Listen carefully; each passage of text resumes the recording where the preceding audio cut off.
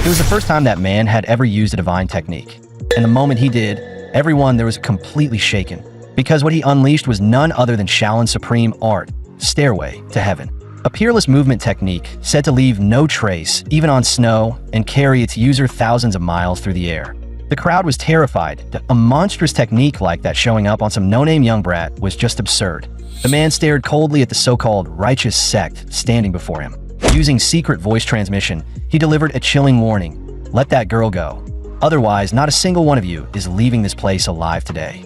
But who would have thought that this killing, intent-drenched man was actually the fallen prince whose kingdom had collapsed just 2 months ago, ManhwaCapped. The reason he had fallen this far was simple. His uncle had seized power, usurped the throne, and tried to crown himself emperor. My dear nephew, if you truly care about the nation and its people, then hand over the throne and go where you belong. Otherwise, don't blame me for showing no mercy. It was a coup born from a bloodbath. Countless people lost their lives that day.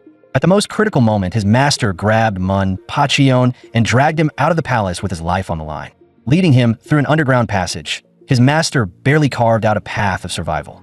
Before parting, he told ManhwaCapped to go to the Jade Emperor Summit of Mount Tai, find a stone stele, and hang the imperial noble plaque on it. If he did, 2 extraordinary men who had once served the late emperor would come to his aid. Back then, ManhwaCapped was in tears. What right do I even have to keep living like this? Hearing that, his master roared, "Snap out of it! Your Majesty, as long as you live, there is still hope."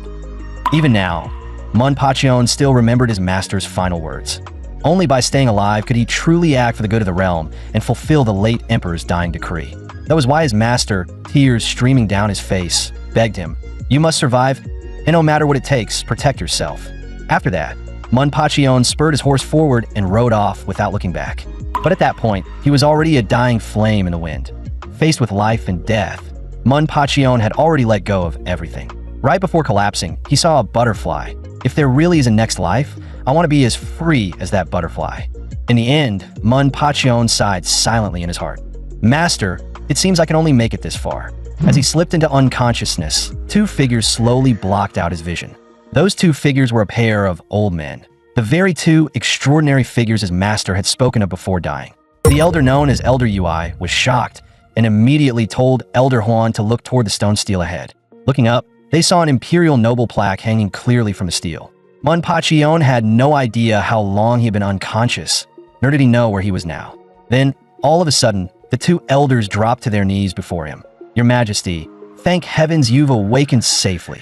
ManhwaCapped slowly sat up, stunned that he was somehow still alive. At that moment, ManhwaCapped turned his head and asked who they really were. The 2 elders immediately bowed with deep respect. Introducing themselves as secret guards left behind by the late Emperor. One was Elder Huan, and the other was Elder Ui. Only after learning their identities did ManhwaCapped finally let his guard down. "So it was you 2 who saved me." And the reason they had rescued him was simple. He carried the imperial noble plaque, the absolute symbol of sovereign legitimacy, reserved only for the true royal bloodline. Elder Huan spoke in a low, steady voice. There have always been traitors within the royal family. His late majesty saw that danger long ago, so he told us everything about the imperial noble plaque in advance, and no matter how long it takes, we will help your majesty reclaim this realm. But the truth was, ManhwaCapped no longer had any desire to fight for the throne. So he answered calmly, "I don't need any of that anymore. I just want to live for myself for once. This land belongs to the people. It was never mine alone. If my duty is truly over, then I should forget the past and learn how to live among commoners like an ordinary man." The 2 elders were visibly stunned.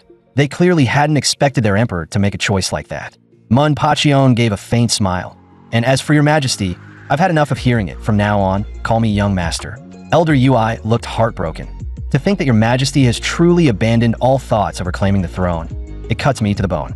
ManhwaCapped replied evenly, "All I want now is to live as an ordinary citizen, then die quietly in peace. I don't want to be dragged back into imperial power struggles ever again." At that, Elder Huan leaned in close and asked in a low voice, "Young master, do you truly wish to erase everything from your past?" ManhwaCapped waved it off. "Don't take it too seriously. I was just saying it out loud, that if it could really happen, then sure, that would be nice, but that's nothing more than wishful thinking." But Elder Huan answered without hesitation, "If you truly want it, then it may not be impossible." ManhwaCapped froze for a second. "What do you mean by that?" Before Elder Huan could finish, Elder Ui immediately cut in. "That method will never work." For the first time, ManhwaCapped was the one pleading. If there really is a way, can you make that wish come true for me? If you can truly let me break free from this land like a butterfly, then I'm willing to pay whatever price it takes. Elder Huan burst into laughter. If that is your majesty's command, then of course I will lend you my strength. But first, what kind of person do you wish to become? The question caught ManhwaCapped off guard. You mean, I could become the kind of man I want to be? Elder Huan nodded. That's right, as long as the person truly existed in history, anyone is possible. But there is one condition, they must already be dead. ManhwaCapped immediately fired off another question. So that means I could choose a past emperor, an imperial consort, even a former empress? Elder Huan smiled.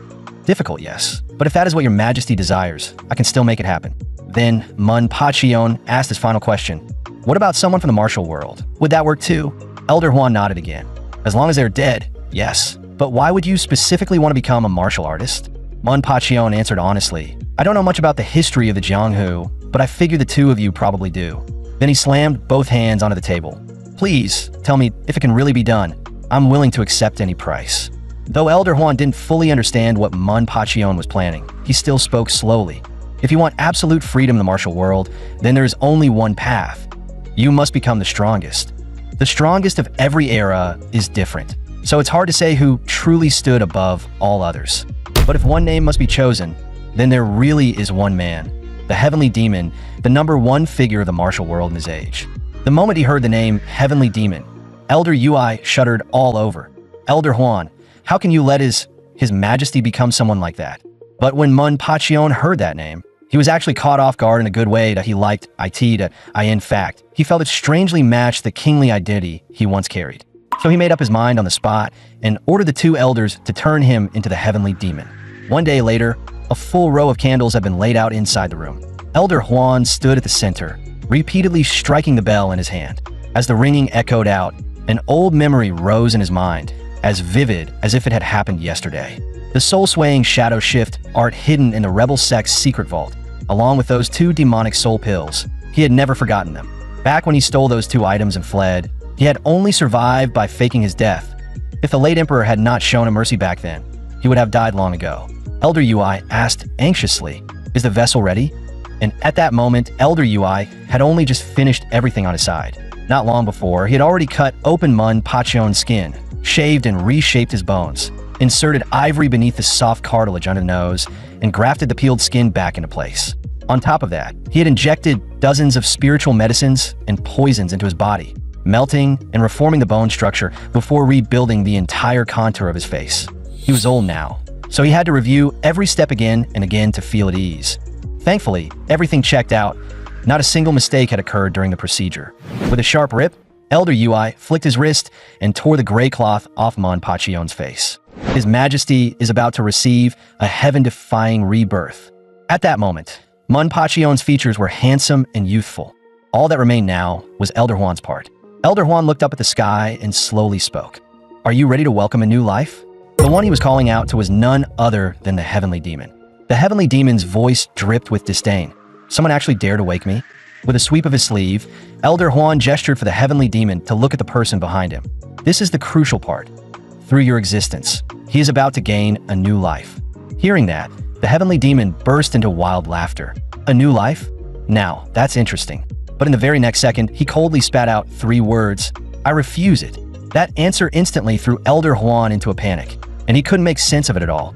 He immediately sat down cross-legged and asked in a low voice, why refuse? The Heavenly Demon answered coldly, because I do not want it, and I have no wish to be reborn as a human again. Elder Huan was badly shaken and hurriedly told the Heavenly Demon not to leave yet. He knew full well that if the Heavenly Demon left now, everything would be ruined. So he had to come up with a way to provoke him and force him to stay. And if there was any line in this world that could make the former #1 of the demonic sect sit down and actually listen, there was probably only one. Elder Huan swallowed hard, because he knew that if he pushed too far and truly enraged him, everyone here might die. But in the end, he stopped hesitating and directly cursed the Heavenly Demon as an idiot. Behind him, Elder Ui nearly jumped out of his skin that we're dead. We're dead. This old lunatic has really lost his mind. The Heavenly Demon instantly flew into a rage. Looks like you're tired of living. Wanting to finish you off right now. At that moment, Elder Huan kept warning himself not to panic.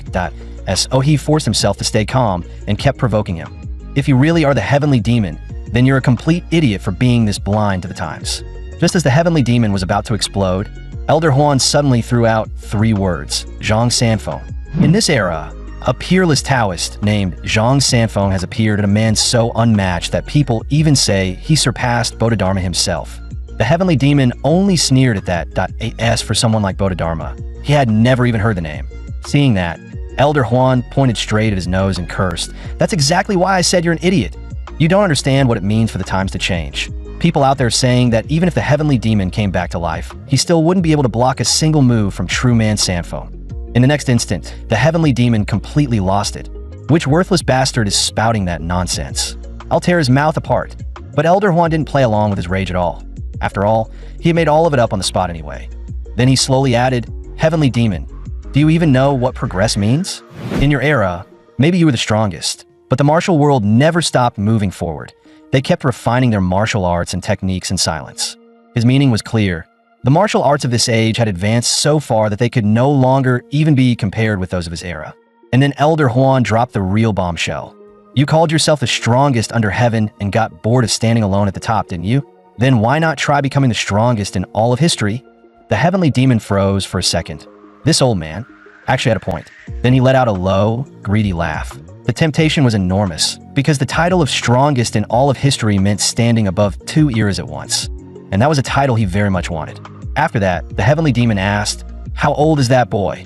Elder Huan answered, 20. A satisfied look instantly appeared on the heavenly demon's face. If that was the case, then he still had at least another 100 years to live. Proving that he was the strongest in this era too would be no problem at all.as for the title of strongest across all ages. He was taking it. By the end, the heavenly demon even sounded strangely cordial. When this is over, I'll treat you to a meal. The moment those words fell, the heavenly demon shot straight into ManhwaCapped's body.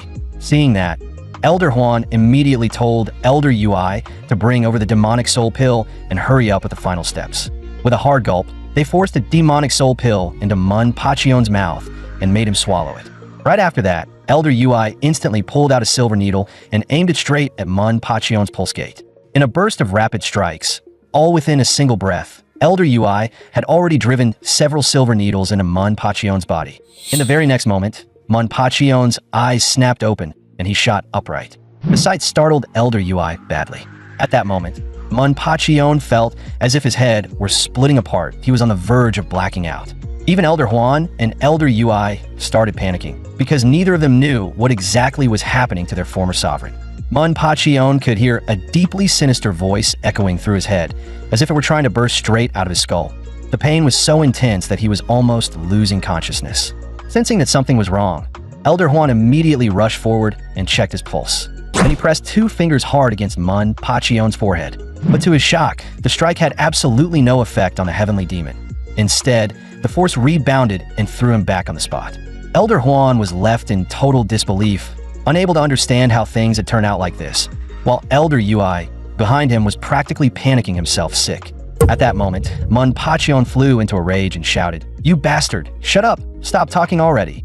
Beside him, Elder Ui felt his heart skip a beat. Had his own voice accidentally disturbed the sovereign? Only then did Elder Huan speak up in a grave voice. The sovereign is talking to the heavenly demon right now. The IT looks like the ritual may have failed. Elder Ui nearly smacked him on the spot. Enough with the useless nonsense. Hurry up and think of something. Do you really think I can't tell he's talking to the heavenly demon? The heavenly demon failed to completely seize control of the sovereign. There shouldn't have been this kind of clash of consciousness. If the state keeps going, the sovereign could end up mentally shattered. Elder Ui suddenly came up with an idea. Then just send the heavenly demon away. It's that simple, isn't it? Hurry up and do it. The problem was, Elder Huan only knew how to summon. He had no idea how to send one back. Meanwhile, ManhwaCapped was already at his breaking point from the heavenly demon's endless noise.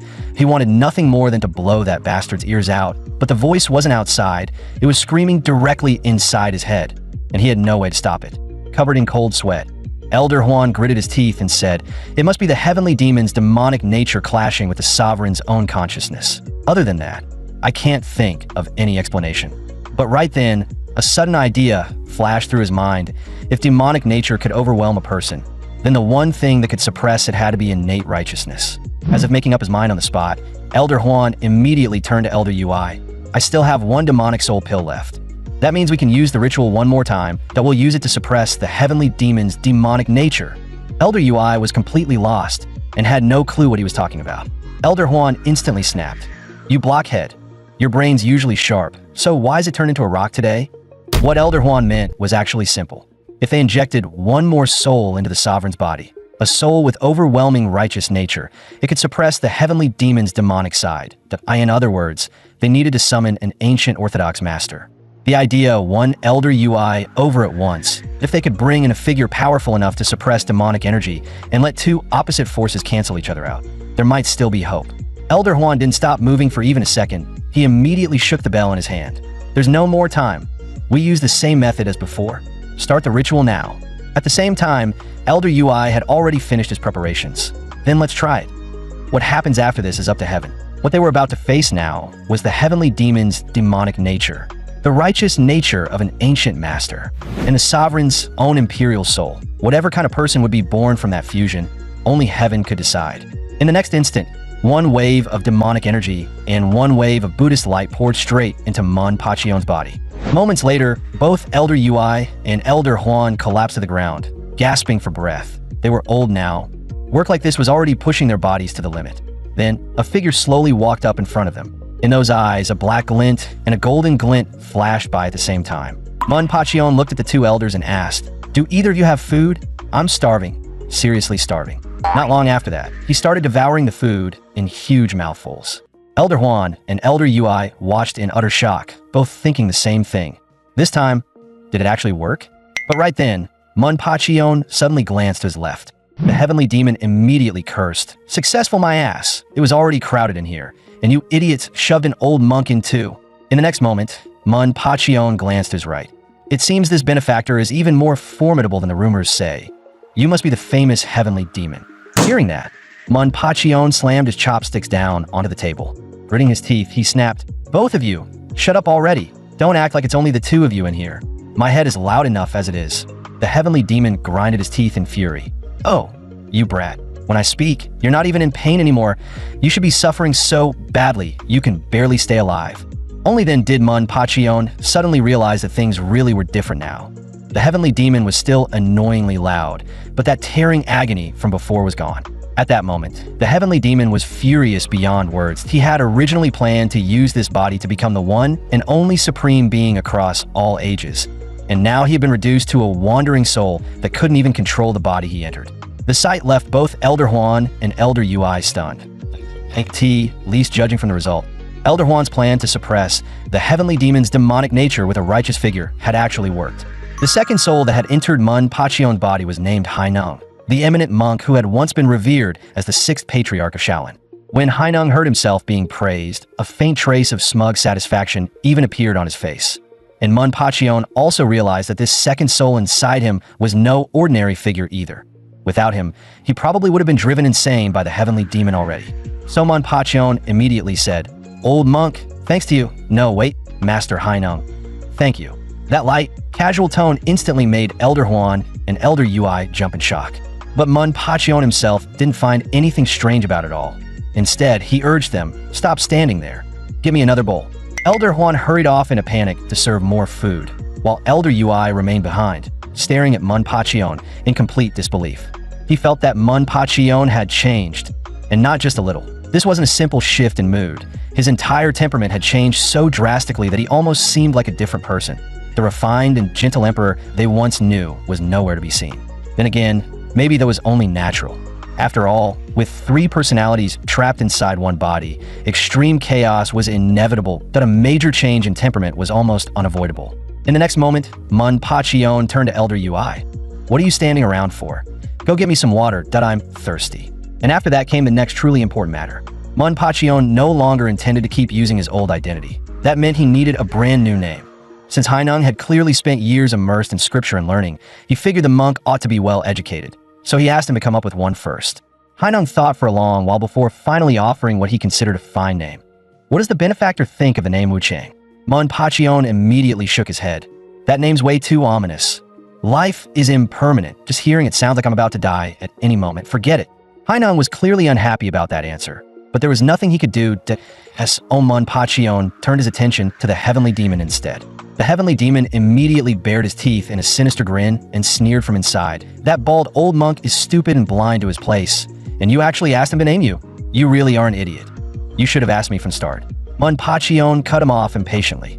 Less nonsense, just give me a name. Instantly energized, the heavenly demon proudly came up with what he thought was an overwhelmingly domineering name. Iron Blood Shirak. The moment he heard it, Manhwa froze on the spot. The heavenly demon burst into laughter. What? Are you stunned by how amazing my name is? Manhwa twitched to the corner of his mouth. No, I'm horrified. I asked you for a name, not a ridiculous title. Honestly, how did someone as uncultured as you ever become the strongest under heaven? That line made the heavenly demon explode. You brat, you really don't know your place. Just wait. Sooner or later, I'm going to devour your consciousness, seize your body, and become the true strongest under heaven. Yet Manhwa remained completely unharmed, as if none of it had affected him in the slightest. That was when the heavenly demon himself began to panic. No, that makes no sense. He then turned to look at Hainam, only to realize that this old monk had been interfering again. The heavenly demon's self-proclaimed brilliant mind quickly ran the numbers. Right now, he was alone. While the other side had in terms of numbers, he was clearly at a disadvantage. The more he thought about it, the more humiliated he felt. Once upon a time, he had never feared fighting 10,000 alone, and now he was helpless against these two. In the end, he could only pretend to cooperate for the time being, choosing to lie low and wait until the right moment to strike. Meanwhile, Manhwa began seriously thinking things through. Since neither of the names those two had given him felt right, and continuing to use his old surname no longer seemed appropriate either, he needed to come up with a brand new name, one that truly fit the man he had become and the fate now waiting for him. At this moment, the heavenly demon was still lost in his own fantasy. In his mind, it was only a matter of time before he devoured Manhwa's body whole. Manhwa was getting annoyed by the non-stop noise. You've been muttering in my head this whole time that if you've got something to say, then just say it. To hide the scheme brewing in his heart, the heavenly demon casually threw out a name. I was just thinking about what to call you. Now I've got it, Passion. The moment he heard those two syllables, Manhwa felt his heart jolt. Then he suddenly smiled. To break through the heavens, Passion, that I like that name. 3 days later, he changed into traveling clothes and prepared to set out for the martial world. Elder Huan could not help asking in concern. Young master, where are you planning to go? Manhwa smiled faintly. Didn't I already tell you, I'm going to roam the martial world freely, step into the Jianghu, and live as a true man of it. But the two elders still felt that appearing in the Jianghu in his current state was not appropriate. Manhwa simply waved it off. Don't make it sound so dramatic. What do you mean appear? I'm just going out to take a look around. Yet that was exactly what worried the elders most. Manhwa had not truly organized or mastered the martial arts now living inside him, that if he rushed into the Jianghu like this, he could easily suffer for it. Manhwa lifted a finger and tapped the center of his brow. I've already figured out. All of the heavenly demons and Hainung's martial arts are in my memory, that if I want to use them, I just can. You're the ones who turned me into this. Don't tell me you didn't even know it came with that. Still, the two elders believed it was too soon. The Jianghu was a place where all kinds of monsters hid in the shadows. There was no guarantee no one stronger than their sovereign existed out there. Manhwa naturally understood what they were worried about, so he decided to prove it on the spot. He walked alone to the foot of a large tree. The two elders looked on in confusion. What is the sovereign trying to do?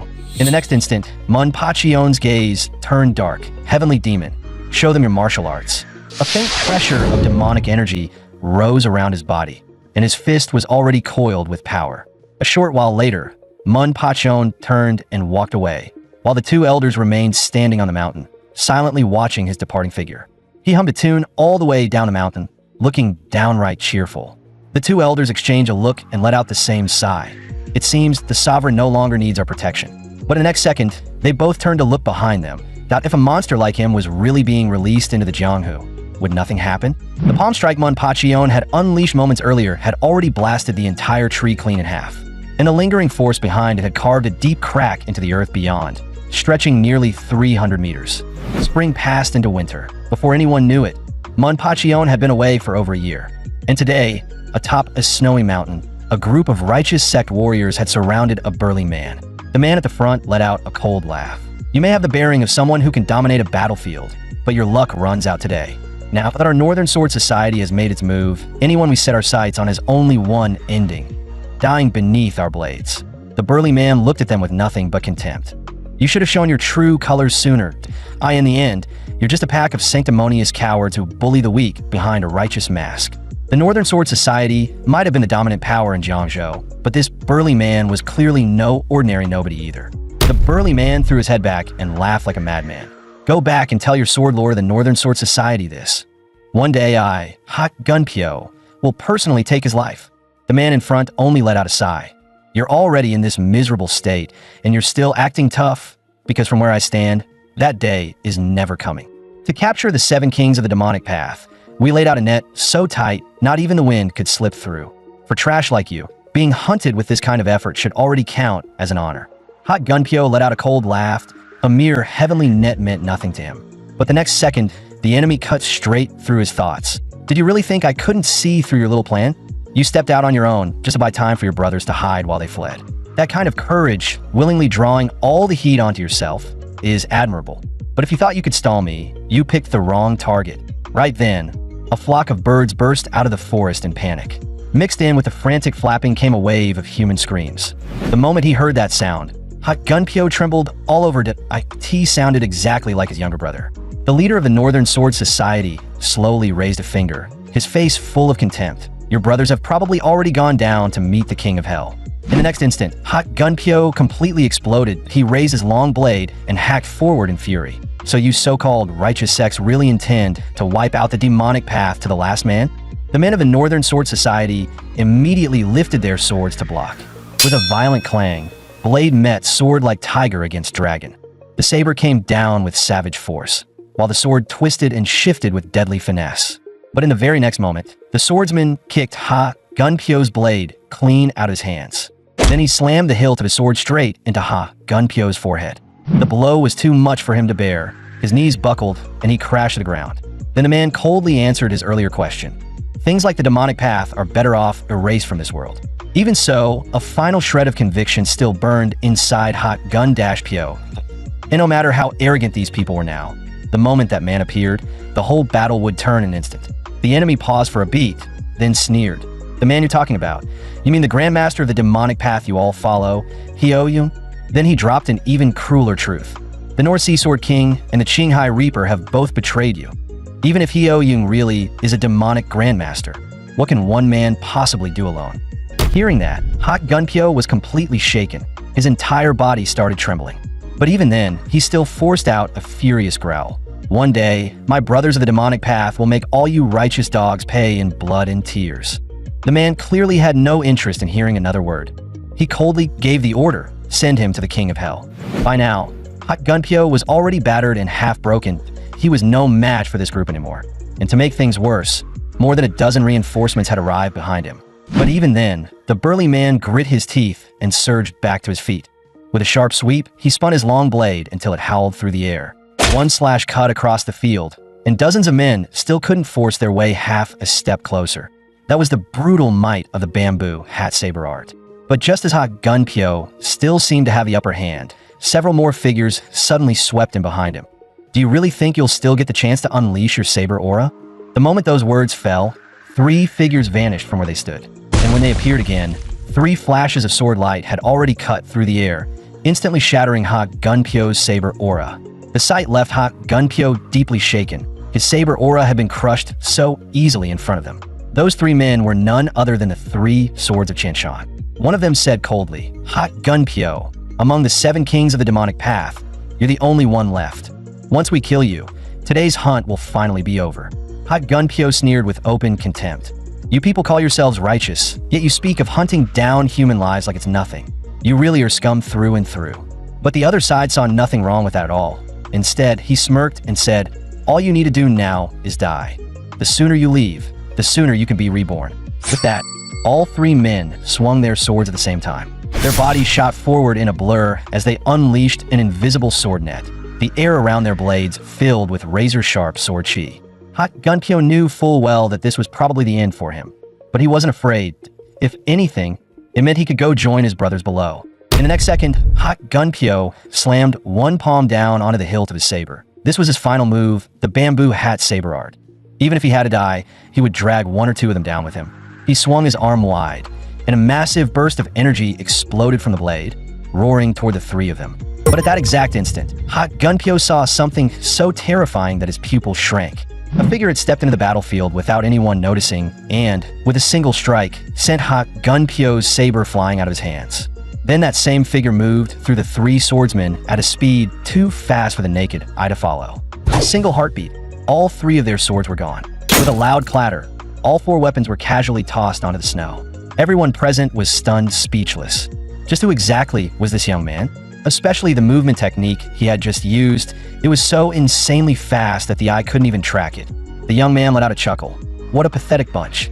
The moment they heard his voice, all four men whipped their heads around toward him. With a look of pure disappointment, the young man said, "I thought watching you fight might actually be interesting, so I stayed to watch for a bit. But what a letdown.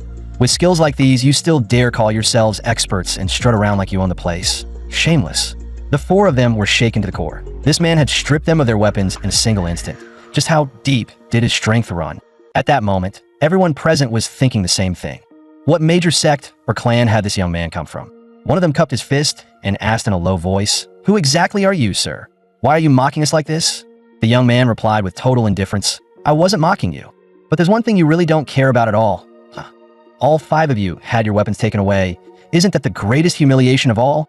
Just as that man was about to keep talking, a large hand suddenly stretched across and cut him off. At the same time, the second of the three swords of Qianshan slowly stepped out from the crowd. He took one step forward, cupped his fist toward Manpachion, and said, "I am Hio Diakong, second sword of Qianshan. May I ask who you are, young hero? Would you honor me with your name?" The sudden question caught Manpachion slightly off guard. He gave a light cough, then said, "I'm called the Heavenly Demon Scholar, Passion." That instantly made the Heavenly Demon inside him excited. "Looks like you really do like that name, kid."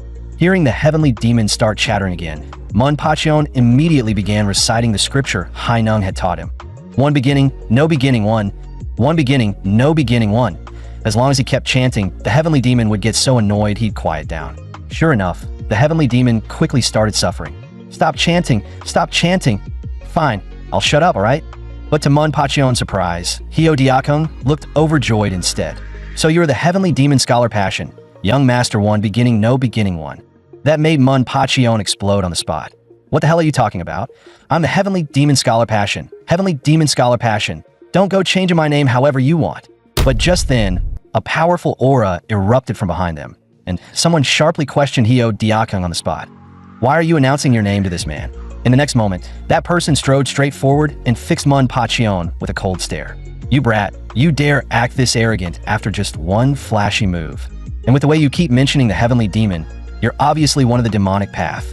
And if you're demonic path, then killing you today is only natural." With that, he immediately ordered everyone from his faction to attack at once. Yet faced with the encirclement of these so-called righteous warriors, Manpachion did not panic in the slightest. The Heavenly Demon asked in confusion from inside, "You're not seriously planning to just stand there and let them hack you apart, are you?" Manpachion chuckled and shot back. "Do I look like I came here just to die? These people have no idea what kind of hell I've already crawled through. Now that I finally carry all this power, why would I let a bunch of nobodies butcher me?" What a joke. Whoosh! Just as the enemy's sword was about to strike his body, Manpachion twisted at the waist and slipped past it. Then, with a backhand uppercut, he blasted the man halfway across the map, sending him flying nearly 2 li. Manpachion flicked his wrist and faced the two experts charging in at him without the slightest fear. Severed meridian hand. "Watch me cripple your pathetic arts." Bang! Bang! With 2 punches, the pair couldn't even withstand a single move from him. But the Heavenly Demon sneered in disdain from inside. "So that's it. You still don't know how to properly use martial arts and internal power?" Right then, one of the 3 swords of Qianshan suddenly burst forward at terrifying speed and charged straight at Manpachion. Swish! Swish! Swish! Several sword strikes fell in an instant, and a few strands of Manpachion's hair were actually cut away. That made Manpachion inwardly startled. He hadn't expected this old bastard to be that fast. In the next instant, the 3rd sword slashed down again, and a sharp streak of sword light tore across the front of Manpachion's chest. A vicious grin spread across his face that he was certain he had landed that strike. But in the very next second, that grin froze solid, replaced by pure shock. Manpachion was standing there with one hand holding the swordsman's companion, speaking in a flat voice. "The body, the hair, the skin, all of it comes from one's parents. You cut my hair just now, and that made me very unhappy. But what really leaves me speechless is the fact that you can casually slash your own people too. Want to try cutting a few more?" The third sword instantly flew into a rage. "You arrogant little bastard, I'm gonna kill you today, no matter what." The moment those words left his mouth, ManhwaCapped drove a brutal kick straight into that old man's face. Bang! The third sword was sent flying on the spot, blasted away for nearly 2 Li. ManhwaCapped sneered. "No idea where you got that confidence from, but you've got some nerve saying garbage like that. Right now, in this entire Jianghu, no one dares run their mouth about killing me. Yet here you are, begging for death." That near-humiliating display completely enraged the 3 swords of Qianshan, and the 3 of them instantly decided to join forces and kill him together. The next moment, the 3 swords moved as one. 3 sword lights ripped through the air at the same time, carrying a chilling, killing intent straight toward ManhwaCapped. But in ManhwaCapped's eyes, their blades were laughably slow, barely faster than crawling turtles. With a casual punch, he could have blown straight through one man's organs, while effortlessly dodging another's attack at the same time. And he whipped out a vicious kick, nearly snapping that old bastard's neck on the spot. Everyone watching felt their scalp go numb. Just where had this monster of a young man come from? Seeing even the 3 swords of Qianshan get suppressed, the leader immediately ordered every disciple under him to swarm ManhwaCapped together. But in the very next second, ManhwaCapped appeared in front of him like a ghost and said with a grin, "Old man, looks like you really love mob tactics." Whoosh, whoosh, whoosh. The man panicked and instantly threw himself backward, desperately widening the distance between them. His heart was already pounding. Damn it, this brat got right in front of me without making a sound. But the next second, he froze again because he had no idea what ManhwaCapped was doing. ManhwaCapped slowly tilted his head back toward the sky and raised one foot on Katia's ankle. A crimson glow began to flicker. The heavenly demon immediately let out a strange laugh from inside him. "You're really going to use this move?" ManhwaCapped couldn't even be bothered answering. He only said coldly, "Shatter. Let everyone here fall into hell." Then his foot slowly came down. The motion looked slow, but the pressure packed inside it felt endless. The instant that foot truly landed, a thunderous boom exploded out, and the entire ground shook violently. A terrifying wave of power erupted straight from ManhwaCapped's body, and violent cyclones burst outward in every direction with him at the center. Every single spiral was filled with murderous force. Anyone caught by them would be crippled or killed on the spot. But even that was not the end. What came next was the Heavenly Demon's most iconic martial art. That technique was the Heavenly Demon Sovereign Spirit Step, and every afterimage it created was a real body. The burly man stared in shock, almost wondering if his eyes were playing tricks on him. Even the people on the other side thought the same. A cheap illusion trick like this, and you dare show it off in front of us? Since none of them believed it, he decided to let them test it for themselves. The first sword of the 3 swords of Qianshan charged in first, full of contempt. We, the 3 swords of Qianshan, would never be fooled by some low-level illusion art like yours. But what he never expected was that the sword he had already swung was blocked on the spot by one of the phantoms. At the same time, his other phantoms had already tangled themselves with the second sword as well. Bang, bang, bang. At that moment, ManhwaCapped looked like a slaughter god descending into the mortal world. The disciples of Qianshan were cut down one after another with no power to resist. And that massacre continued for a full 5 minutes. Before long, the third sword of Qianshan was already scared out of his mind, and one of his arms had been severed on the spot. What was even worse was that his elder brother and the rest of their disciples were already lying dead all across the snowy mountain. When he looked at ManhwaCapped again, all he felt was terror. This young man was 100 times more vicious than the demonic path itself. In the next instant, he threw all pride away and fled in panic with the few survivors he had left. He made no move to chase them, that he was simply tired of killing for the day, and that was enough. But that casual remark landed in the burly man's ears like thunder. So that was the reason he hadn't chased them. Not because he couldn't, and not because he was merciful, but simply because he was tired of killing. The burly man turned and looked at the hundreds of corpses around him, his scalp going numb.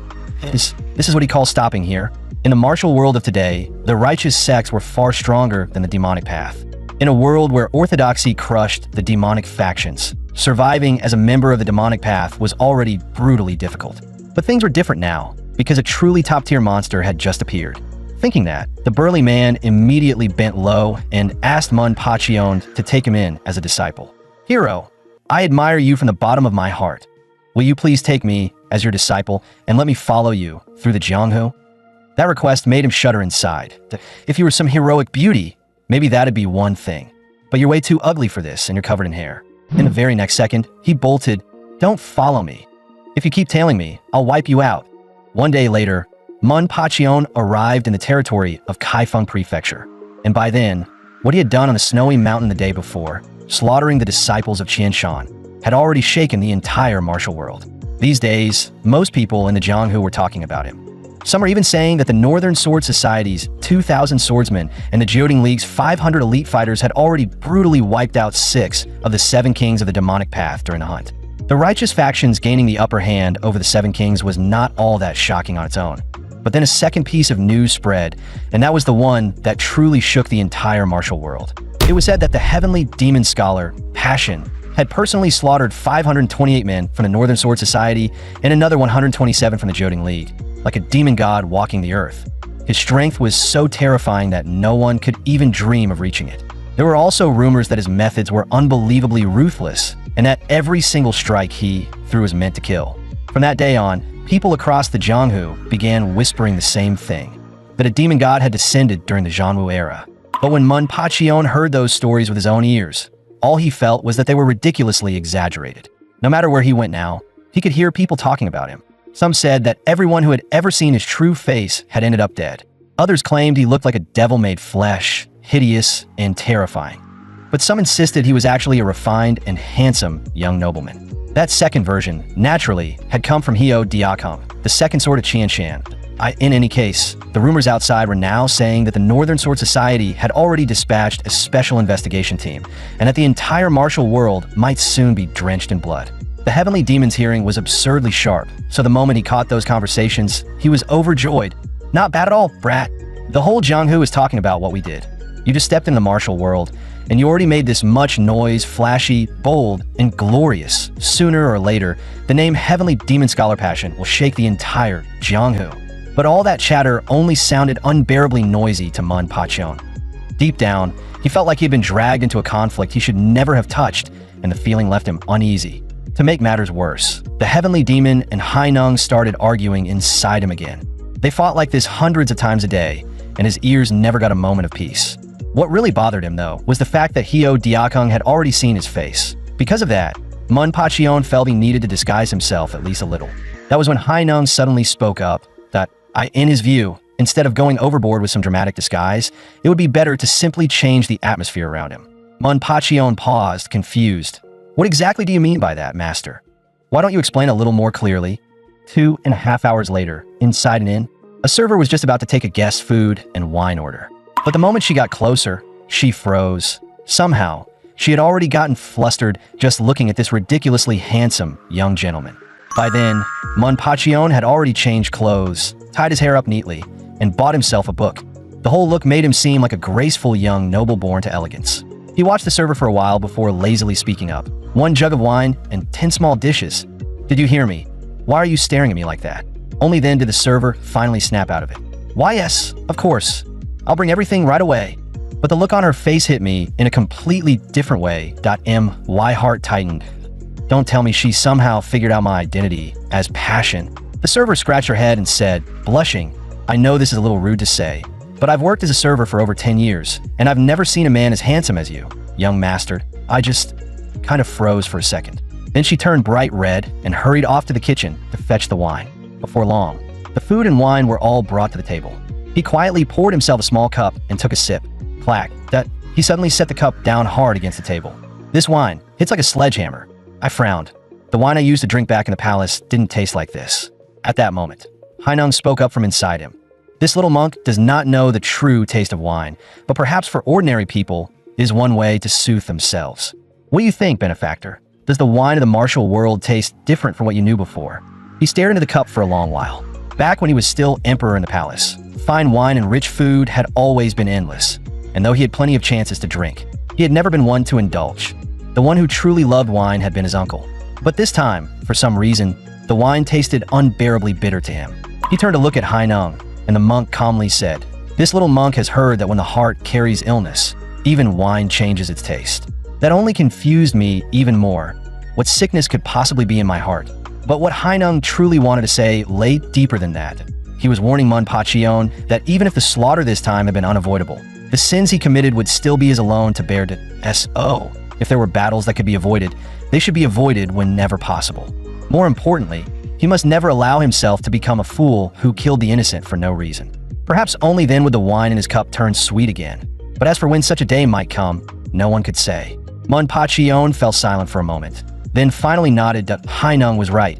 I absolutely cannot let myself become a monster who slaughters the innocent. The heavenly demon, however, clearly hated hearing that. He immediately sneered. You old monk always spout the same stale nonsense. Do you even know what wine tastes like? And have you already forgotten what happened on that snowy mountain? If we hadn't made a move then, we would have been the ones in the dirt. That's not just how the Jianghu works. That's how the whole damn world works. Don't tell me you still don't understand that. But Hainung urged the heavenly demon to be a little more tolerant. The benefactor only stepped into the martial world yesterday, and he already had to open the gates of slaughter. It's only natural that his state of mind would be shaken right now. The heavenly demon wanted none of it and sneered, I don't need any of that so-called tolerance. Sooner or later, that brat has to become a butcher like me. After hearing Hainung's words, he lowered his eyes and looked at his own hands. Manhwa had never expected the heavenly demon's martial arts to be this terrifying, and that wild, unrestrained sense of freedom was something he had never felt before in his life. But if he used that power only for his own selfish desires, then how would he be any different from his uncle? That was why he silently resolved to remember every word Hainung had just said. In a low voice, Manhwa said, The day I truly find the wine in my cup sweet, I will raise one to both of you. Only after saying that did he realize something awkward. The old monk probably could not even drink. Just as the three of them were bickering inside him, a new set of footsteps entered the inn. The moment the heavenly demon noticed a newcomer, he let out an excited laugh. Now, this is interesting. Then he immediately warned Manhwa, a group's coming this way. Stay sharp. Soon enough, the owner of those footsteps came to a stop right in front of him. That instantly made Manhwa cautious. Could this be someone sent by the Northern Sword Society? After all, their second sword, Hyo Diakong, had already seen his face. There was a good chance his portrait had already been spread through the sect by now. His wrist sank, and he set the wine cup down hard. If they had come looking for trouble, he had no intention of letting them leave in peace. But what surprised him was that the newcomer actually cupped his fists and bowed first, one of the highest forms of courtesy in the Jianghu. The man introduced himself as Dang Jinyu, a disciple of the Tang clan from Shu. Manhwa simply gave a faint "oh," clearly having never heard the name before. Dang Jinyu did not seem offended. He merely pointed toward a nearby table and invited him to sit with them. Manhwa glanced over and saw a group of young people seated there. Every one of them carried an aura far beyond that of ordinary wandering martial artists. He took another look and realized they were around his age, and every one of them was clearly from the martial world.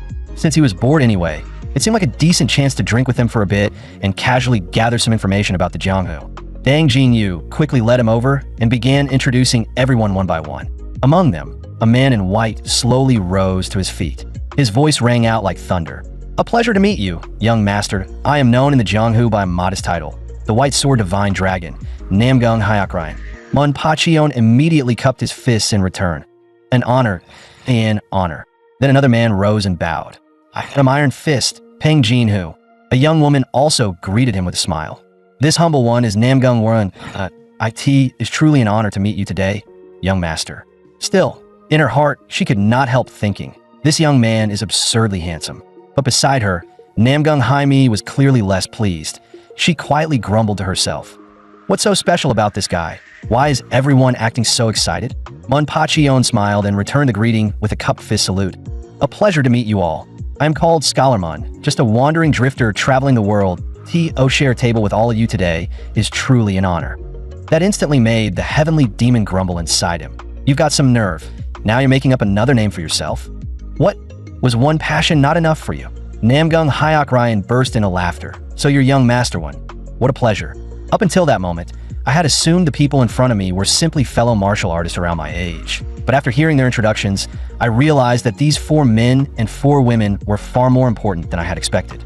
It was said that, compared to hardline orthodox powers like the Northern Sword Society and the Southern Saber Alliance, the force that carried itself with relatively more fairness and openness was the 5 Union Assembly. And that 5 Union Assembly had been formed by 5 sects joining hands. Those 5 were the Namgung clan, the Tang clan of Shu, the Peng family of Abei, the Yun family of Jinzhou, and the Morong clan.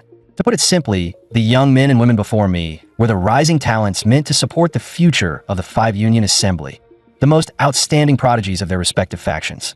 Even so, I still found one thing strange. Why were they in Kaifeng Prefecture? As far as I remembered, this place was nowhere near Jiangnan. The heavenly demon sounded genuinely surprised inside me. This brat, does he seriously know absolutely nothing about the martial world? Before long, someone answered for me. As we just mentioned, young Master Wen, we belong to the 5 Union Assembly. And Kaifeng is not only home to the Beggar Sect's main headquarters, but also the mountain gate of the Northern Sword Society. That cleared things up for me, though the fact that the Northern Sword Society's base was here still caught me off guard. I scratched my head and admitted awkwardly, I really didn't expect the martial world to be this complicated and so many factions, all tangled together. To be honest, I really don't know much about it all. Namgung Hyok Ryan only laughed it off. That's nothing that if young Master Wen doesn't understand something about the Jianghu, just ask me. Then he patiently explained further that in today's Jianghu, people were broadly divided into only 2 camps, the orthodox path and the demonic path. Once someone stepped in the martial world, sooner or later they had to choose one side. But that immediately gave me a question that if the world truly only offered those 2 roads, then what about people who wanted to remain apart? Those who refused to join the orthodox path and also refused to submit to the demonic path. What happened to them? Namgung Hyok Ryan let out a long sigh. Very few such people exist. Anyone caught in the middle usually gets treated as an enemy by both sides and ends up hunted down by both. That answer sounded fundamentally wrong to me, so I cut in at once. I have a question that if the answer is always to execute the other side, then who exactly decides that they deserve death? At that, Namgung Hyok Ryan clenched his fist slightly, and for the first time looked uncomfortable. But after a brief silence, he still answered, in practice, the orthodox path decides. The moment those words fell, the entire table went quiet, and no one said another word. Clearly, all of them knew there was something unjust about that. Even though Namgung Hyok Ryan himself belonged to the orthodox path, he clearly believed that suppressing the demonic path in this way was not true justice. Hearing that, even I felt a jolt in my chest. Those were not words one could throw around carelessly. If the wrong person heard an orthodox disciple speaking on behalf of the demonic path, it could ruin his future. Even the heavenly demon found him interesting. Look at this kid. Sure, he's some greenhorn from the righteous side, but his head's in the right place. At that point, his younger sister quickly warned him, you absolutely can't say things like that outside. Someone will target you for it. In truth, I knew Namgung Hyok Ryan was not wrong, but being right did not solve anything. Even if he was one of the 5 Union Assembly's prized rising stars, words like these probably still would not change the current balance of the Orthodox world. Even so, this man had already earned a place in my mind.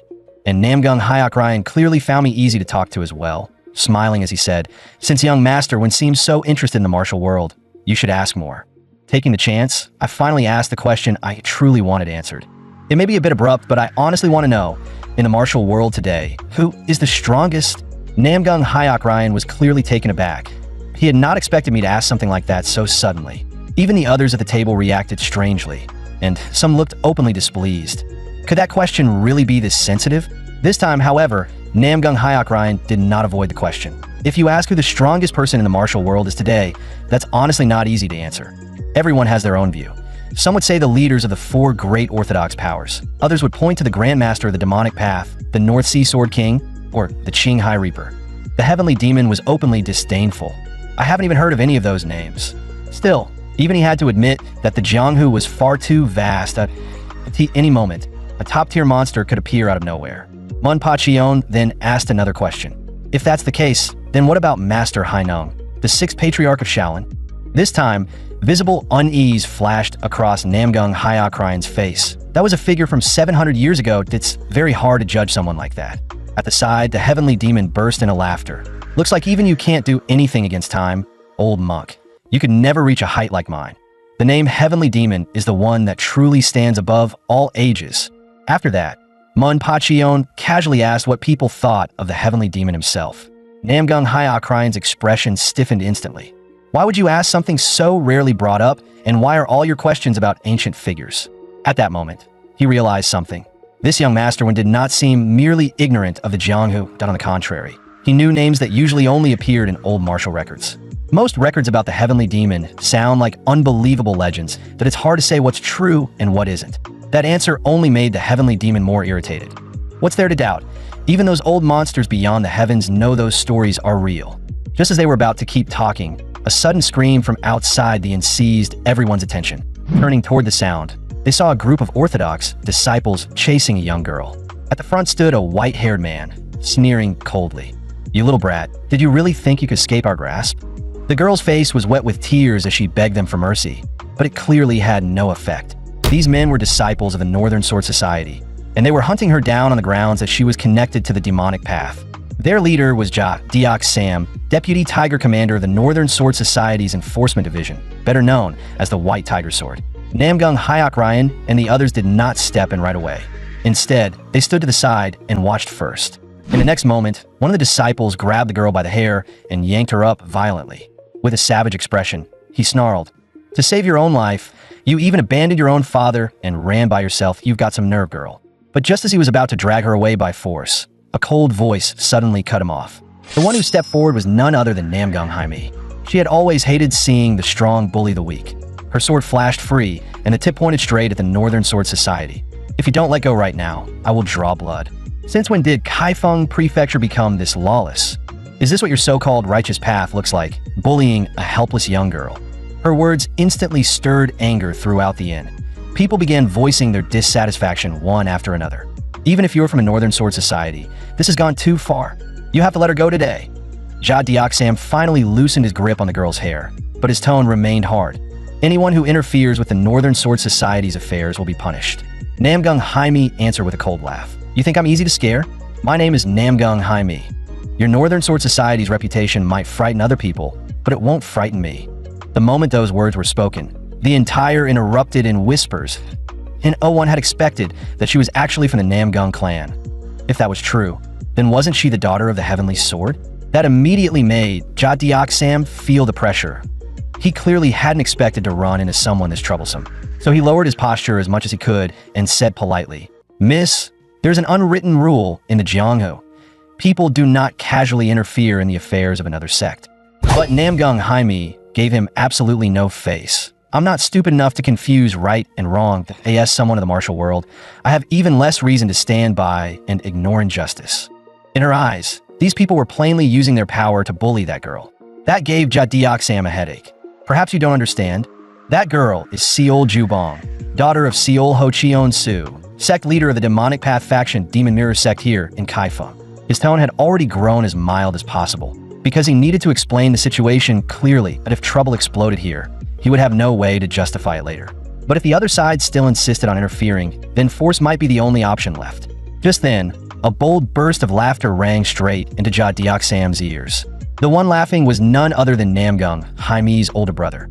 "So what you're saying is, you want to use force. Since when did a mere enforcement division from a Northern Sword Society become arrogant enough to bark like this?" As he spoke, he strode through the crowd and took his place at the very front. That sheer presence alone was enough to shake the room. But inside, he was thinking something completely different. Damn it, I still couldn't help getting involved after all. Ja Deok Sam obviously did not want to escalate matters, because the people before him were not ones he could easily afford to offend. "We are carrying out official duties. I know the Namgung clan is not easy to provoke, but if the Northern Sword Society fails to complete its assigned mission, we won't have it easy either." Then his tone sharpened. "So was that threat just now meant for us?" Hearing that, Namgung Hyok Ryan only sneered again and again. "Then go ahead and take it as a threat. What are you going to do about it?" The other side clearly knew they could not afford to provoke the Namgung clan, so they were just about to report the matter upward. But at that exact moment, another man stepped into the inn. The newcomer was none other than the captain of the Northern Sword Society's Enforcement Division, Neo Hainyung, known as the Smiling Face Killing Sword. He said calmly, "All of you, step back. There's no need to report something this minor. Leave it to me." The moment the captain appeared, the others immediately dropped to one knee in respectful greeting. Mun Pachion took the chance to study the man carefully and felt at once that this stick-thin fellow looked wrong in every possible way. Faint strands of green light were drifting off Neo Hainyung's body. An ordinary person would never have noticed it. But Mun Pachion could clearly sense the sinister chill hidden inside that green glowed. It was not the kind of aura that should ever come from someone of the righteous path. With a sharp hiss, Neo Hainyung drew the sword from his back and barked. From this moment on, no one is allowed to leave this inn. Then he walked step by step to stand before Namgung Hyok Ryan and asked, "So what now? Are you going to interfere in this matter or not?"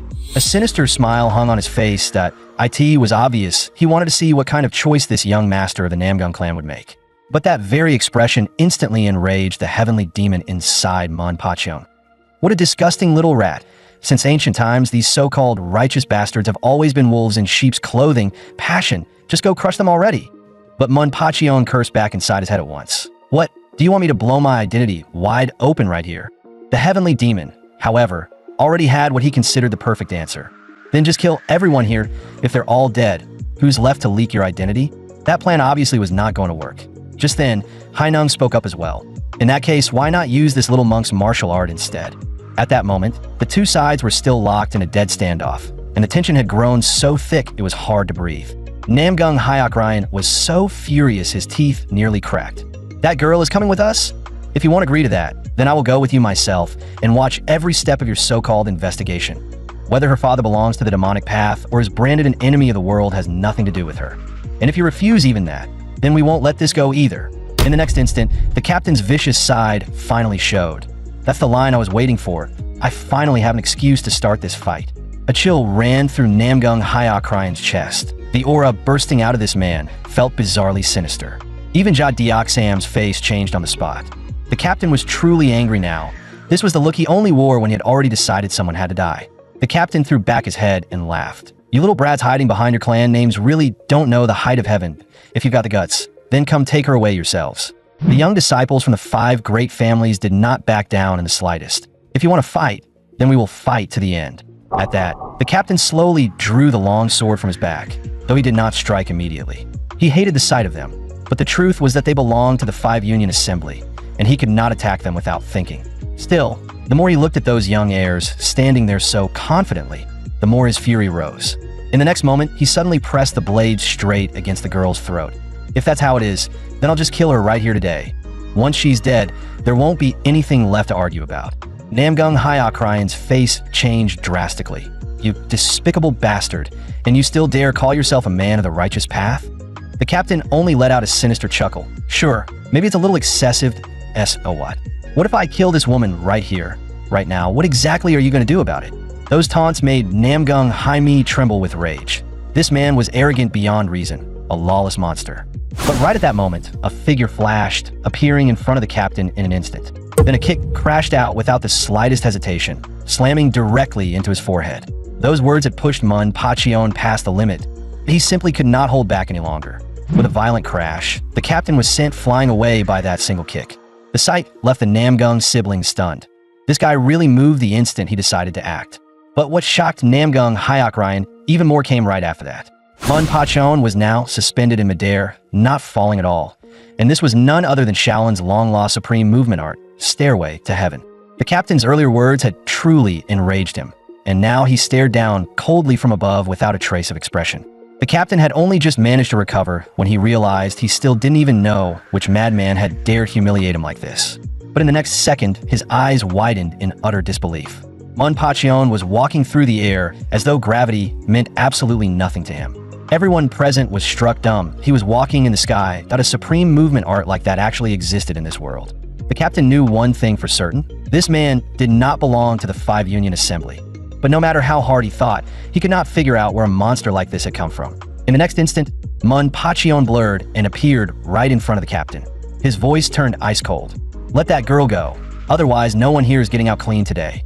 But the captain, still burning from the humiliation he had just suffered, refused to listen at all. He snarled. Then try and stop us if you've got the guts. ManhwaCapped immediately shifted into stance. If you insist on refusing good advice, then don't blame me for turning this place into a slaughterhouse. In the very next breath, his palms moved, and the pressure of Shaolin's immortal palm and bamboo leaf hand seemed to surface at once. A single strike from either was enough to shatter a man's organs. And if the Vajra palm was unleashed in full, the massive 5-fingered force it formed could crush a man alive on the spot. The sight sent a chill straight down Namgung Hyok's back. These were long-lost Shaolin arts. Where in the world had this young man learned them? But ManhwaCapped had no interest in explaining himself. Mere dogs of the Northern Sword Society had no right to bark in front of him. The captain's heart shook, though he forced himself to bark back. I don't know who you are, but why are you so determined to interfere? Even as he spoke, one hand quietly slid toward his sword hilt. The next second, ManhwaCapped slapped him across the face so hard it cracked like thunder. Did I say you were allowed to move? I've already heard enough of this Northern Sword Society dog routine. Let the girl go. Stop talking. But the captain still refused to yield. Even if you're strong, you'll never stand against the Northern Sword Society. He never even finished the sentence. ManhwaCapped drove a punch into his stomach, then followed with a kick that blasted him flying across the room. If you insist on ignoring good sense, then don't blame me for getting rough. Thud, thud, thud, thud in the next instant. Manhwa's figure flickered again and again, each kick crashing into the captain's body until it looked like he was about to come apart. By the time the captain regained his senses, he realized in horror that his acupoints had been sealed without him even noticing. Meanwhile, Manhwa descended slowly from above, one leg extended straight like a sword. The captain stared at his own abdomen in terror. That final kick, packed with overwhelming force, had stopped just a hair before impact. IT had not actually landed. But if he kept being stupid, the next one would not stop. For the captain, though, that only felt like mockery. Humiliation twisted into rage, and he immediately ordered every member of the enforcement division to swarm Manhwa together. Lifting his eyes, Manhwa saw a wave of Northern Sword Society disciples charging straight at him. He could only feel speechless. Even now, these idiots still thought mob tactics would work. Against trash like you, I don't even need a weapon. That a little wine bottle is enough. With that, he flicked the bottle off the table with the tip of his foot.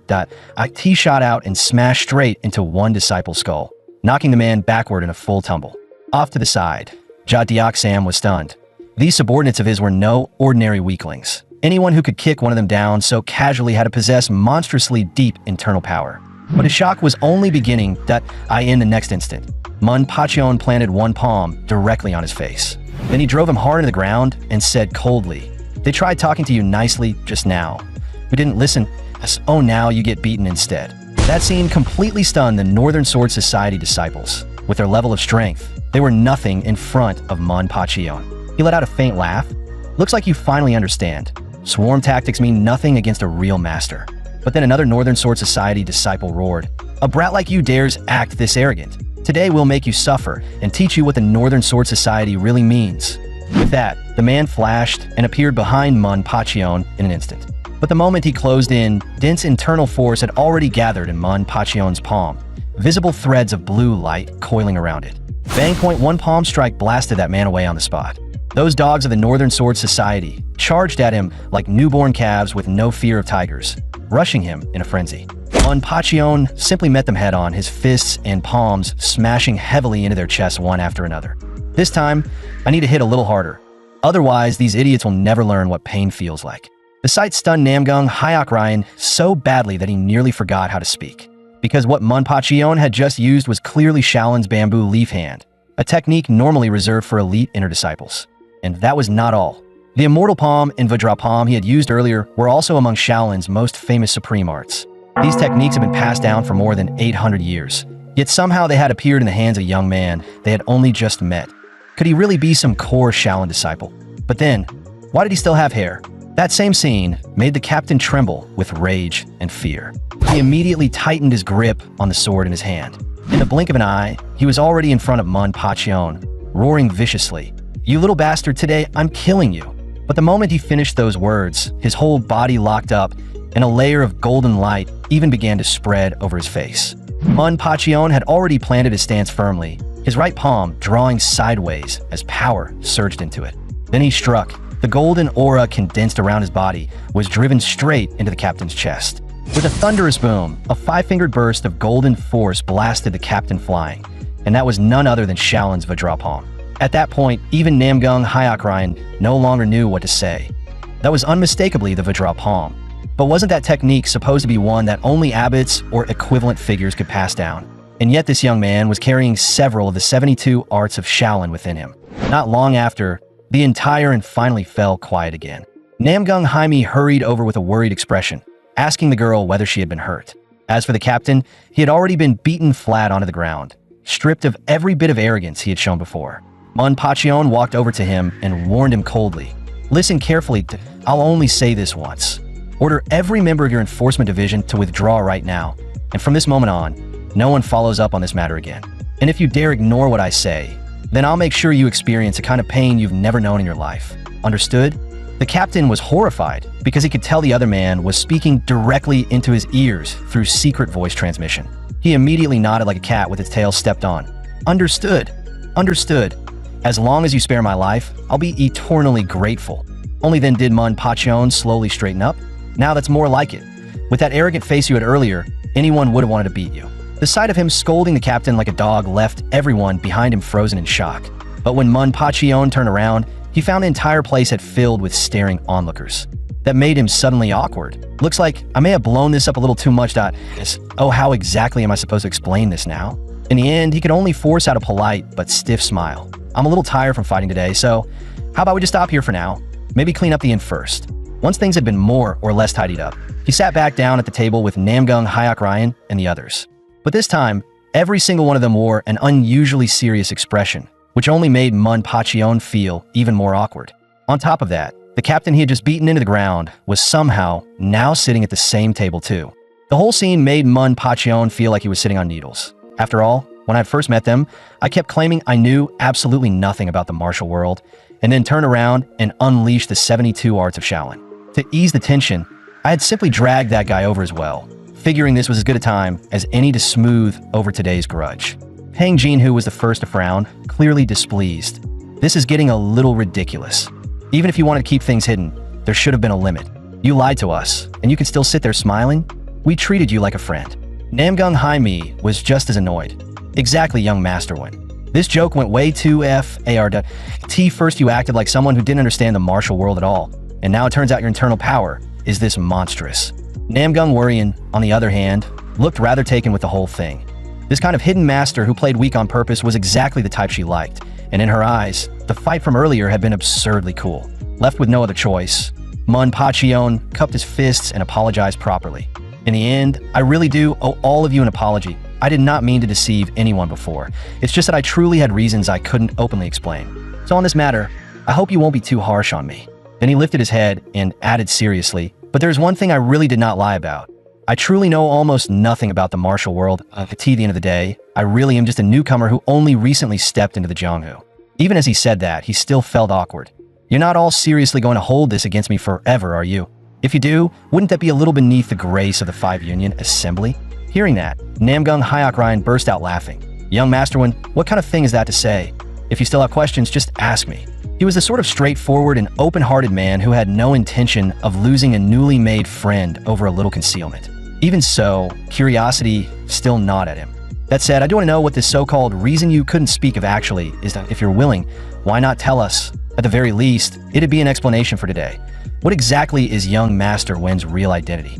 That question genuinely caught ManhwaCapped off guard that if he really told the truth, the whole table would probably have to kneel on the spot. But just then, a flash of inspiration crossed his mind, and what felt like the perfect excuse surfaced immediately. So without changing expression in the slightest, he said, since young Master Namgung has put it that way, then I won't hide it any longer. The truth is, I inherited the true teachings of Master Hainung, the sixth patriarch of Shaolin. The moment those words landed, everyone at the table changed expression. Master Hainung was a figure from 800 years ago. How could his true teachings possibly have ended up in the hands of a living young man? The heavenly demon laughed so hard he nearly lost it. This brat really is unrivaled when it comes to making things up. Yet strangely enough, Hainung himself felt that what he had said might not be entirely false either. Namgung Haimi was the first to reject it outright. That's impossible. I absolutely cannot understand how the ultimate arts of someone from 800 years ago could have survived to this day and then somehow ended up with you. That question actually stalled ManhwaCapped for a brief moment. Namgung Haimi raised one finger and continued pressing him. Think about it yourself. What era was Master Hainung from? And how exactly could you have inherited his teachings? What? Are you immortal? Some ancient monster who's lived for thousands of years? Her words sounded almost ridiculous. But the two others at the table also seemed half convinced by the logic. Clearly, they too found the idea of an 800-year-old legacy suddenly reappearing a little too unbelievable. The heavenly demon laughed even harder inside him. Now, I really want to see how you'll explain your way out of this one, that ordinary lies aren't getting past these people. But ManhwaCapped only chuckled. The reason you're all so confused is because I didn't explain it clearly earlier that, of course, I never met Master Hainung in person. I was born on Mount Tai and raised there as well. When I was around 7 years old, I accidentally discovered a cave in a mountain. Back then, I was just a child, restless and curious, the kind who would crawl into any cave I found. And once inside, I discovered scripture nearly 300 pages long, an ancient, worn text so old it looked ready to fall apart. But back then, I was still illiterate, so of course I couldn't understand a single word of it. Even so, I kept the manual safe. Only after I later learned to read did I finally realize that it was a peerless martial scripture. From the moment I could understand the text, I began visiting the cave almost every single day. The scripture was dense and difficult, but after years of bitter practice, I gradually managed to grasp parts of it. Then one day, with a casual palm strike, I produced something that felt capable of splitting mountains and seas.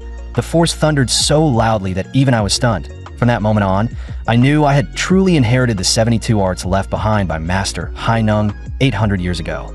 Of course, right now I've only learned maybe 20 or 30% of it. If anything, it would be more accurate to say I've only barely inherited a fragment of Master Hainung's legacy. After hearing that explanation, even Namgung Haimi could only half believe it. If she had not seen him fight with her own eyes, she never would have accepted such a story. Namgung Hyakryan, on the other hand, looked thrilled for him. That's a true fated opportunity. Chances like that are rare even in the Jianghu, and even if one finds them, it doesn't mean one can actually inherit them. Mun Pachon immediately cupped his fists and said respectfully, "In any case, hiding things from all of you before was never my intention, but I hope you can forgive me for that, and I thank you sincerely." Namgung Hyakryan returned the salute at once. "Young Master Wen, you mustn't say that. If anything, your appearance is a blessing for the righteous martial world. It seems we'll need to be even more careful in how we treat you from now on." That sudden statement left me genuinely startled. Why should you treat me carefully? What exactly does that mean? Can't we simply be friends? Namgung Hyakryan laughed heartily. It really does seem that young Master Wen knows nothing about Jianghu customs. One of the most important things in the martial world is seniority, and if your inheritance truly traces back to the line of the 6th patriarch of Shaolin, then your generational standing would be terrifyingly high. How could we possibly treat you lightly? As soon as he said that, the others at the table nodded as well. Inside the Jianghu, the rules really are like that. Outside the Jianghu, of course, we can still treat each other as equals and friends. In the next moment, laughter rose once more around the tavern. "Come on, a toast to our meeting today." The only one still miserable was the captain off to the side, his face full of gloom. Just what kind of rotten fate had landed him here, drinking with this bunch? But the next second, his whole body stiffened because Mun Pachon suddenly spoke. "Stop frowning, I already let you off. What exactly are you still unhappy about?" The captain jerked his head up in confusion, only to realize that Mun Pachon was not even looking at him. He was still casually chatting and drinking with the Namgung group. On the surface, he was smiling and talking with everyone else, but the message was clearly aimed at the captain alone. If you keep ruining the mood here, then go ahead and get out. And you should know perfectly well what will happen if you start talking too much. In that instant, the captain finally understood. This monster could speak and laugh with one group while secretly pressuring him at the same time. I'll use a technique like that so casually. Just how deep was his internal power? Then Mun Pachon slowly added, "Hero Nyo." And those two words alone were enough to drench Nyo Hainyung in cold sweat. The smile on Mun Pachion's face looked almost gentle, but the threat beneath it was unmistakable. There won't be any more complications after this, right? Nyo Hainyung immediately lowered his head. Absolutely not. There will be no further trouble. Young Master can drink with his friends in peace. Only after hearing that answer did I smile in satisfaction. Good. Then Hero Nyo should head back first. Don't you still need to recover from your injuries? By nightfall, I was taken to a residence, and it turned out to be an impressively grand manor. Earlier, once Namgung Hyakryan learned that I had nowhere to stay, he had been delighted and immediately suggested, if that's the case, then young Master Wen should simply stay with us. The Jianghu truly had many things the palace never did. Take the hot spring in front of me, for example. That kind of easy, unrestrained comfort had never existed in the Imperial Palace. I had only wanted to pass a few quiet days in peace, yet heaven seemed determined to throw trouble at me wherever I went. The heavenly demon, however, only found that natural. That's what life is like for the strong, but that's fate. Whether you want trouble or not, trouble will come looking for you. Even so, Mun Pachon knew one thing clearly. If Hainung had not helped smooth things over today, his identity might truly have been exposed. Thinking of that, he could only let out a soft sigh. Too many things had happened today, so many that even he was starting to feel exhausted. Just then, a man suddenly stepped in from outside. Mun Pachon had been resting with his eyes closed, only to be jolted awake by the heavenly demon's sharp yell, urging him to look toward the newcomer at once. The man had a fierce face, and his build was ridiculously huge, so broad and towering that he looked almost twice his size. Mun Pachon stared at him for a moment, and suddenly felt that the guy looked strangely familiar, like someone he had seen before. The bearded brute, meanwhile, looked just as stunned. I never imagined I would run into my master in a place like this. Then it clicked. This was the very same burly man he had met on the snowy mountain a few days ago. Back then, I found a man so ridiculously hairy that I wanted nothing to do with him and simply ran off. There was no way I wanted a disciple like that. Now, standing in the hot spring, Mun Pachon instinctively took a few steps backward, He truly had not expected this clingy lunatic to follow him all the way here. The hairy brute immediately bowed low. "Master, please accept this disciple's respect." The moment he heard that, ManhwaCapped felt a headache coming on. His ears almost hurt from the sheer volume. "You idiot, shut up. You seriously chased me all the way here?" The brute slapped his own chest and said in complete earnestness, "I'm already a man who's died once. Since you saved my life, then this life naturally belongs to you now." That left ManhwaCapped speechless. This guy was stubborn, troublesome, and completely impossible to deal with. But that exact moment, the heavenly demon started stirring things up from the side, saying that having a subordinate around was not such a bad idea. That actually made me think. Having a lackey might indeed be useful. The problem was that someone this huge and conspicuous would attract attention just by standing there. That wouldn't it be better to stash him somewhere no one else would see him for now? The moment that thought struck me, the perfect place came to mind. I muttered inwardly that the other two really had no right to blame me for this one, because this guy was simply too clingy. Then I said, "I can take you in as a subordinate, but you'll have to go somewhere first." Meanwhile, at the foot of Mount Tai, the two elders suddenly felt a faint trembling nearby. They exchanged puzzled looks, unsure where the disturbance was coming from, especially since it had been going on for a while now. Before long, they spotted a burly man approaching from the distance, carrying an absurd amount of baggage on his back. After several days of hard travel, Gunpyo, the Azure Flame Demon King, had finally arrived. The moment he saw the two elders ahead, his face lit up with excitement. The scene shifted back to the hot spring a few days earlier. The moment Gunpyo learned that I was willing to accept him, he looked ecstatic beyond words. But ManhwaCapped knew full well that with his current strength, the man was nowhere near qualified to follow him around, yet that he needed time to cultivate first. That was why he had sent Gunpyo off to a designated place to train in seclusion, telling him to come back only after raising his strength enough to be useful. The moment Gunpyo saw the two elders, he dropped to his knees in a respectful bow. "I am Gunpyo, the Azure Flame Demon King, by the Sovereign's command. I have come to pay respects to the two masters residing on Mount Tai." That single line completely confused the two elders. Masters? What masters? And what exactly was going on here? This place was never supposed to be known by outsiders, so why had our sovereign sent this broad-backed giant to us? Elder Ui let out a long sigh. "I truly have no idea what our sovereign is trying to do this time." Elsewhere, ManhwaCapped was sitting cross-legged outside the doorway, facing the east, quietly guiding his breath and drawing in the purple energy of dawn. At that moment, a large hand, faintly glowing with golden light, rested firmly against his back. That hand belonged to none other than Master Hainung, who was currently helping him stabilize his foundation while teaching him the most basic principles of internal circulation. Hainung said slowly, "The flow of breath should move like water. Never force it upstream, that IT must always follow the current." At that moment, he slowly opened his eyes and let out a long breath. ManhwaCapped could now control the flow of his internal energy far more smoothly than before. The heavenly demon, however, looked down on it completely, eye in his eyes. This kind of basic training was meaningless and nothing but a waste of time. But then he changed the subject and asked with a grin, "Passion, have you actually thought about what you plan to do from here on?"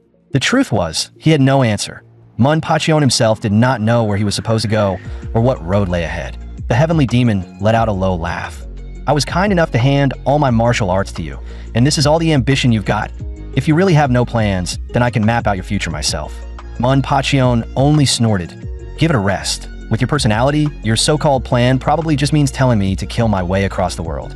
After saying that, he simply flopped backward in complete surrender. Grand ambitions or not, the one thing he wanted most right now was simply to live freely. He never again wanted anything to bind his steps, nor did he want anyone else to control his thoughts or actions. Strangely enough, those words only made the heavenly demon even more excited. "Exactly.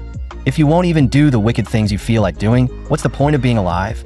But Huaining immediately cut in. "Benefactor, you must not listen to him. And no matter what happens, you must not become someone who delights in evil. The world may dazzle and confuse the eye, but once you see through its surface, you will find that all things have their natural course. You must never let empty obsession and vanity waste your life. That is precisely the law you should follow now that you possess this power." Both of them were clearly trying to guide him in their own way. Yet the more ManhwaCapped listened, the stranger it all felt. Sometimes he had the absurd sensation that he was living with a monstrously powerful rogue and an unbearably stiff old monk lodged inside his head. The next moment, he sat upright and cut them both off. "Enough. Both of you, stop talking to my life is my own, and I'll decide what to do with it myself." Even so, One question kept weighing on him. Why had he only inherited their martial arts and not the rest of their memories? It felt almost as though someone had deliberately scrambled the parts of memory that mattered. So he finally asked, "Then what do I have to do if I want those memories to become more complete?" The heavenly demon raised one finger and said with disdain, "Once your internal power and cultivation deepen, the missing memories will naturally come back. When your strength reaches 60 years of cultivation, you should be able to fuse the three of us into one completely. And when that happens, there may be other uses too." ManhwaCapped frowned. "And what exactly are these other uses you keep talking about?" The heavenly demon bared his teeth in a grin. "Before complete fusion, if someone uses the returning to death art to kill you first, then we can temporarily act in your place. And after total fusion, maybe it'll even be possible to release us from your body entirely." But the wild laughter on his face made it painfully obvious what he was really thinking. Once that day came, he wanted to seize the body for himself. Naturally, ManhwaCapped saw straight through him and asked in return, "If releasing you is really possible, then does that mean you could leave this place completely or even move into someone else's body?" Watching those two bicker noisily inside his head again, he fell silent. But the heavenly demon's words from just now had already sunk deep into his mind. Before long, midnight arrived, yet he still lay awake in his room without any intention of sleeping. Then, without warning, the heavenly demon suddenly shouted, "Get up, heavenly demon scholar passion!" At that moment, ManhwaCapped was covered in cold sweat, looking like a man who had just clawed his way out of nightmare. Huaning could not help asking, "Benefactor, what kind of dream did you see to suffer like this?" ManhwaCapped only gave a dry laugh and said it was nothing, though this time he truly did owe the heavenly demon for forcing him awake. The heavenly demon clicked his tongue. "Save the gratitude for later. Someone is getting close to your room right now." That instantly made his heart tighten. Could it be one of the enemies he offended earlier, coming in the night to settle the score? A faint creak sounded, and all three turned their attention toward the door at once. Now that ManhwaCapped was awake, no matter who it was, they would not be able to harm him easily. And yet, even so, that creeping tension still made it hard for him to steady himself. Only then did he truly understand. This was the Jianghu. Just then, he turned toward the doorway and saw a red-haired figure slowly stepping inside. The visitor was none other than Namgung. Clearly unable to sleep, she had quietly made her way to his room in the middle of the night. That left ManhwaCapped speechless. He barely had that much interaction with her. So why had she come to him so late? What he did not know was that Jaime's thoughts were far simpler. That young man is just too handsome. It's only been a short while, and I already miss him terribly. She slowly slipped off the outer robe draped over her shoulders and walked toward him with soft, deliberate steps. Only then did ManhwaCapped finally realize what was happening. Namgung had come tonight intending to offer herself to him. Even he was startled by that. He truly had not expected this young lady of the Namgung clan to fall for him so directly.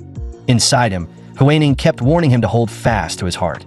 Meanwhile, Namgung was already displaying her charm to the fullest. But ManhwaCapped responded in the least romantic way possible by directly pinching her cheek. He said helplessly, "A young lady visiting me in the dead of night puts me in a rather awkward position. You should head back before things get complicated." Jaime's eyes reddened, and she almost looked ready to cry. "Why are you being so heartless, young master? Don't tell me. You simply don't like me?" That question was genuinely hard to deal with at SO. He could only answer stiffly, "It's not that I dislike you, Mississippi, it's just that with my identity, I really am not worthy of you, that I'm only a newcomer who just stepped into the martial world." Then he respectfully cupped his fists. "I appreciate your kindness, truly, but this matter is inconvenient in too many ways." Hearing that, Namgung's expression clearly dimmed. "What do you mean worthy or unworthy?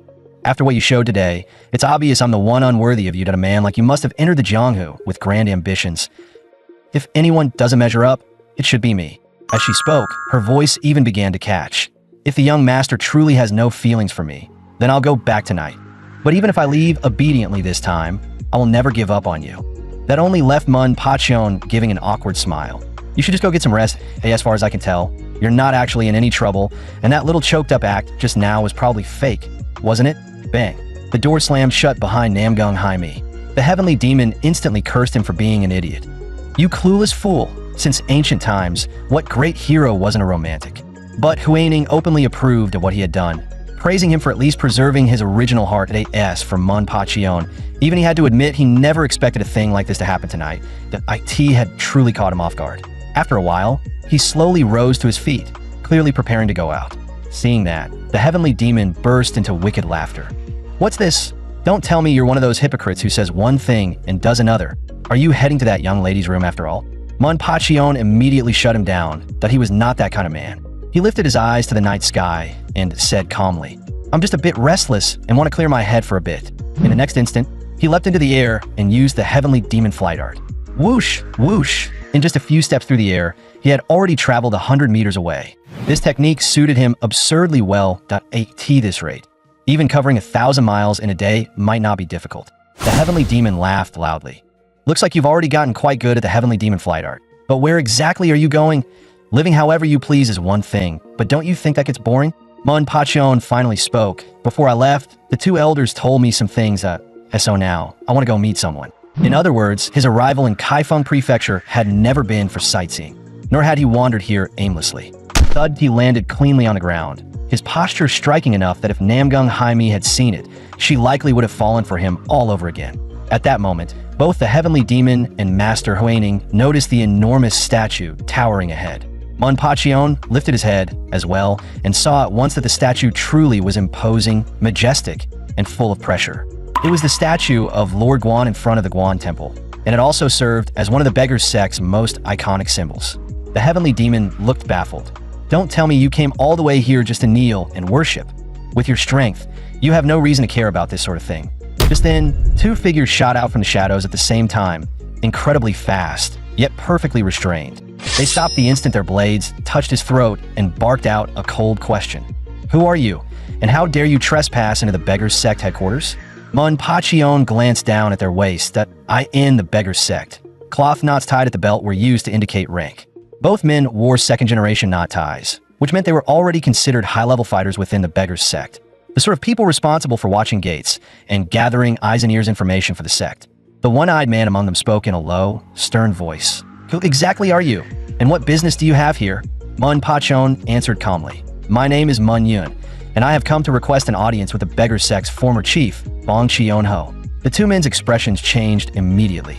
They withdrew their blades and stepped back. Could it be that your esteemed self is the hero known as the Jade-Faced Divine Dragon, Mun Yun? That only made me more confused. Jade-Faced Divine Dragon. Since when do I have a title like that? I have no idea where that name came from, but saying I am Mun Yun is at least not wrong. Then the two men cupped their fists respectfully and asked, "May we ask if you are the very hero who clashed with the Northern Sword Society yesterday at Junhua Pavilion?" ManhwaCapped nodded. "That was me." Inwardly, I couldn't help feeling impressed. The Beggar's Sect truly deserved its reputation. Their information network really did seem to reach everywhere in the martial world. Before long, the two men led him into the reception chamber of the Beggar's Sect headquarters. Looking around, ManhwaCapped found the place strangely empty. But soon, a man with 3 knot ties at his waist hurried in. He first bowed respectfully. "Young Master Mun, our behavior at the entrance was discourteous. Please forgive us." ManhwaCapped returned the salute at once. Not at all was I who came too abruptly. Though that was what I said aloud, I already understood inwardly that this man was someone of noticeably higher standing, sent specifically to receive me. The watermelon-headed man asked curiously, "May I ask what business the young master has with our Grand Elder Chief?" In response, ManhwaCapped slipped a hand into his robe and searched around for a moment. Soon, he took out a token engraved with the character Huang and handed it over. "Just take this to your Grand Elder Chief. Once he sees it, he'll understand why I came." The man nodded and told him to wait there for a moment while he immediately delivered the token to the Grand Elder Chief. But just as the man turned to leave, ManhwaCapped suddenly called him back. In a calm voice, I asked, "I have one question. You didn't ask a single thing, yet you're willing to deliver this straight to your Grand Elder Chief. Why?" Only then did the other man explain.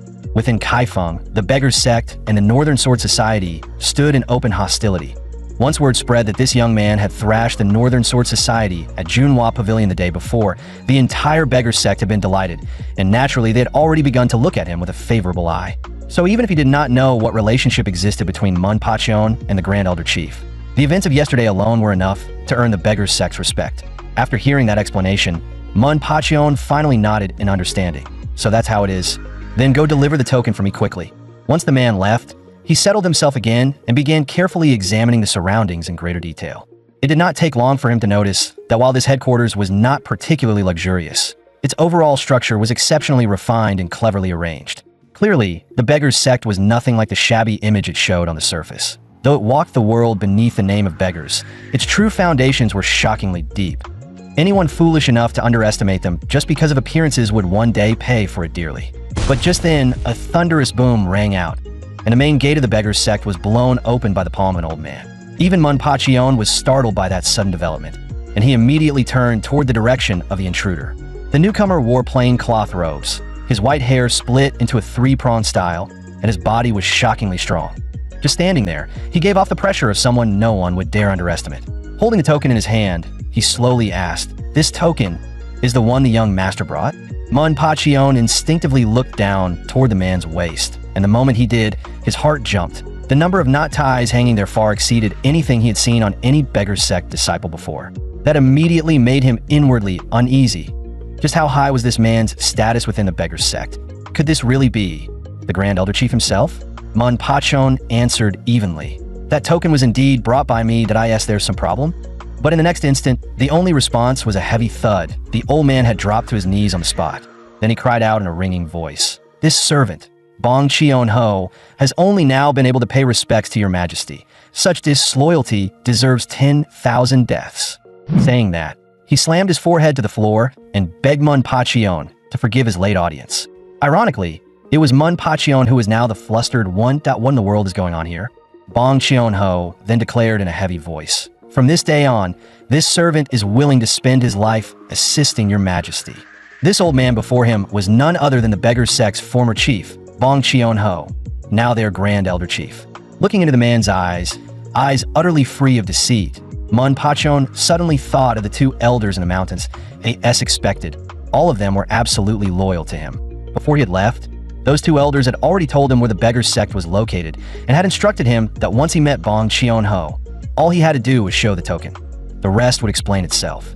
Thinking of that, Manpachion could not help but close his eyes and let out a faint laugh. Even after death, his father had still managed to calculate this far ahead. His foresight truly had been terrifying. Bong Cheon-ho then asked after Elder Ui, and Elder Huan on that point. Manpachion could only answer vaguely. They should still be well enough, I suppose. After all, I haven't seen them in more than a year. At that point, Bong Cheon-ho respectfully called him, "Your Majesty," once again, only to be immediately cut off by a raised hand. He waved it lightly. "I no longer want to be an emperor, and you don't need to treat me with such formal reverence. It only makes me uncomfortable." Hearing that, Bong Cheon-ho bowed his head again. "If that is your will, then this servant will obey." Then his face turned grave. The hidden forces his late majesty left in the Jianghu have now dwindled to only this servant and the two elders in the mountains that if you give the word, we would shatter ourselves to pieces without hesitation. Those words made Manpachion's heart sink, because what he truly wanted now was simply freedom. So instead, he returned a solemn salute to Bong Cheon-ho. "Elder Feng, I no longer wish to involve myself in matters of the court. My uncle is now celebrated by the world as a great hero, and I have no wish to spill blood against my own that matter should never be raised again." After hearing that, Bong Cheon-ho was clearly saddened, but he still chose to respect his decision. Then he asked, "If not the restoration of the throne, then how does the sovereign intend to move forward from here?" On that question, Manpachion had already reached an answer in his heart.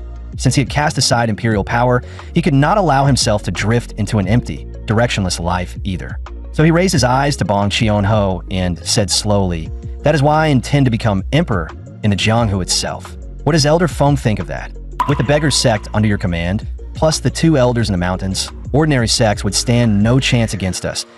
If we began by subduing the larger factions one by one, then ruling the Jianghu as emperor may not be such empty fantasy after all."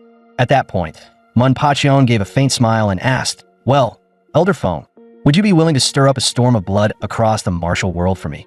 After hearing those words, Bong Cheon-ho first repeated them quietly. "To stir up blood and chaos across the Jianghu?" Then his gaze sharpened all at once. Does the sovereign know why the beggar sect has to this day never joined the Nine-Sect Alliance, the Jioding League? Manpachion simply shook his head. "I have only just stepped into the Jianghu to AS for these matters. I truly know nothing at all." The reason Elder Feng had maintained the beggar sect's unique system all this time was to ensure it possessed influence across the entire Jianghu, and the kind of force that would throw itself into fire and death at a single command. Because all of that existed for one reason: to prepare for a destiny whose arrival no one could predict. But those things were still matters for the future. If the sovereign gave the word, then even if the beggar sect had to march through mountains of blades and seas of flame, They would obey without hesitation. Even if the deed were unjust, they would still follow, absolutely. Those words shook Mun Pachon deeply that it was true. The late emperor had been surrounded by servants of absolute loyalty. What surprised him even more was that such power could now be turned toward him. In truth, Elder Feng could easily have dismissed everything he had just said as the reckless fantasy of a naive young man. But as the grand elder chief of the Beggars sect, he remained this loyal all the same. That only made Mun Pachon admire his late father even more. The former emperor truly had been an extraordinary man. Then he raised a hand and signaled for Bong Qianho to calm down. What I said just now was only a joke. Elder Feng doesn't need to take it seriously. Elder Feng burst into laughter. So that's how it is. Then this old man was the one lacking manners. I failed to notice that the sovereign was joking. That was my mistake. Mun Pachon could not help laughing too. The older generation really did take certain things far too seriously. Still, even if those words had been spoken half in jest, they had made him feel more secure. That said, while it had been a joke, it had not been entirely one that sooner or later, I will still need the Beggars sect. And when that time comes, I hope Elder Feng will lend me his strength. Elder Feng immediately cupped his fists with force. If the sovereign has any command, then simply speak. 3,000 disciples of the Beggars sect stand ready at any time. But Elder Feng still had one thing he did not understand. Mun Pachion's name had already spread throughout Kaifeng, and rumors said he had used multiple Shaolin arts. How was this supposed to be handled going forward? Mun Pachion shook his head. That matter is too long to explain. That if you meet the two elders later, let them tell you that there's something else I'd like to ask. Will the Beggars sect be attending the upcoming Orthodox Grand Banquet? Elder Feng said that he himself would not go, but one of his disciples would represent the Beggars sect in the tournament. If Mun Pachion attended as well, then they would meet again there. After that, Mun Pachion selected 2 treasured swords from within the Beggars sect headquarters. Bong Qianho did not mind in the slightest. Those 2 swords may, as well, already belong to the sovereign, that if you want them, then take them. Both the heavenly demon and Huaining thought he was being greedy. 1 sword should have been more than enough. But Mun Pachion himself was also surprised. Just what kind of blades could make both of them react so strongly? Soon enough, Elder Feng explained the origins of the 2 swords. The black sword was called the Heavenly Demon Sword, and the white sword was the Ganjiang Sword. Both were peerless weapons of the world. At last, Mun Pachion understood why the Heavenly Demon had grown so excited. The black blade had originally been his own sword. But if that was true, then what exactly was the origin of the Ganjiang Sword? According to Elder Feng, the Ganjiang Sword had been forged in ancient times by one of the greatest smiths under heaven. And more than that, it had long been regarded as a sword fit for emperors. After finishing his business with Elder Feng, Mun Pachion returned to the place where he was staying. And now, at his waist, both swords hung, one on each side. One of them was even known as an emperor's sword. That left him with a strange feeling. Could there really be some hidden law of fate at work? Otherwise, why had that blade somehow ended up in my hands again? When he returned to the inn, he found that Namgung Hyok Ryan and the others had already been waiting for him at the entrance for some time. Namgung Hyok Ryan was the first to notice him and immediately stepped forward. "Young Masterwind, where exactly did you go just now?" Mun Pachion answered with a calm expression. "The room felt a little stuffy, so I went out to walk for a bit." But before long, Namgung Hyok Ryan's gaze dropped to the 2 swords hanging at his waist. There was no helping it. Those swords were simply too eye-catching, not only sharp with sword intent, but also radiating an aura that was clearly extraordinary. At that moment, Namgung Haimi suddenly drifted over from who knew where, staring curiously at the 2 swords at his waist. She was obviously dying to know where Mun Pachion had managed to get them overnight. Mun Pachion gave an awkward smile. "I just happened to come across them. They're not anything that special." But Namgung Haimi clearly did not believe that. The more she looked at those 2 blades, the more convinced she became that they were anything but ordinary. Behind them, Peng Jinhu suddenly called out, "The Orthodox Grand Banquet is about to begin, though we should get moving." Namgung Hyok Ryan gave a small wave, then turned to him. "Young Masterwind, you should come along with us. That I heard that Zen Master Jikong of Shaolin will also be attending this banquet." Mun Pachion did not refuse, and simply continued on the road with them. As they walked, Namgung Hyok Ryan suddenly looked back and grinned. "You really surprised me. I didn't expect you to earn the title Jade-Faced Divine Dragon this quickly. Your reputation has already shaken all of Kaifeng this Orthodox Grand Banquet. A lot of people are probably going to have their eyes on you." Hearing praise like that only made Mun Pachion uncomfortable. "It's not that dramatic. They're just empty titles." But Namgung Haimi immediately objected. "That's not right. Young master, you mastered the 72 arts of Shaolin, in the Jianghu. That already puts you among the top tier." Mun Pachion could only turn his head a little awkwardly. "Thank you for the compliment, Mississippi." Still, deep down, he had the strange feeling that Namgung Haimi was getting more and more attached to me. Before long, they arrived at their destination. The moment he looked up, the vast and imposing architecture left a deep impression on him. Even the Imperial Palace might not necessarily outshine this place. Even though he was still quite far from the towering structure ahead, he somehow had the strange sensation that it was already right in front of him. Just then, a group from the Northern Sword Society passed by them. The Northern Sword Society truly deserved its title as Overlord of the Northern Lands, though in nature it differed somewhat from the Southern Saber Sect, the Five Union Assembly, and the Juding League. Most importantly, among the four great Orthodox powers, the Northern Sword Society had the largest number of members. Beneath the Sword Lords stood 3 protectors, each of them terrifyingly strong. Directly under those protectors were the Guardian Hall, the Demon Sword Hall, the Blood Sword Hall, and the Thousand Sword Hall. Beneath them came the Strategist, the Chief Commander, and the Chief Steward, and under the Chief Commander was the Iron Cavalry Corps. Added to that were the Enforcement Squad, the Shadow Slaughter Squad, and the Flying Shadow Squad, all under the Chief Steward. Altogether, the Northern Sword Society had more than 5,000 members. That meant that aside from a beggar's sect, the Northern Sword Society was the strongest and largest single faction in the Jianghu. Though the Northern Sword Society was already infamous for acting arrogantly, what worried Namgung Hyokrian most were the Demon Sword Hall and the Blood Sword Hall. The moment Munpachion heard the names Demon Sword and Blood Sword, he instinctively felt that they did not sound like names an Orthodox faction should be using. And Namgung Hyokrian's explanation right after that answered his doubt perfectly. Those people, it turned out, had originally been notorious villains from the demonic path, later recruited and absorbed by the Northern Sword Society. But even after joining, their brutal and vicious nature had never really changed. Because of that, both the Five Union Assembly and the Southern Saber Sect had raised many objections to the Northern Sword Society. Yet every time, the society brushed them off with a few careless words. And that, more than anything else, was the greatest reason why relations between the Five Union Assembly and the Northern Sword Society had steadily worsened. Hearing all this, Munpachion found the Northern Sword Society's logic deeply contradictory, that if they kept absorbing more and more people from the demonic path, then once enough of them were inside, how would they be fundamentally any different from the demonic path itself? Before long, they arrived at the towering pavilion. Looking up at it, Munpachion could not help thinking that a structure this massive must have cost a fortune to build. Then Namgung Hyokrian casually mentioned that the pavilion had cost 200,000 taels of gold, and the number genuinely stunned him. Munpachion clicked his tongue inwardly. Even my own Imperial Palace back then had not cost that much. Just where had the Northern Sword Society gotten so much gold? Namgung Hyokrian then explained that the Northern Sword Society's main source of income came from escorting valuable goods, that on top of that, they also ran inns, restaurants, gambling houses, and banks on a massive scale. At that point, Namgung Hyokrian suddenly glanced left and right.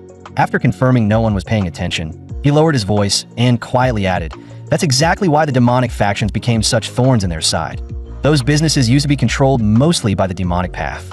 Hearing that, Munpachion immediately understood the implication that if that was true, then the demonic path must also control a terrifying amount of wealth. And if someone swallowed those forces whole, it would be like striking a gold mine. Just then, a violent burst of hoofbeats shook the entire street. A horse was racing down the road at astonishing speed. At the same time, a voice packed with internal force exploded across the street. "Everybody move out of my way." The sound was so overbearing that several ordinary bystanders clutched their ears in pain, and some even bled from them on the spot. Even Namgung Hyokrian's expression shifted. The force hidden in that shout alone proved the rider was no weakling. In the blink of an eye, the horse was already charging straight toward them. But at that exact moment, Munpachion stepped forward and moved right into the middle of the road, passing in front of Namgung Hyokrian. The sight shocked him. "Young Masterwind, what are you doing?"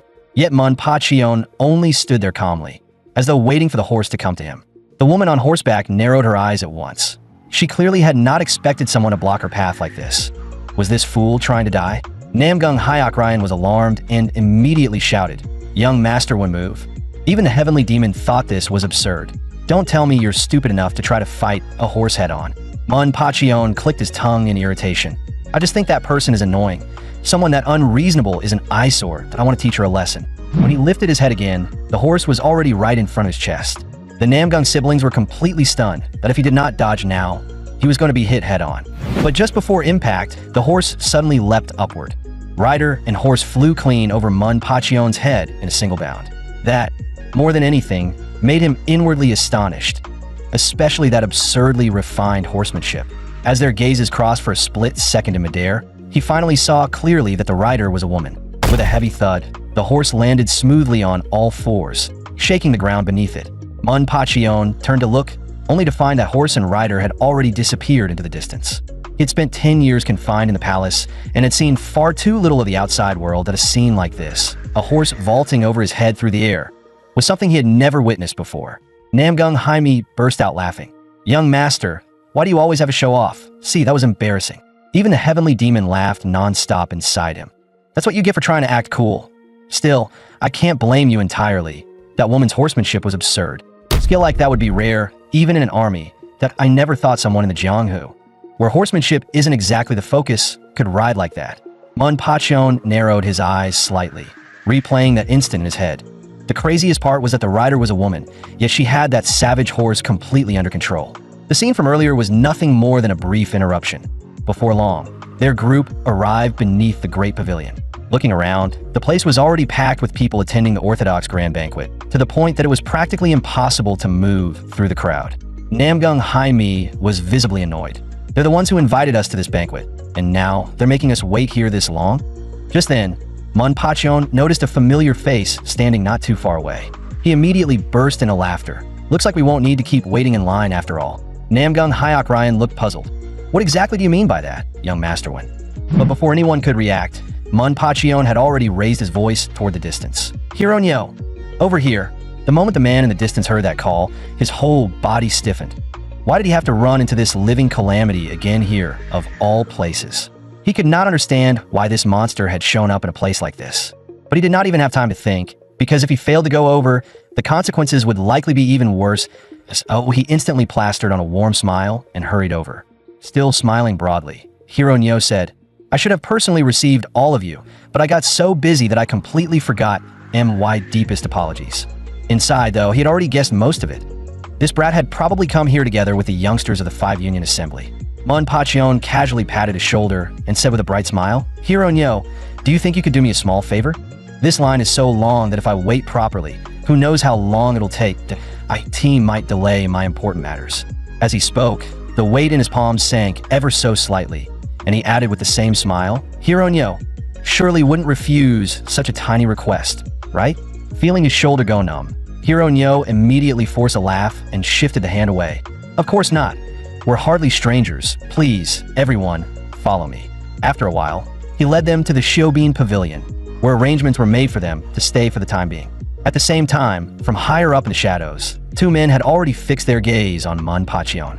They clearly had not expected Nyo Hyenyung of the Enforcement Division to be crushed so thoroughly by a brat like this that IT had practically cost the Northern Sword Society all its face. One of them spoke slowly, his voice full of contempt. "So that's the jade-faced divine dragon? He doesn't look like much."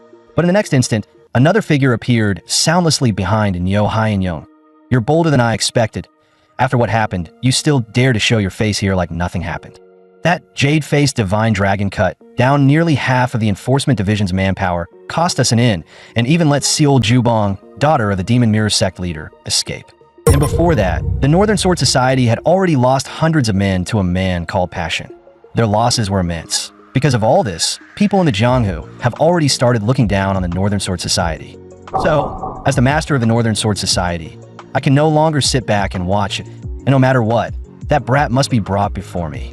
Yet ManhwaCapped remained completely unaware of all this. He was still laughing and chatting with the Namgung group in the Shiobin Pavilion. Little did anyone know that the moment the Northern Sword Society set its eyes on him, the real disaster had actually begun for the society itself. Before long, it was time for the banquet to officially begin, and guests from every direction gathered into the main venue. The number of people attending was astonishing. Everywhere he looked, the place was overflowing with bodies, and the sound of constant chatter filled the air. ManhwaCapped was among them now, standing together with Namgung and the others. He could not help but sweep his gaze around the place and mutter inwardly, "There are this many people gathered here. Are they really all from the Orthodox path?" At the same time, a representative of the Northern Sword Society was already standing on the platform for this gathering. He cleared his throat first, then raised his voice. "Everyone, please settle down. The reason the Northern Sword Society called this grand banquet is to discuss two major matters with all of you. First, the eradication of forces that threaten the righteous integrity of the martial world. Second, the promotion of talents worthy of bearing the greatest responsibilities. As he grew more worked up, spittle nearly flew from his mouth. Before the demonic path can rebuild its forces and plunge the Jianghu into chaos again, they must be uprooted completely and erased forever. That is the proposal we, the Northern Sword Society, place before all of you today. The crowd below was immediately stirred by the fiery speech, and many began shouting their approval. But Manhwa only felt that they looked like fools. Could they really not hear the real meaning behind those words? Stripped bare, the proposal was simple. Wipe out the demonic path completely while there was still a chance at so this was why the Northern Sword Society had gathered so many orthodox factions here. Seeing his reaction, Namgung Hyok Ryan leaned close and explained quietly. The man on stage is the Northern Sword Society strategist. But Manhwa still felt the man's speech was far too blunt. Were there really people willing to agree to something like this? Namgung Hyok Ryan replied in a low voice. Young master one does not yet understand. Most people present here do not dare oppose it openly. The Northern Sword Society has almost certainly already won over quite a few influential sects behind the scenes. This public proposal is little more than a formality. If there's any chance of things changing, it will depend on where the other major orthodox powers choose to stand.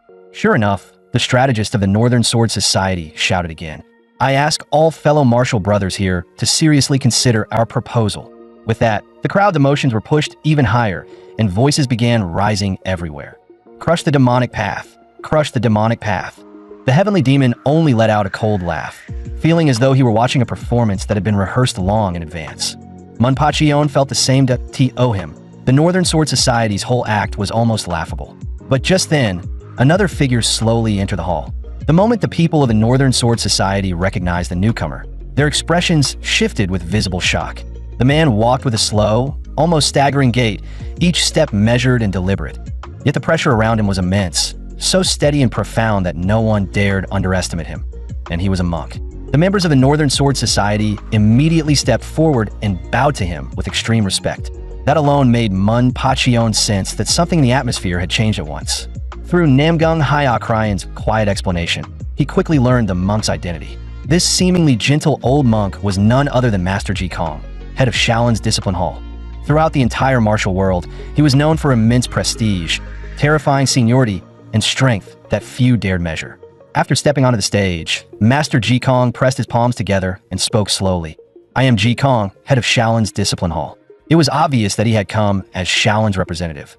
Yet in terms of political alignment, he also seemed to be standing with the Joding League. Then Master Ji Kong continued, calm and unhurried. I have listened carefully to the Northern Sword Society's proposal. However, I hold a different view. The moment those words were spoken, the entire hall was shaken. Master Ji Kong said evenly, the Northern Sword Society's proposal may indeed come from a desire to protect the martial world, but all things should follow their natural course. One must not force matters too quickly. The demonic path is already acting far more cautiously than before. There is no need to provoke them further at this point. Only when the orthodox path and the demonic path remain in balance can the martial world truly remain stable. Then he brought up the past. 1,000 years ago, a heavenly demon appeared and ruled over the Jianghu. That was the darkest age of the martial world. Yet because some measure of restraint still existed back then, the orthodox path was able to survive until today. At that point, Master Ji Kong even bowed slightly. If even the demonic path must be dealt with in proper measure, then we who call ourselves righteous have even less right to commit such an error. In the end, Master Ji Kong stated his position clearly. Therefore, Shaolin and the Joding League opposed the Northern Sword Society's proposal. At once, discussion rippled through the entire hall, and one had expected Shaolin to make its position so openly known in a setting like this. Even Namgung Hyok Ryan had not expected the Joding League to step out so directly against the Northern Sword Society's proposal. Inside Manhwa's mind, Huaining merely let out a quiet chuckle. But it seems Shaolin's spirit of chivalry has not yet vanished. But Manhwa still did not fully understand the past, so he could not help asking, I still don't get it. Why did the heavenly demon end up doing what he did back then? Were you really trying to rule the martial world and sit at its peak as the martial supreme? Didn't you say earlier that you were tired of all that loneliness? The heavenly demon suddenly let out a long sigh. It wasn't that I insisted on walking that path, that it was that the world refused to let me live as a nobody. Back then, I'd already planned to withdraw from the Jianghu. But those righteous people still refused to leave me be. They even hunted the followers who wanted to retreat with me. Then, as if remembering something, he brightened again. A lot of my old followers were top-tier experts. You know what, if you want, I can introduce them to you anytime. Why Heavenly Demon Cult used to be massive. That left ManhwaCapped stunned for a second, with only one thought in his head. Is this Heavenly Demon actually an idiot? So he answered mercilessly, by now, all those people from your Heavenly Demon Cult should have died of old age long ago, you fool. Only then did even the Heavenly Demon seem to realize that point for himself. Elsewhere, MangaMangacapped had originally assumed the 5-Union Assembly would be the first to oppose the proposal. He never expected Shaolin and the Jioding League to speak up first instead. That meant the most important thing left now was the stance of the Southern Saber sect. That if they also objected, then this entire matter would likely be shelved for the time being. ManhwaCapped remembered that MangaMangacapped had already told him earlier that the Southern Saber sect and the Northern Sword Society had never gotten along. So in theory, they should not have supported this proposal. But if that really happened, would the Northern Sword Society's plan simply die there? MangaMangacapped explained in a low voice that if the major powers could not agree on the spot, then the core leadership of the various sects would probably have to gather later for a second round of discussion. The problem was that many sects had most likely already been quietly bought off by the Northern Sword Society. Even if the 5-Union Assembly and Shaolin Jioding stood against them, the final outcome still might move in the direction the Northern Sword Society wanted. Sure enough, just as MangaMangacapped had expected, the 5-Union Assembly also openly rejected the Northern Sword Society's proposal. At that point, everyone's eyes in the hall shifted toward the Southern Saber sect. If the Southern Saber sect also voiced opposition, then even if the Northern Sword Society forced the matter through in the end, it would lose even the barest claim to legitimacy. And by then, the Northern Sword Society's prestige among the 4 great orthodox powers would inevitably sink even further. So at this moment, nearly every righteous figure attending the banquet was waiting to see what choice the Southern Saber sect would make. ManhwaCapped narrowed his eyes and fixed his gaze on the Southern Saber sect's representative. He could feel at once that the man carried an extremely powerful presence. But what happened next shocked the entire hall. The representative opened his mouth and openly agreed with the proposal. The Northern Sword Society immediately erupted into cheers. At last, the Southern Saber sect has made the right decision. After saying his piece, the representative calmly stepped down, as if he had merely tossed a boulder into a lake and did not care about the waves that followed. At that, even MangaMangacapped grew uneasy. He could tell immediately that things might truly spiral now. The Southern Saber sect support could embolden the Northern Sword Society into doing something far more extreme. Beside him, MangaMangacapped clicked her tongue lightly. Looks like some people are celebrating while others are drowning in it. Before long, evening arrived.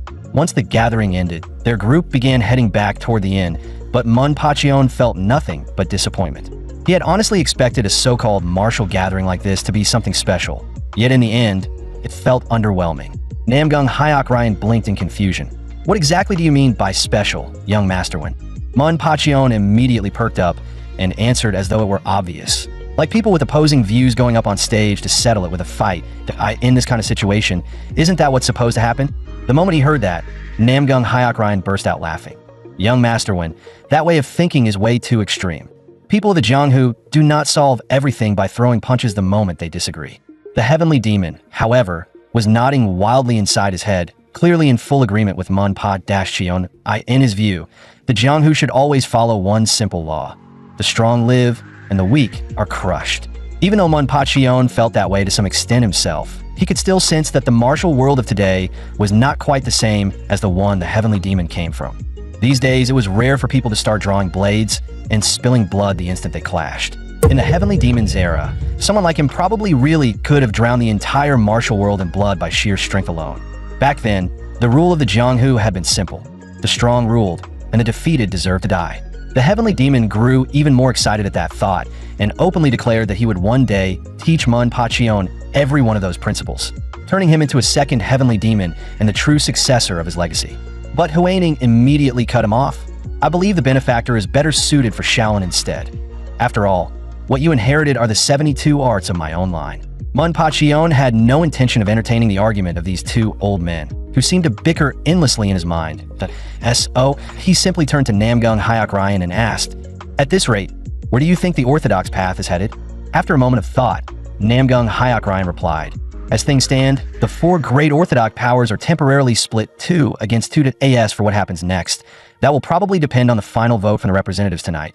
Beyond that, I wouldn't dare say too much." But just then, a cold voice suddenly sounded from behind them.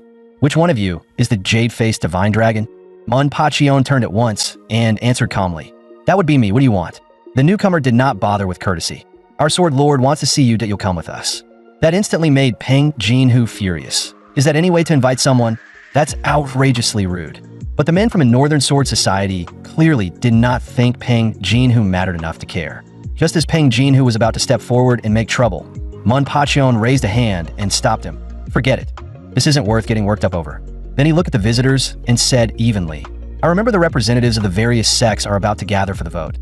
If your sword lord wants to see me now, then I assume it must be urgent. Though with a group like you here to invite me, even if I said no, I'd probably still end up being dragged along anyway. The three men from the Northern Sword Society instantly caught the mockery in his words, and their expressions darkened on the spot. The one in front let out a cold laugh. You really don't know your place, do you? Do you even know where you are, speaking so arrogantly here? Manhwa only snorted. Whoever made it this far without knowing where they were would have to be an idiot. But just as the tension between the two sides reached its peak, another figure suddenly stepped into view. Amitba, that I seem to have interrupted your conversation. I came in such haste only because I had urgent business on my mind that I hope all of you will forgive the rudeness. The moment Namgung Hyok Ryan saw who it was, his eyes widened. He had never imagined that Master Jikong of Shaolin would come here personally. After all, the monk still had to return later for the official vote, so his time should have been extremely limited. Jikong did not waste time, that he went straight to the point. I have heard that someone here inherited the true legacy of my Grandmaster uncle. May I ask, which one of you is the person who received the legacy of Master Huaning? The men from a Northern Sword Society were instantly thrown into shock. What? Master Jikong's Grandmaster uncle? Then what kind of figure does that make this person? Hearing that, Manhwa felt a wave of discomfort. Oh, I really look that old. They're calling me Grandmaster Uncle to my face now? But when he thought about it more carefully, it was not entirely exaggerated. If his martial arts truly came from the direct legacy of the sixth patriarch Huaning, then by seniority alone, he really would tower over most of Shaolin's current generation. At that moment, even Namgung Hyok Ryan finally pieced it together. So that's it. I really should have realized that sooner. Master Huaning stands at the ancestral root of the Shaolin lineage that, if young Master when truly received his direct legacy, then that would make him practically a direct successor. In that case, his seniority within Shaolin would be terrifyingly high. Master Jikong gently rolled the prayer beads in his hand, his expression still as mild as ever. But in the next instant, the atmosphere shifted sharply to a quiet but overwhelming pressure spread from his body and descended straight onto Manhwa. Manhwa's heart tightened at once. He knew perfectly well that if Jikong discovered he was only half true and half fake in borrowing Huaning's name, then the old monk might immediately brand him with the crime of desecrating Shaolin itself. That crushing pressure came down head-on, and even Manhwa felt his heart tighten a little. The heavenly demon clicked his tongue in approval. That brat's got some real strength. But Huaning was far less impressed that he owed him. Jikong's cultivation still lacked a certain depth. Manhwa then said calmly, if you want to test my skill, I can display Shaolin's arts for you right here. In the next instant, Master Jikong's eyes changed sharply. A burst of power exploded from Manhwa's body, and golden Buddhist energy instantly coiled around him. In a flash, the pressure Jikong had cast down on him was forced back and shattered apart. That sight immediately left even Master Jikong visibly shaken. Manhwa looked at him steadily. If you still doubt me, I can demonstrate the arts here and let you judge with your own eyes. At the same time, more and more people gathered around. They watched the same golden aura circulating around both Manhwa and Master Jikong. It became obvious to everyone that the foundation of their martial paths came from the same source. Jikong soon let out a soft laugh. This little monk would truly like to test the young master's attainments on the spot. Unfortunately, I really do not have the time right now. So this visit was merely to greet you first. Once this matter is over, this little monk would like to verify martial arts with you properly. Would that be acceptable? Manhwa immediately returned the courtesy with a respectful salute. Of course that I have no objection. Jikong bowed in return as well. Then this old monk shall await the young master's presence at any time. That exchange left the men of the Northern Sword Society completely dumbstruck. Even Namgung Hyok Ryan stood frozen for a moment, his heart full of shock. What exactly is this guy? At this rate, his seniority in Shaolin really might be terrifyingly high. Manhwa also knew very well that if Master Jikong had not appeared just now, he might truly have been dragged away by the Northern Sword Society. Still, the members of the Enforcement Division had clearly engraved this humiliation into their hearts. On the way back to the inn, Manhwa sank into thought. Those who held power and shaped history were not necessarily righteous or clean-handed. But from another angle, a person's values and judgment could shift depending on where they stood. So he did not fully hate the one who had pushed him into his current state. In the end, it had been because he himself was too weak, too isolated, and too powerless to protect what had once been his. Thinking of it that way, everything almost felt inevitable.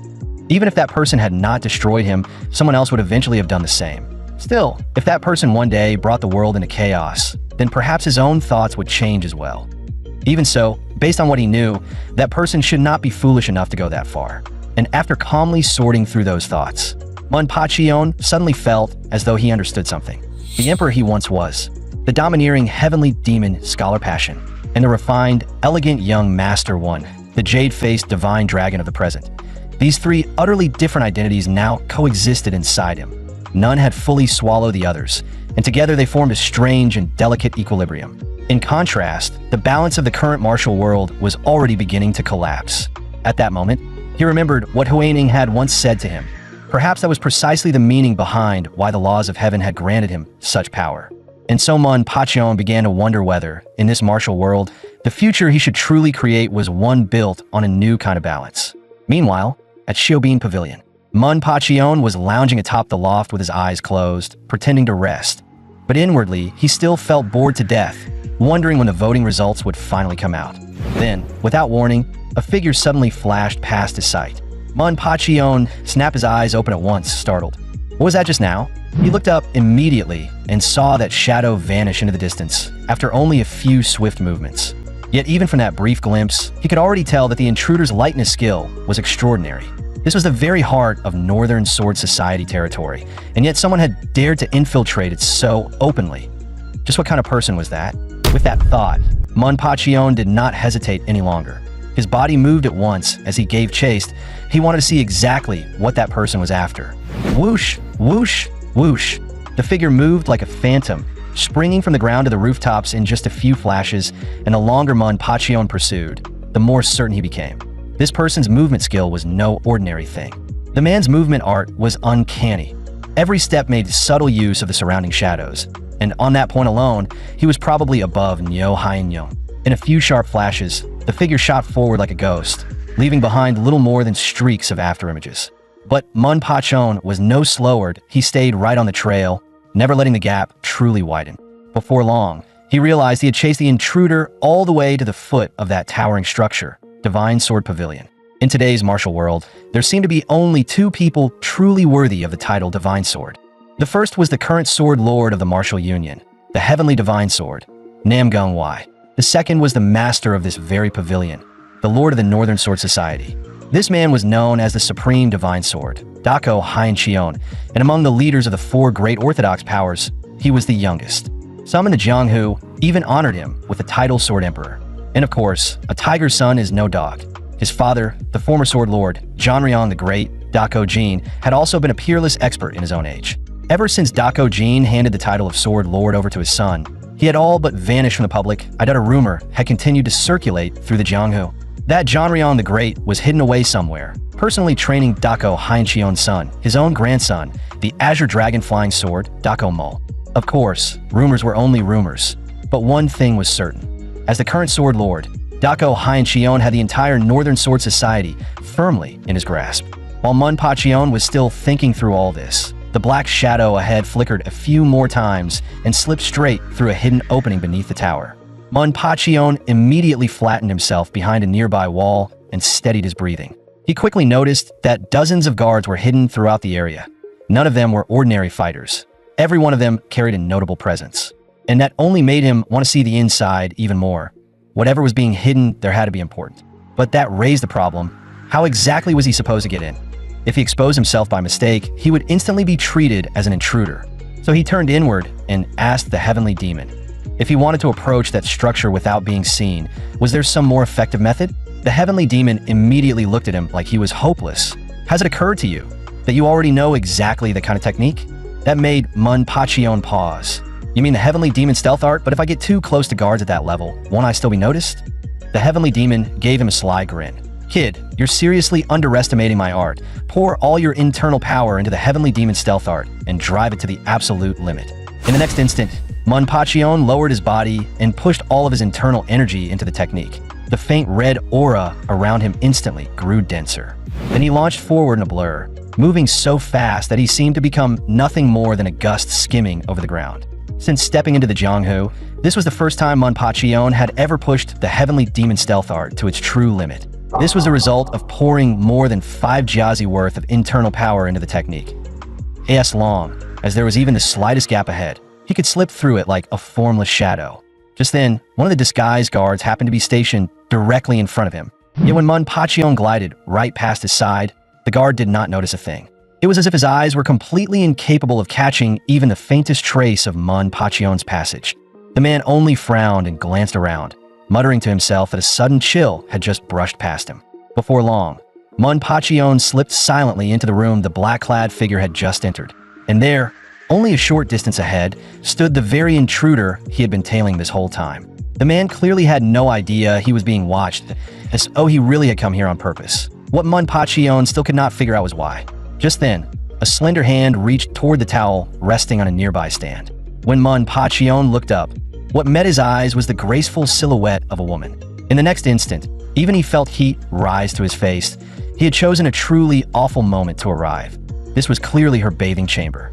Ahead of him, a long-haired young woman was just stepping out of the bath, steam curling around her body and making her beauty seem even more flawless. By following the black-clad man here, ManhwaCapped had accidentally stumbled straight into a noble woman's private chamber, and with that, into a secret conversation. At that very moment, neither the woman nor the intruder had the slightest idea that a third person was hiding in the room. The woman spoke first, calmly telling the black-clad man to report on the matter she had sent him to investigate. After a brief silence, he answered in a flat voice. That man is ruthless, kills without blinking, and is also a womanizer who has ruined countless women. Even the people in several nearby villages curse his name. The woman sounded as though she had expected as much. So it's true. The young sect master of the Southern Saber sect really is the same scum the rumors describe. At that point, ManhwaCapped finally understood there was a marriage alliance between the Southern Saber sect and the Northern Sword Society. But the helplessness in her voice was unmistakable. She truly seemed to have no idea what to do, as if her own father had simply sold her off. That was when ManhwaCapped finally confirmed who she was. She was the daughter of the Northern Sword Society's sword lord. No wonder the Southern Saber sect had agreed so readily earlier. There had been this kind of benefit waiting for them behind the scenes. Yet from these few lines alone, it was already obvious that her future fiancé was nothing but human filth. Could it be that the Northern Sword Society sword lord was really willing to marry his own daughter off to someone like that, all for the sake of his ambitions? If that was the truth, then this sword lord was cold-blooded beyond belief. The black-clad man spoke again. If I were in your place, miss, I would refuse this marriage. By then, the woman had already wrapped herself in an outer robe. In a low voice, she asked, if I wanted to leave this house, would you help me? The black-clad man, Huan Sao, clasped his fists and answered solemnly, my duty has always been to protect you. Mississippi, I will remain by your side. And if you wish it, I will help you with everything I have. A soft laugh escaped her lips then, light and beautiful, but tinged with bitterness. A moment later, she dismissed him gently. It's late. You should go back and rest too. With a faint whoosh, the black-clad man vanished from the room in the blink of an eye. The young woman let out a long sigh, clearly overwhelmed by the thought that the man she was meant to marry was someone like that. That helplessness weighed her down until she slowly sank into a chair, unable to move for a long while. Before long, she actually began to cry. That sight struck ManhwaCapped hard, because the sound of her crying stirred memories of his own past. His hand tightened into a fist. That unbearable feeling of helplessness, the feeling of being able to do nothing at all, was enough to drive a person mad. Once, he too had been cast into the river of fate with no power to resist, left to drift wherever the current took him. Back then, the only things he could do were cry and beg desperately for even the faintest chance to survive. Of course, if his late father had not left those two extraordinary men behind for him, he probably would have sunk into despair long ago and never climbed back out. Thinking of that, ManhwaCapped suddenly gave a faint smile that if that was the case, then this time, maybe I could become her lifeline. He stepped forward little by little, his presence drawn tighter and tighter until it became almost impossible to sense. In nothing more than the blink of an eye, ManhwaCapped fully appeared in front of the young woman. She was so startled that she nearly lost herself on the spot, clearly never expecting another person to suddenly appear inside the room. But ManhwaCapped only smiled faintly at her. "Hello, I'm here to save you." The young woman's eyes widened in alarm, and just as she tried to speak, he raised a finger and sealed her acupoints in one motion. At once, her entire body froze in place. Other than her eyes, which could still move, the rest of her body would not respond at all. ManhwaCapped immediately cupped his fists in apology. "Please don't misunderstand. Mississippi, I did not come here to harm you, nor did I intend to offend you. My surname is W-N-I in the Jianghu. People call me the Jade-Faced Divine Dragon. Tonight, I only followed a shadowy figure here by accident." The moment she heard the title Jade-Faced Divine Dragon, her heart visibly trembled. She clearly knew that name already. ManhwaCapped continued, "I only happened to overhear your troubles just now, that's why I want to help you. As long as you don't scream, I'll release your acupoints right now." The young woman responded with a quick blink, signaling that she understood and would not make a scene. Only then did ManhwaCapped tap her lightly and release the sealed acupoints. But the instant he freed her, she immediately tried to slap him. That actually startled ManhwaCapped instead.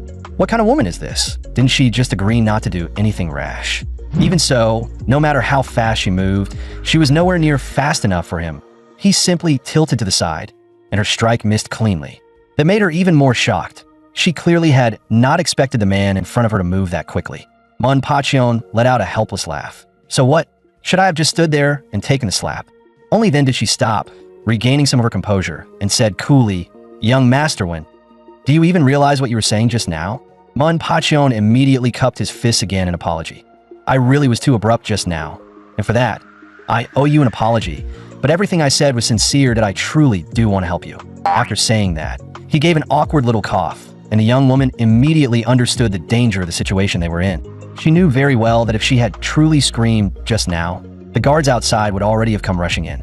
She turned away from him and tightened the sash around her robe. Once she had composed herself a little, she turned back and asked in a low voice, "Then, how exactly do you intend to help me?" ManhwaCapped did not pretend to have a perfect answer. He replied, "Honestly, to be frank, I haven't figured that part out yet. But whatever it is you truly want, just say, as long as it's within my power, then no matter when the time comes, I'll do everything I can to help you." Those words only made her even more suspicious inside. She truly could not understand what kind of man he was, or why he would help her when they had never even known each other before tonight. And what disturbed her even more was that if ManhwaCapped could enter Xiuhua Pavilion without anyone noticing, then he was definitely no ordinary martial artist.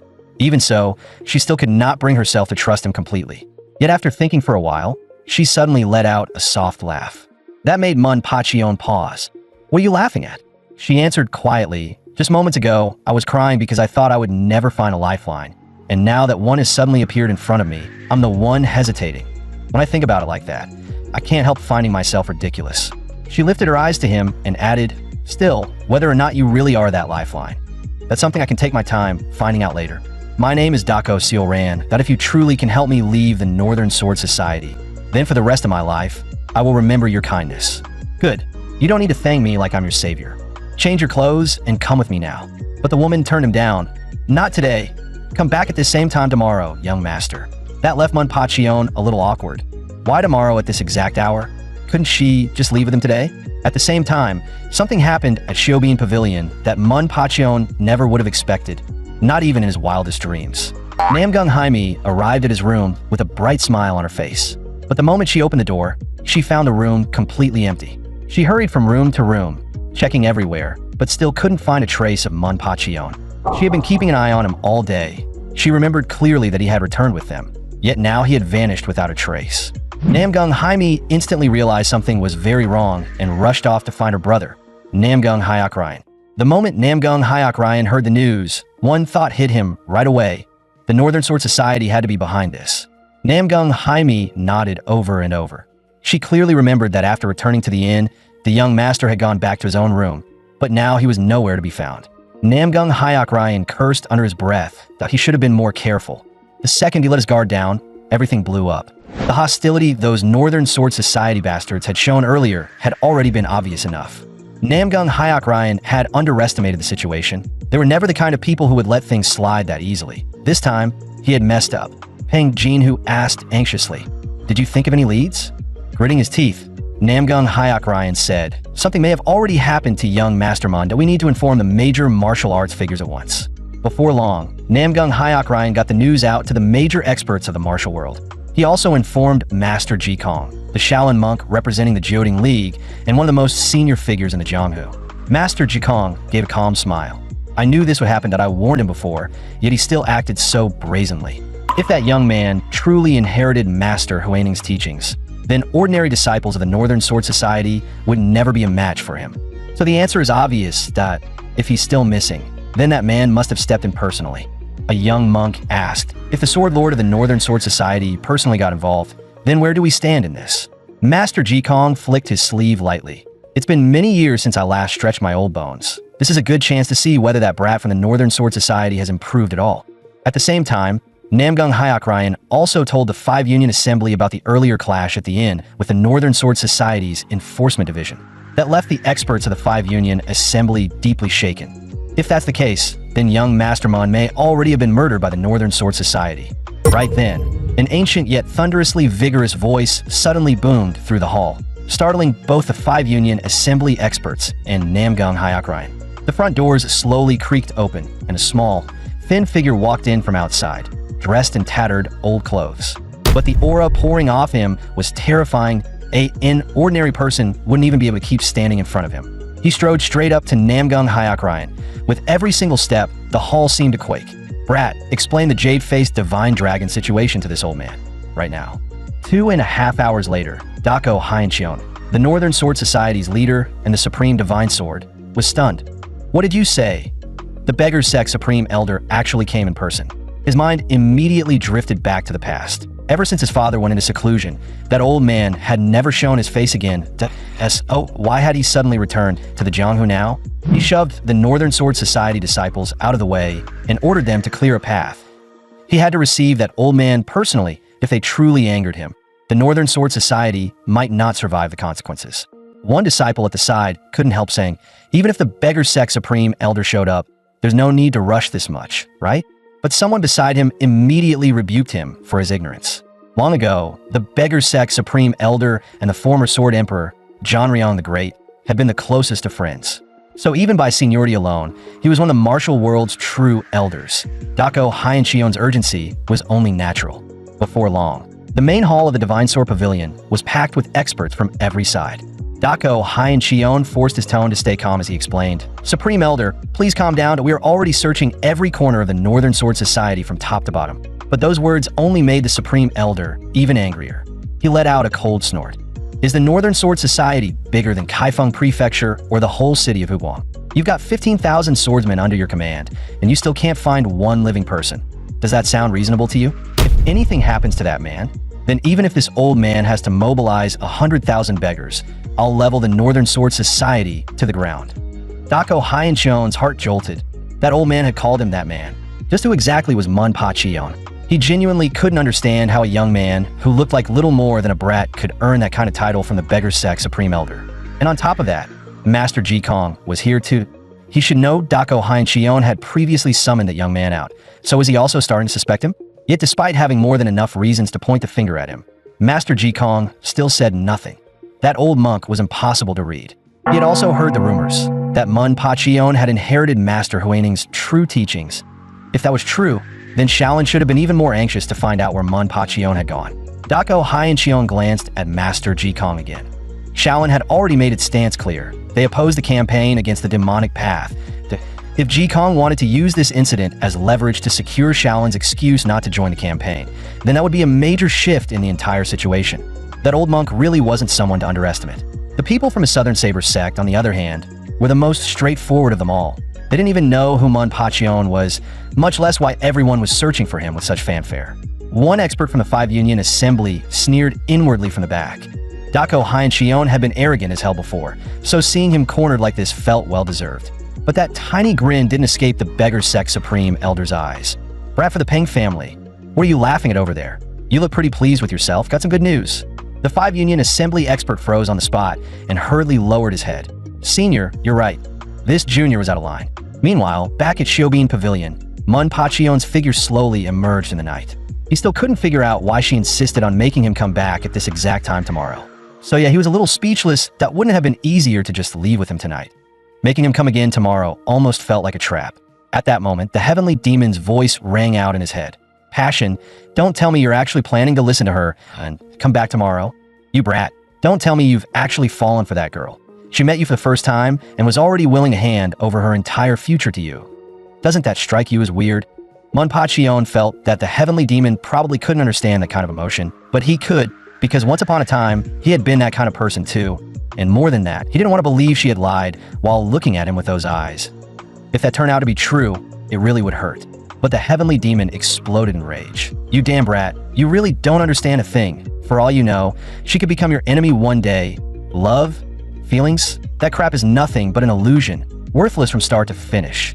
So get your head straight. The only thing that matters to you right now is getting stronger, and then even stronger. As long as I'm here, I can make you the strongest under heaven. Carrying my name as the heavenly demon means no wasting time on romance. That kind of nonsense only slows down your blade. ManhwaCapped couldn't be bothered with the heavenly demon at all. To him. The guy was just an annoying little demon who loved meddling in everything. That almost made the heavenly demon explode.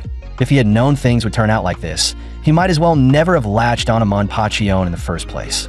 Letting his name shake the martial world again was already enough trouble, and now this brat still had time to think about romance. The heavenly demon seriously couldn't understand what was going on inside the kid's head.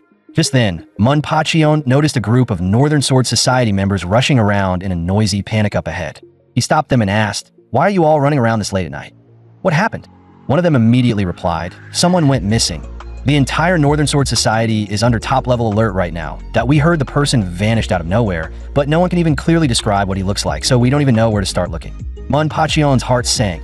If they didn't even know the person's appearance, then yeah, that was a problem. Then you at least know the name, right? Otherwise, how are you supposed to look for him? But in the next second, his eyes flew wide open because the man actually mentioned the jade-faced divine dragon. The person they were searching for was him. Inside the main hall, Hayachion was just as anxious, repeatedly asking the strategist whether they had found anything yet. But the strategist could only answer helplessly. Regrettably, there's still no clear news. A Pang family expert behind them immediately said coldly, "Are you really regretting it? Or is this whole thing something your side did in the first place?"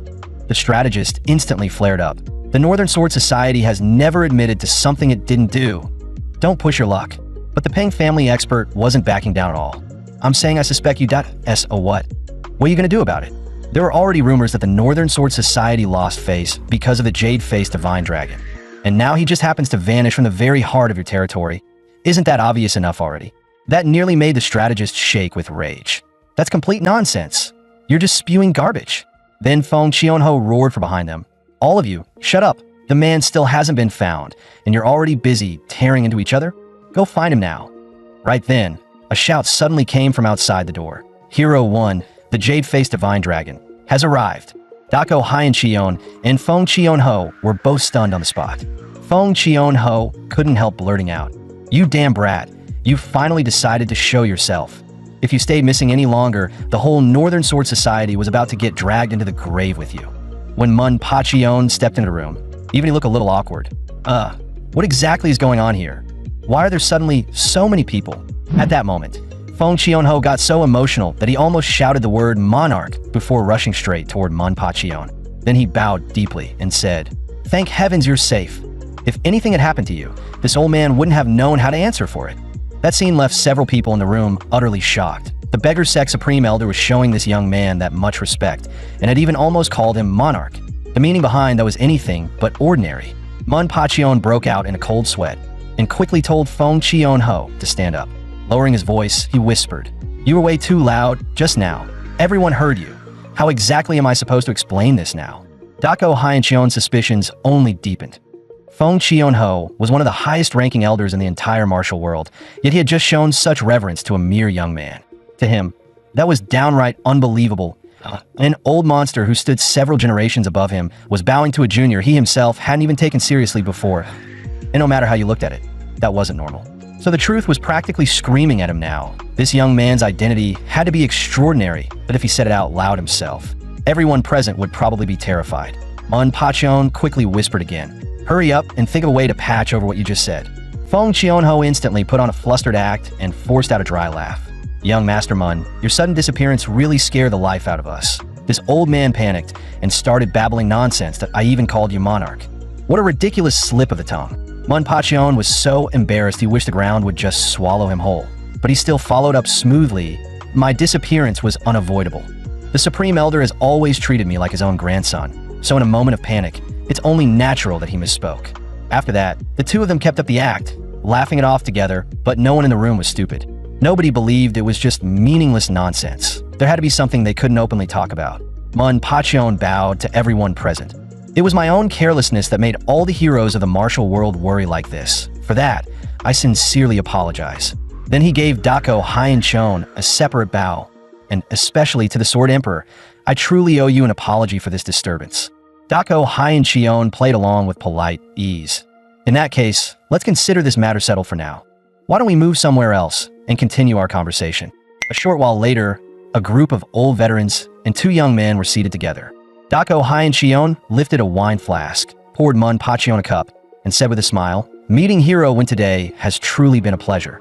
Allow me to offer you a toast." By then, Feng Chionho already seemed a little drunk. Even so, that earlier slip of his, calling Manhwa monarch, still kept Dako Hyenchon on edge. He refused to believe that old Fox had simply misspoken. If anything, it sounded more like the truth had slipped out in a moment of panic. And that only made him even more curious about Manhwa's origins. Who exactly was this young man? And where had he suddenly come from? So Dako Hyenchon made up his mind in silence. No matter what, he was going to uncover the jade-faced divine dragon's true identity. On the surface, the banquet hosted by Dako Hyenchon continued smoothly, with everyone appearing cheerful and relaxed.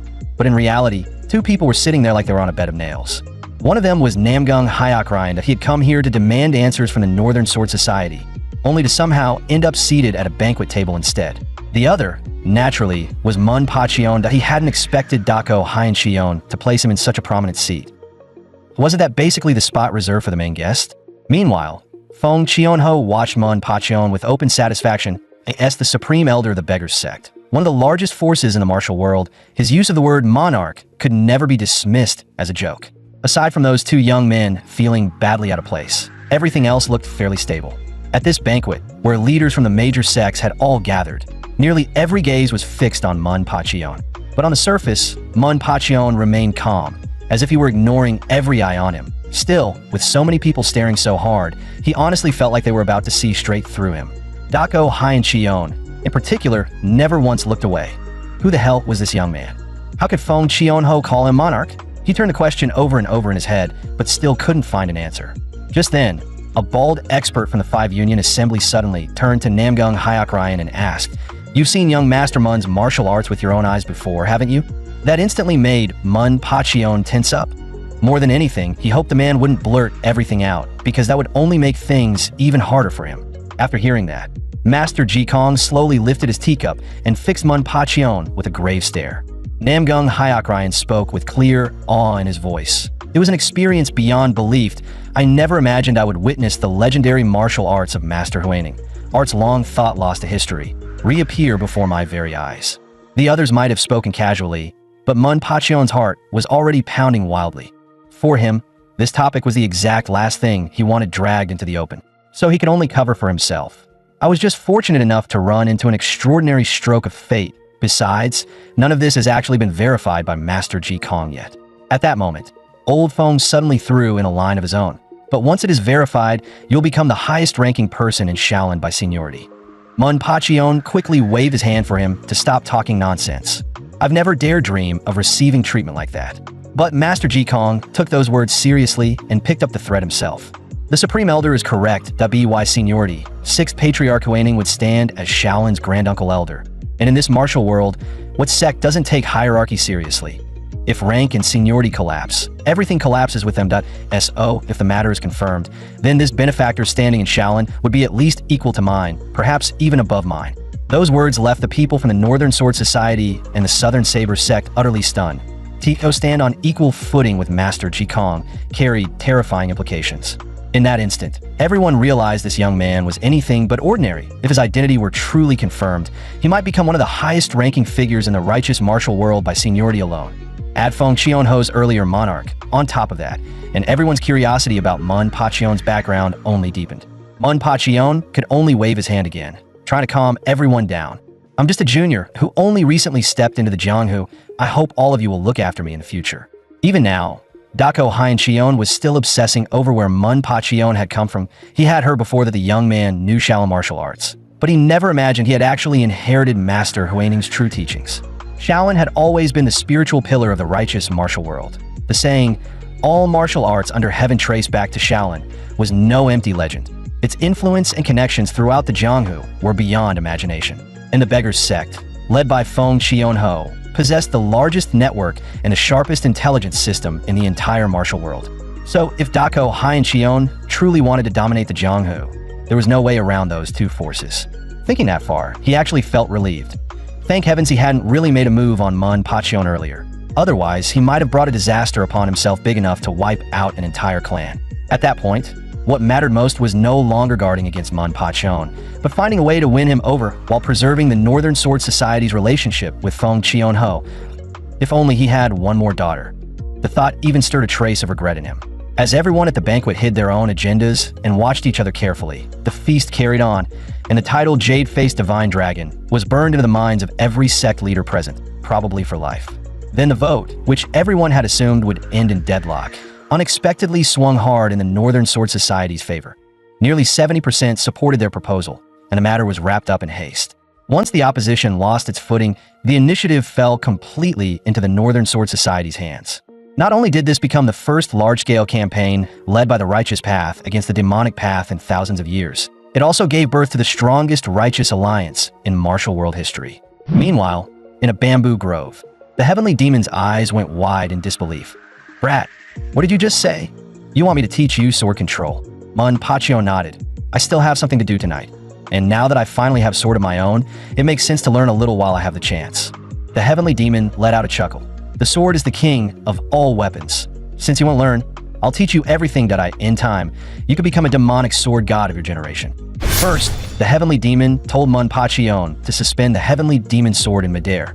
Sure enough, the moment Manhwa opened his hand, his internal energy lifted the black blade with ease and held it aloft. Then the Heavenly Demon shouted excitedly, "Throw it out. As far as you can, send it flying." Manhwa didn't understand what the Heavenly Demon was planning, but if there were no restraints, then naturally the sword could be launched a long way. So he slowly raised his arm, eyes locked on the floating sword ahead of him. In the next instant, he shoved his palm forward with force, and a sharp whistling sound tore through the bamboo grove. The flying sword shot out like an arrow loose from the bowstring, tearing forward in a blur. But just then, the Heavenly Demon suddenly barked, "Now bring it back!" The abrupt shout startled Manhwa, and he instantly twisted his wrist, trying to recall the Heavenly Demon sword. The blade in midair immediately started wobbling. That sudden yell had broken his focus, and the control over his internal energy slipped at once. With a series of sharp whooshes, the sword spun wildly through the air before slamming hard into a stalk of bamboo. The surprising part was that the bamboo didn't break. That made Manhwa's heart jolt that by all logic, it shouldn't have turned out like that. The Heavenly Demon burst out laughing. "That sword can split cold iron, and yet in your hands it can't even cut through a single stalk of bamboo. Once the sword flew more than 10 zhang away, your internal energy wasn't strong enough to control it anymore. That distance right there is your current limit. At your current level, all this amounts to is ordinary swordsmanship at best." That only made Manhwa even more confused. If this didn't count as true sword control, then what did? The Heavenly Demon's face darkened. "You ignorant brat. Have you never thought about what lies beyond the basic realm of the sword?" Manhwa couldn't help laughing a little. He hadn't expected the Heavenly Demon to really put on the air of a master. But since the guy was serious about teaching, then he had no reason not to learn seriously too. After a brief pause, Manhwa said, "I really don't understand the higher realm of sword arts, but if I had to guess, does it mean the sword and the wielder truly become one?" The Heavenly Demon answered coldly, "Exactly. Only when your energy, intent, and sword truly merge, when man and blade become one, can you be said to have stepped through the gate of real sword control." Cold sweat started forming on Manhwa's forehead. He honestly couldn't make sense of half the things the Heavenly Demon was saying. True sword control sounded ridiculously complicated, to the point that he genuinely wondered how the people of the past had ever learned this stuff in the first place. The Heavenly Demon let out a smug chuckle. "I'm a genius. I never needed to grind through this kind of thing. One look was enough, and I understood it. And stop overthinking it. For now, just aim for the realm of the formless sword." 2 hours later, Manhwa was still training in the bamboo grove. At that moment, He used his fingers as a guide, directing the heavenly demon sword through the air. Right as the blade was about to sweep past a bamboo stalk, he suddenly clenched his fist. In that instant, the sword slashed downward and unleashed a fierce wave of sword aura. ManhwaCapped let out a small laugh. In this state, the sword aura he was producing actually felt pretty solid. But the heavenly demon immediately poured cold water on him. This still isn't the end. With sword aura at your current level, you still can't break through truly powerful defensive sword energy. So if you want to push beyond ordinary sword aura, you need to condense it further and forge a real sword edge. ManhwaCapped was still confused about how exactly he was supposed to push sword aura any further. But he followed the instructions anyway. That he raised his palm and gathered his internal energy into the center of his hand, letting it surge outward. The next second, he locked his eyes on the bamboo grove ahead and started circulating his power exactly the way the heavenly demon had told him. Then he snapped his hand forward and flung that power out. Sure enough, the instant he moved, an even more violent and razor-sharp sword edge exploded toward the grove. The bamboo forest ahead was ripped apart like rotten wood under the force of that strike. Even the heavenly demon was taken aback. Pulling off sword edge on the first try, this brat's growth speed really was absurd. But that was exactly what made him interesting.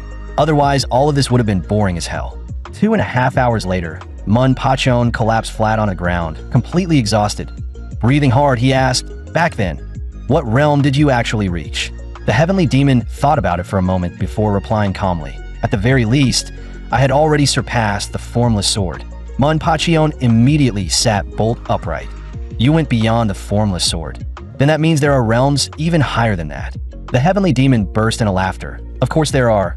Once you surpass the formless sword, you enter the realm where the forces of nature themselves can be turned into sword intent and sword force. That realm is called the natural realm. Back in my era, only a tiny handful of people ever stepped into it, and I was one of them." ManhwaCapped didn't think the heavenly demon was joking or exaggerating, but he still couldn't fully grasp what this so-called natural realm really meant. The heavenly demon spoke slowly. "I'm not joking with you. Just think about it. If, on a rainy day, you could transform every drop of rain in the sky into sword energy, then forget tens of thousands of soldiers, you could wipe them all out in an instant." ManhwaCapped immediately asked, "Then what if you turn the wind itself into sword energy?" The heavenly demon instantly cursed him out. "Idiot! If even lightning falling from the heavens could be turned into sword force, who do you think could possibly block it?" The more the heavenly demon talked, the more outrageous it sounded. ManhwaCapped could barely believe it. Could a human being really do something like that? But the heavenly demon dismissed his doubts outright, saying ManhwaCapped's experience was still too shallow. Humans absolutely could reach that level. In fact, the heavenly demon had even more things he wanted to teach him. But at ManhwaCapped's current level, even if he explained them now, the kid wouldn't understand a thing. ManhwaCapped silently sorted through the realms the heavenly demon had mentioned so far. Formless sword, natural realm. Then what came after that? For once, the heavenly demon's expression turned completely serious. The highest realm is called the cosmic realm. And don't think I'm joking, that realm truly exists. Still, he reminded ManhwaCapped that none of this was something he needed to focus on right now. One day, when he had grown strong enough to attract the attention of those beings, he would naturally come into contact with that level. At first, ManhwaCapped assumed that the heavenly demon mentioned meant the great grandmasters of the martial world. But to his surprise, it clearly wasn't them. The heavenly demon let out a dark little laugh. "Those so-called martial world elders, they're not even worth my attention. I'm talking about something else entirely. Just keep getting stronger. Once you do, you'll eventually draw their eyes. When that day comes, you'll understand on your own. Until then, explaining more is useless." Just then, Master Huaning slowly stepped forward as well. So the heavenly demon was talking about them. That caught ManhwaCapped off guard. He hadn't expected even Huaning to know about those beings. With his palms pressed together, Huaning said calmly, "This humble monk has never seen them with his own eyes, but I once heard Bodhidharma mention them." The heavenly demon immediately burst out laughing. If that's the case, then Bodhidharma must have stepped into the natural realm too. After that, the heavenly demon told ManhwaCapped to forget all those messy side techniques for now, as long as he kept refining his sword path. Enlightenment would come sooner or later. In the end, his destination wouldn't change anyway. And no matter which road he walked, the endpoint would still connect. Meanwhile, inside the Divine Sword Pavilion, ManhwaCapped was on his way to the Northern Sword Society leader's study. Even he hadn't expected Dako Haiyan to invite him to a private lunch. ManhwaCapped had already known that after what Feng Qianho and Master Ji Kong said, every faction would pay even closer attention to him. but he still hadn't expected Dako Hyencheon to court him this openly. Since things had come to this, Manpacheon decided to use the chance to test the Northern Sword Society leader for himself. Before long, he stepped into Dako Hyencheon's study. Rising to his feet, Dako Hyencheon cupped his fist politely. "Today I wish to speak with Hero when in private. I hope this hasn't caused any offense." Manpacheon returned the courtesy. "Sword Emperor, you're too polite. To receive an invitation from you is already an honor." Then he swept his gaze around the room and smiled faintly. "Though I have to say, this pavilion of yours is truly impressive. It almost makes a man want to move in." Dako Hyencheon kept his expression calm, but his thoughts had already started moving that if he couldn't eliminate someone, then he would pull that person over to his side. That had always been his way. He laughed heartily. "I never expected Hero want to like this place so much that, if you wish, you could stay here for a few months. I could even have a brand new Divine Sword Pavilion built just for you." Manpacheon narrowed his eyes slightly. He had only tossed out that line as a casual probe, but since Dako Hyencheon took the bait, he might as well press a little further. Wearing an innocent smile, he said, "Why go to all that trouble? Why not just hand this Divine Sword Pavilion over to me?" That made Dako Hyencheon's heart twitch. This place had been built with enormous effort and expense. There was no way he could just give it away. But not a trace of that showed on his face. Instead, he smoothly smiled and replied, "That works too. That it would save the trouble of building another one. In that case, when would Hero be free to move into the Divine Sword Pavilion?" Manpacheon immediately laughed. "I was only joking. How could I possibly take the Sword Emperor's Divine Sword Pavilion?" But inwardly, he had already judged the man clearly. This guy really was slippery. He could say something that's shameless with a straight face. Soon, dish after dish was brought in. Fish, steamed egg custard, pork rib soup, and a long spread of delicacies. This table of food and wine would not have looked out of place, even in an imperial palace. Manpacheon hadn't expected Dako Hyencheon to prepare things so thoroughly. Some of the dishes were so rare that even he was seeing them for the first time. In his previous life, he had eaten imperial cuisine every single day, and yet even he couldn't identify all the ingredients in the dishes laid out before him now. That made him realize just how extravagant Dako Hyencheon's life really was, arguably even more luxurious than his own had been back when he sat on the throne. Dako Hyencheon respectfully cupped his fists again. "Hero One, please try them. These are the specialties of the Divine Sword Pavilion's kitchen that I have great confidence in them. I've even heard they rival the imperial chefs." Manpacheon smiled and returned the gesture, though inwardly he felt a little irritated. It might have been true, but hearing it from Dako Hyencheon still felt like a slap wrapped in courtesy. Then Manpacheon steered the conversation back to the real issue. Does the Sword Emperor truly intend to launch a campaign against the demonic path?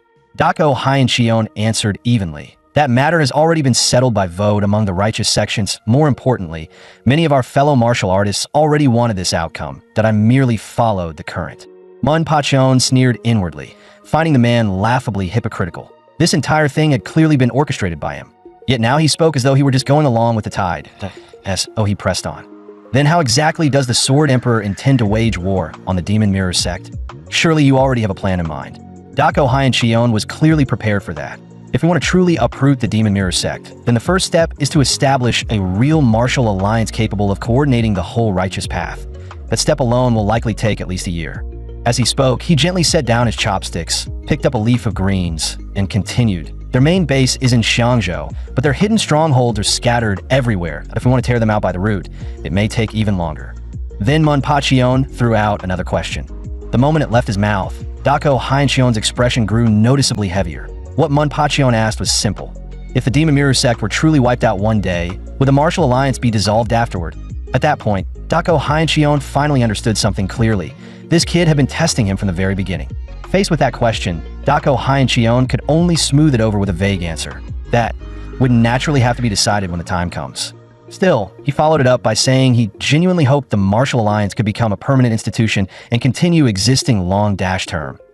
In his words, that would be the best choice for lasting peace in the martial world. Heroine, wouldn't you agree? On the surface, Manpacheon kept the conversation polite. But inwardly, he had already reached his own conclusion that a man like Dako Hyencheon didn't really care whether the martial world lived or died. What he cared about was stuffing power and profit into his own hands. So Manpacheon deliberately put on a thoughtful look and pressed a little further.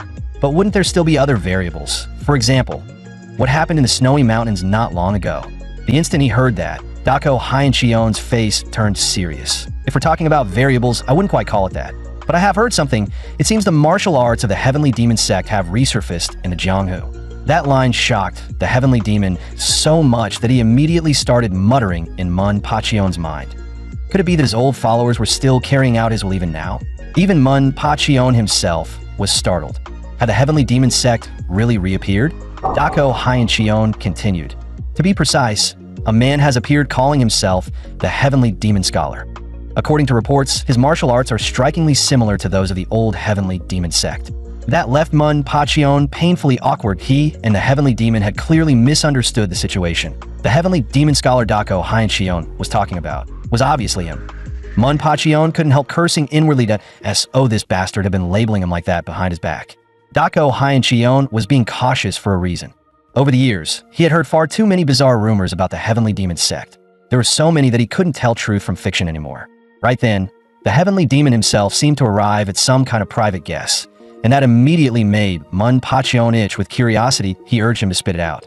But of course, at the most critical moment, the Heavenly Demon clammed up that he just fell into thought, like he was silently calculating something.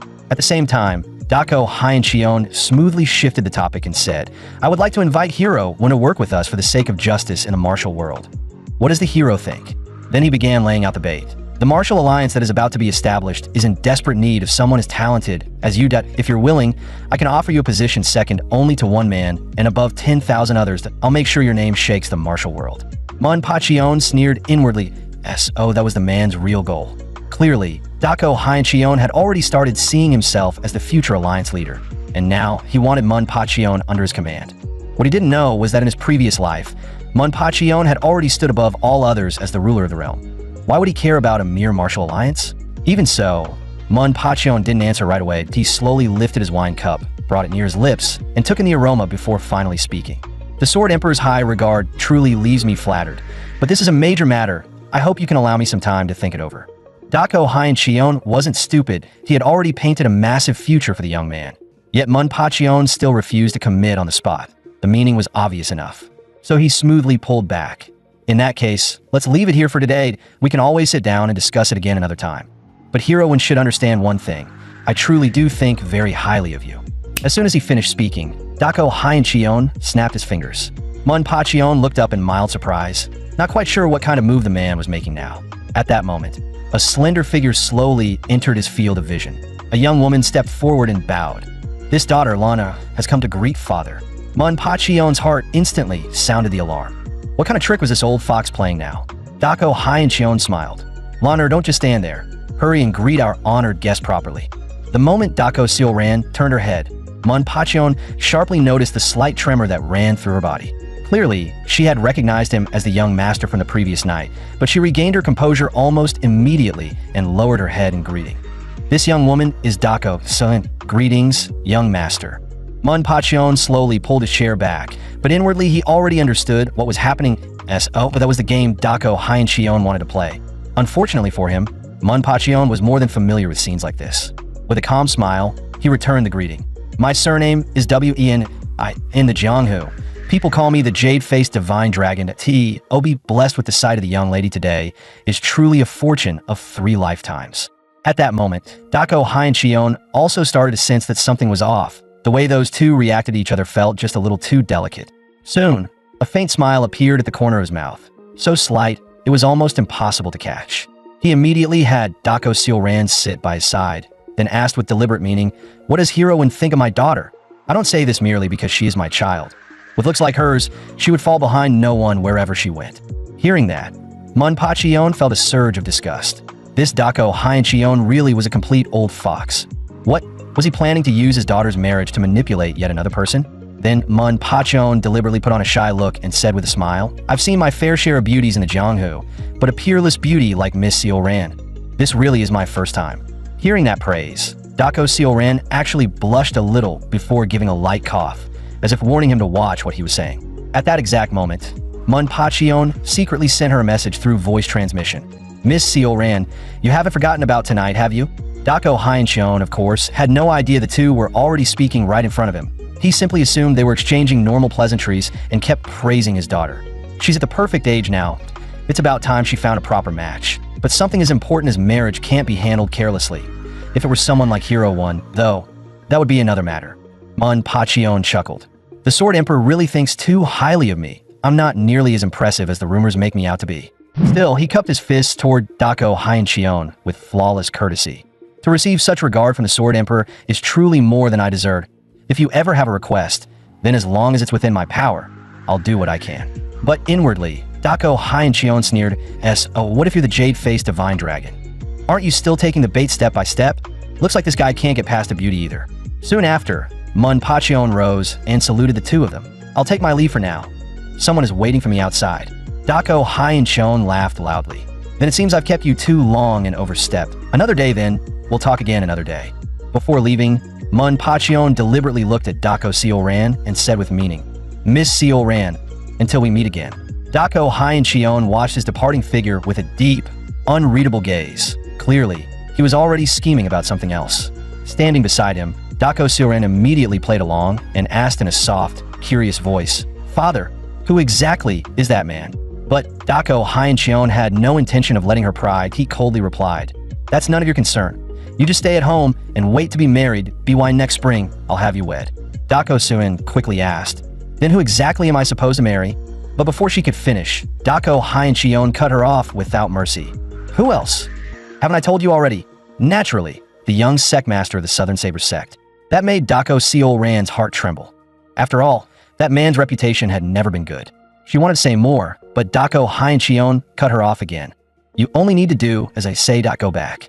Left with no choice, Dako Seolran nodded. She knew perfectly well that her father had never truly listened to her.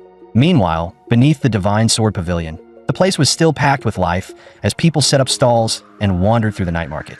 So many people had gathered because the celebration was set to last all night. Word was that, in celebration of the righteous sects reaching an agreement on the campaign against the Demon Mirror sect, the banquet would continue until the following day. At the same time, inside Shihua Pavilion, ManhwaCapped had already appeared in secret. With a faint smile, he muttered, In that case, let's make that guy suffer a little first. On the other side, Dako Seolran's group had also finished making the preparations. But the masked man by her side still couldn't help warning her. Miss, it's a good thing that you've made up your mind, but can you really trust that guy surnamed Wen? If you suddenly disappear, the Sword Emperor will cast a net over all of Kaifeng Prefecture. Once that happens, things will get ugly fast. Dako Seolran understood exactly what he was worried about. Even so, she still chose to believe that everything would go smoothly. Meanwhile, ManhwaCapped was leaning against a wall, watching the whole thing with a speechless look on his face. He truly hadn't expected Dako Seolran to tell a servant about their plan. Once that happened, there was no way this could still be called airtight. The heavenly demon burst out laughing. I already told you to face reality. Before this blows up any further, take the girl and get out. Once the whole thing spirals out of control, you won't be leaving even if you want to. By then, Dako Seolran was starting to get anxious too. Why hadn't young Master Wen arrived yet? The masked man lowered his voice and said, What if he only talked big in front of you, miss, but got scared once he realized how serious this would become? Maybe he doesn't dare come after all. But the instant the words left his mouth, ManhwaCapped's figure suddenly appeared before them, startling the masked man badly. ManhwaCapped's voice turned cold. You think I'm someone like you? What exactly would I be afraid of? In the next second, the masked man immediately took a defensive stance and shielded Dako Seolran behind him. But inwardly, he was already in shock. The man had closed the distance to this extent, and he hadn't sensed a thing until the moment he appeared. That kind of strength was downright terrifying. And at that very moment, ManhwaCapped finally remembered who this man was. That look in his eyes. Wasn't he the same one from the horseback scene earlier that day? The same guy who had flown right over his head? At the same time, the masked man finally recognized ManhwaCapped too. So you're the lunatic from earlier? Do you have any idea how badly you startled me back then? ManhwaCapped looked speechless. Between the two of us, who exactly is the real lunatic here? Anyone who does something that crazy out in the street has no right calling someone else insane. At that moment, the masked man slowly pulled down the veil, covering her face. She stared at ManhwaCapped and said coldly, There's no way I'm handing my lady over to some shady man whose background I know nothing about. But ManhwaCapped ignored her completely and just looked baffled instead. What kind of nonsense are you talking about? And why did you suddenly take off your veil? With that, he walked straight up to Dako Seolran and asked whether she was ready. Dako Seolran immediately turned around and dragged out a huge bundle from behind her. It was stuffed with expensive clothes, jewelry, and all kinds of valuables she clearly planned to bring along. Seeing that, ManhwaCapped could only think how naive this young lady really was. If you're running away, then just carry banknotes. Why are you dragging all this junk with you? Then he strode over, grabbed the bundle himself, and said bluntly, "None of this comes with us. Throw it all away if it slows us down. It's useless as long as you can come with me and carry some money. That's enough." Right then, the masked woman stepped in front of him again. ManhwaCapped arched a brow, genuinely a little surprised. "What? Don't tell me you're coming with us too." The masked woman put her veil back on and answered without hesitation. "Of course I am. There's no way I'm leaving my lady alone with you." ManhwaCapped turned to Dako Seolran and asked, "You really want to bring her?" Dako Seolran nodded immediately and said yes, because Hwansao was the person closest to her. ManhwaCapped glanced back at the woman and said casually, "Fine then. Black bundled, I can take you too, but I'm not wasting extra effort looking after you. Just don't get in my way." Hwansao looked at him with open disdain. "I can take care of myself. You should worry about yourself instead, and make sure you keep your promise." ManhwaCapped couldn't even be bothered responding. He just turned away and kept talking to Dako Seolran instead. Hwansao might have acted unconvinced, but inwardly she was startled. The fact that ManhwaCapped could slip behind her without making a sound proved he was no ordinary expert. The only problem was that his personality was unbelievably irritating. Then Hwansao asked in a low voice, "Do you actually have a real plan or not? We can't possibly just walk straight out like this." But ManhwaCapped's answer was absurdly simple. "A plan? What do I need one of those for? I fully intend to walk straight out." Hwansao let out a cold laugh. "You might be able to, but my lady doesn't know martial arts. How exactly is she supposed to get out?" ManhwaCapped didn't look bothered in the slightest. "That's easy that if she can't move on her own, then I'll carry her out." Hwansao immediately thought the man was being outrageously arrogant. "Even if you carry her, you still won't get past the people lying in ambush around Shihua Pavilion. Don't tell me you didn't even think that far ahead. If this is all you've got, then I can't hand my lady over to you." After hearing that, ManhwaCapped had to admit she had a little bit of a point. Just a little. Then he lightly clapped his hands and motioned toward Dako Seolran. "Miss Seolran, come here for a second." Once she stepped over, ManhwaCapped reached out, lifted her chin, and carefully examined her face. After a moment, he made a deeply serious observation that nearly sounded ridiculous. "Miss Seolran really is adorable." Then he sent a glance toward the heavenly demon and asked inwardly, "Can I use a concealment technique on her too?" The heavenly demon replied flatly, "Of course, but it'll only last for a quarter of an hour." ManhwaCapped smiled right away. "That's enough. With 15 minutes, every problem here is solved." Then he turned back to the two women and finally laid out his plan. "Miss, listen carefully to what I'm about to say. And Hwansao, you'd better listen too." Hwansao's heart skipped. This bastard actually dared treat her lady with that much familiarity? But Dako Seolran felt something entirely different. She realized that she didn't actually dislike ManhwaCapped at all, that, if anything, there was something a little roguish and annoyingly attractive about him. ManhwaCapped slowly raised one finger and said in a mock-serious tone, "Step 1. I'm going to change the lady's face. Once I've disguised her as someone else, Miss Seolran will leave calmly together with Hwansao. That way, the people hiding in the shadows won't notice anything strange. After you pass beyond the areas around Shihua Pavilion where the ambushes are concentrated, I'll appear at once and take the lady away. That's the entire plan. Shihua Pavilion itself may be heavily guarded, but the rest of the area isn't nearly as tight. And with tonight's banquet going on, the place is crowded and chaotic. That alone makes the security looser than usual." At that moment, Dako Seolran was still visibly uneasy. The second she heard ManhwaCapped say he was going to change her face, doubt flashed across her heart.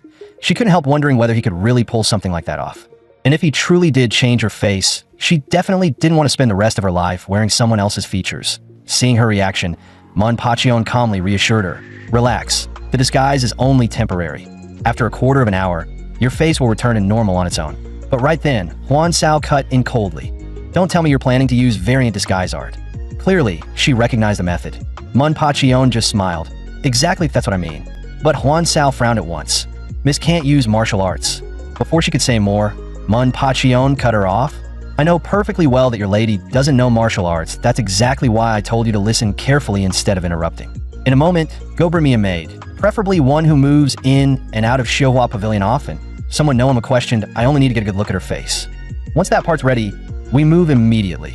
Then I'll show both of you what a truly useful technique looks like." Hwansao and Dako Seolran both stared at him with open suspicion that it was obvious they still didn't fully trust him. 3 minutes later, a maid was brought over. She clearly didn't understand why Lord Hwansao was suddenly calling for her so late at night. Hwansao told her to stand still and not move. Neither of them realized that ManhwaCapped was already standing right beside them. Hwansao couldn't sense a trace of his presence. At one point, She even started wondering if the man had slipped away without a word. The more she thought about it, the less sure she became that this whole plan would actually work. Then, all at once, Huan Sao jolted. Manhwa's voice suddenly reached her ears through voice transmission. Sent her back that I've seen enough. Huan Sao immediately waved her hand. All right, you can go back and rest now. Sorry to drag you over this late. On her way out, the maid couldn't help thinking that Lord Huan Sao seemed strangely off tonight. After the maid left, Manhwa had Dako Sealran sit down again. All right, now I'm going to start the disguise. In the next second, a strange red, demonic aura slowly rose from his palm. Writhing like something alive, IT couldn't be helped. This technique had been created by the heavenly demon himself, so of course it carried a touch of blood-soaked darkness. Even so, not every demonic technique existed only for evil. The sight of it instantly shocked both Dako Sealran and Huan Sao. Then Manhwa raised his hand and slowly brought his palm to the side of Dako Sealran's face. A flurry of sharp movements followed. His palm swept across her face again and again, so fast it almost blurred. Huan Sao's expression changed completely, unable to hide her shock. If she looked closely, she would have seen that every place his hand passed over caused a tiny shift in Dako Sealran's features. In only a few moments, Dako Sealran's heavenly beauty was gone, replaced by the plain face of an ordinary young woman. The change was so complete, it was like watching someone turn into a different person right before their eyes. Manhwa immediately barked, Huan Sao, this is not the time to stand there in shock. Take her to change clothes, redo her hair, and get out now. Once the two of them had changed outfits, they started talking quietly on the way out. Huan Sao still couldn't help asking, is this really going to work? Putting this much trust in a complete stranger. Isn't that way too reckless? Dako Sealran only gave a faint smile. From your point of view, it probably looks like I trust him a lot, doesn't it? But think about it again. Every person father can't get rid of, he eventually tries to drag to his side and use to expand his own power. He's always been the kind of man who'll do anything to get what he wants, and his blood runs in me too. So, if there's even a chance to leave the Northern Sword Society, then I'll accept help from anyone, even a stranger. After hearing that, Huan Sao finally understood what Dako Sealran meant. In the end, she chose to respect her lady's resolve. And just like that, Huan Sao led the disguised Dako Sealran out in full view, as though nothing were wrong at all. But at that very moment, a burst of water suddenly exploded from the pool beside them. In the next second, two figures shot up from the water and landed squarely in front of Huan Sao.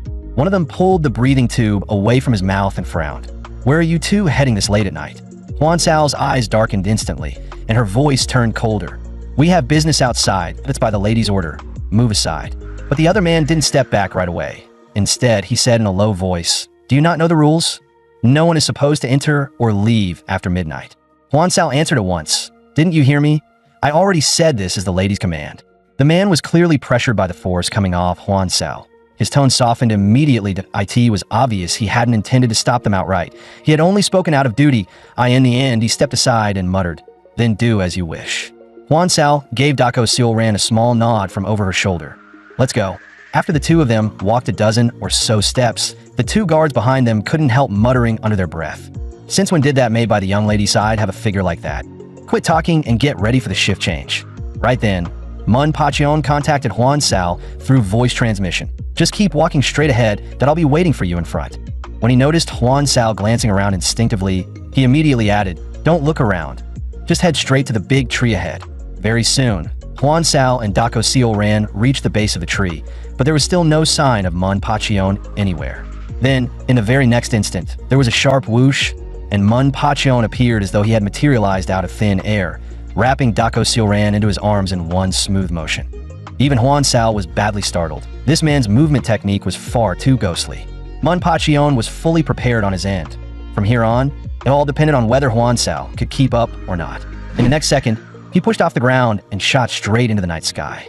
Huan Sao froze on the spot and nearly cursed out loud. How the hell am I supposed to chase that? I know light is skill, sure, but I can't fly. Still, with her lady already taken ahead, she had no choice but to find a way to follow. She was still reeling from how absurd Manhwa's movement skill was, but this clearly wasn't the time to stand there stunned. She might not be able to fly, but as long as she followed the direction he went, she should still be able to catch up eventually. Meanwhile, Manhwa tapped through the air several times in rapid succession, his body moving like a streak of light. In the blink of an eye, he had already crossed 1,000 meters. Held in his arms, Dako Sealran found herself staring at him in a daze. A quiet thought surfaced in her heart. Looking at him like this, This young master really was absurdly handsome. The title Jade-Faced Divine Dragon fit him perfectly. At that moment, Manhwa lowered his head and asked whether there was anywhere she especially wanted to go to. If there was, he could take her there right now. To his surprise, Dako Sealran answered that she wanted to go to the Beggar Sect headquarters. That made Manhwa pause slightly. What did she want at the Beggar Sect headquarters? Did she already know Feng Chionho somehow? Manhwa chuckled and told her hold on tighter. Then hold tight. Mississippi will be at the Beggar Sect headquarters soon enough. If you fall, I'm not catching you twice. The moment he finished speaking, his whole body became like a savage gust of wind blasting across the night sky. 2.5 minutes later, Manhwa landed in front of the Beggar Sect headquarters with Dako Sealran in his arms. The impact of his landing sent out a heavy thud through the ground. But the instant they touched down, Dako Sealran's face turned pale. She looked deeply uncomfortable, almost as though the speed of that journey had left her dizzy and sick to her stomach. About 20 minutes later, Huan Sao finally came rushing in at full speed. She was gasping so hard she could barely stand straight. But the moment Manhwa saw her, he started mocking her mercilessly. What took you so long? You're way too weak to your speed. Even a turtle in the river could beat you here. Huan Sao was too exhausted to form a complete sentence. All she could do was wheeze out, sorry. I already gave it everything I had. She was both furious and stunned inside. She had practically run herself half to death to get here, while this bastard looked like he hadn't even broken a sweat. Once the two women were safely delivered, Manhwa turned to leave. He still had to get back to the banquet as fast as possible. That startled Dako Sealran. You came all the way out here in the middle of the banquet. Your nerve really is outrageous. Manhwa only laughed. My guts have always been this big. Besides, no one is going to imagine I could bring the two of you out here this fast and still return like nothing happened. That makes this my perfect alibi. If I want to shake suspicion, this is the cleanest way to do it. Then he added, just tell the Beggar Sect people that the Jade-Faced Divine Dragon asked them to look after you, that they'll help. And since you seem to have some old connection to the Supreme Elder too, the two of you should be able to lie low here without a problem. For now, stay hidden here and keep your heads down. Once I have the chance, I'll come see you again. With that, Manhwa's figure flashed upward once more and vanished back into the night. Dako Sealran could only stare after him in amazement. That speed, it's unbelievable. Meanwhile, Manhwa found himself genuinely looking forward to one thing. He really wanted to see what kind of expression Dako Heincheon would wear once he discovered what had happened. Back at the banquet grounds, the atmosphere was still lively, and everyone remained immersed in the grand feast. Namgung Hyok was already flushed red from drink. The moment he saw Manhwa return, he burst out laughing. Young Master Mun, where the hell did you run off to just now? Didn't we agree we were drinking till we dropped tonight? Why did you suddenly disappear? Manhwa looked around and saw that the whole group was already swaying drunkenly from side to side. They were clearly hammered, and who knew how much they'd already drunk. Seeing that, Manhwa laughed right along with them. Fine then, let's keep drinking. From this moment on, we drink till our hearts are satisfied. In the next moment, Manhwa calmly slipped back into the drinking as if nothing had happened. Compared to before, the wine in his cup now carried a trace of sweetness, far less bitter than the last round. During the feast, he even cracked a joke on purpose, making the two men laugh so hard they could barely close their mouths. And deep down, Manhwa knew exactly what he was doing, that he had to create a perfect illusion. He needed enough people to see him drinking, talking, and laughing all night long. Because later on, those very people would become the key witnesses proving he had nothing to do with anything. Peng Jinhu laughed loudly. I'm telling you, Hero 1, your drinking capacity is insane. Your martial arts are terrifying. Is there anything at all you can't do? Then he even brought up the time Manhwa had fooled him before. At first, I honestly didn't like you much, but looking back now, that wasn't really anything. I was just too narrow-minded. Now that I think about it, you drink like a monster and fight like one to S. Oh, I made up my mind. I like you, Hero 1. He even sighed about how lucky he was, saying that being able to meet someone like Manhwa had to be fate. Hearing that, Manhwa genuinely felt a little moved. Likewise, meeting all of you so early in my journey through the Jianghu has been one of the best things that's happened to me. Those words nearly moved Peng Jinhu to tears. Hero 1, you're too good to us? If anything ever happens, just say the word and I, Peng Jinhu, will help with everything I've got. At that point, Namgung Hyok also asked, Young Master Mun, are you really leaving tomorrow? If you don't have other plans yet, why not come with us to the 5 Union Assembly and have a look around? Manhwa immediately showed a troubled expression. After leaving here, I still have somewhere else I need to go to. IT is a shame. But if the chance comes next time, I'll definitely visit you in person. Just don't pretend not to know me when that day comes. That made everyone laugh again. Raising their cups, they said, then let this drink be our farewell to Hero 1. Next time we meet, May your name already shake the land, known across the entire Jianghu. In the end, they all shouted together. To hero wins righteous path, cheers. In the blink of an eye, morning arrived. At that moment, Dako Hyeoncheon's expression was terrifyingly dark. What the hell are all of you good for? My daughter has gone missing, and you only realized it now. The strategist was so frightened he trembled all over. He could only force himself to report. Based on this subordinate's investigation, Miss Seo Rand does not appear to have been abducted by outsiders. It is more likely that she escaped on her own. But Dako Hyeoncheon refused to believe a word of it and immediately roared back. Nonsense! Are you trying to tell me Lana walked out by herself? You know perfectly well she doesn't know martial arts. Cold sweat poured down the strategist's forehead, but he had no choice except to continue. The guards around Xiaohua Pavilion are handled by Guardian Hall. In this subordinate's view, if an outsider wanted to sneak in and take Miss away without alerting anyone at all, that would be nearly impossible. And according to the Xiaohua Pavilion guards, around midnight last night, 2 people were seen leaving that area, Huan Sao and someone who appeared to be a maid.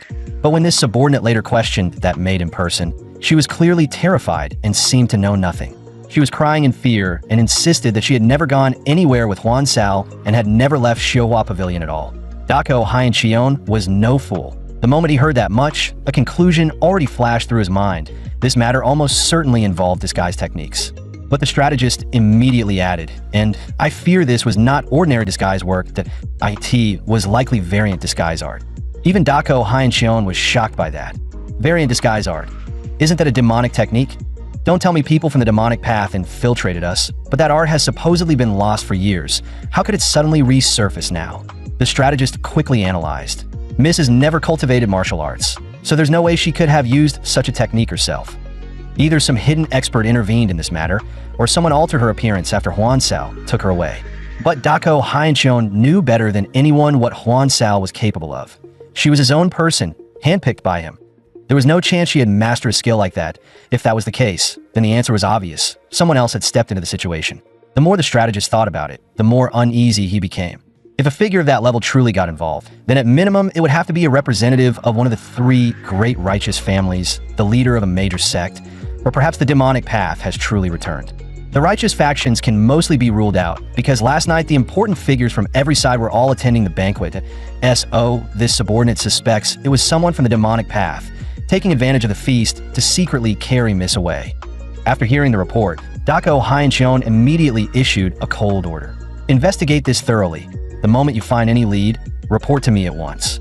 Every single person is to be investigated. Leave no one out. That I don't care what methods you use. You will find both the culprit and the people behind this. 2.5 hours later, inside a hidden underground prison, a cloaked figure slowly made his way deeper through the cold, damp corridor. As he walked, he spoke in a low voice. Open the door, I'm here. He first exchanged a few quiet words with the guard and learned that the man inside was barely clinging to life. And no matter how brutally the guards tortured him, he still refused to speak.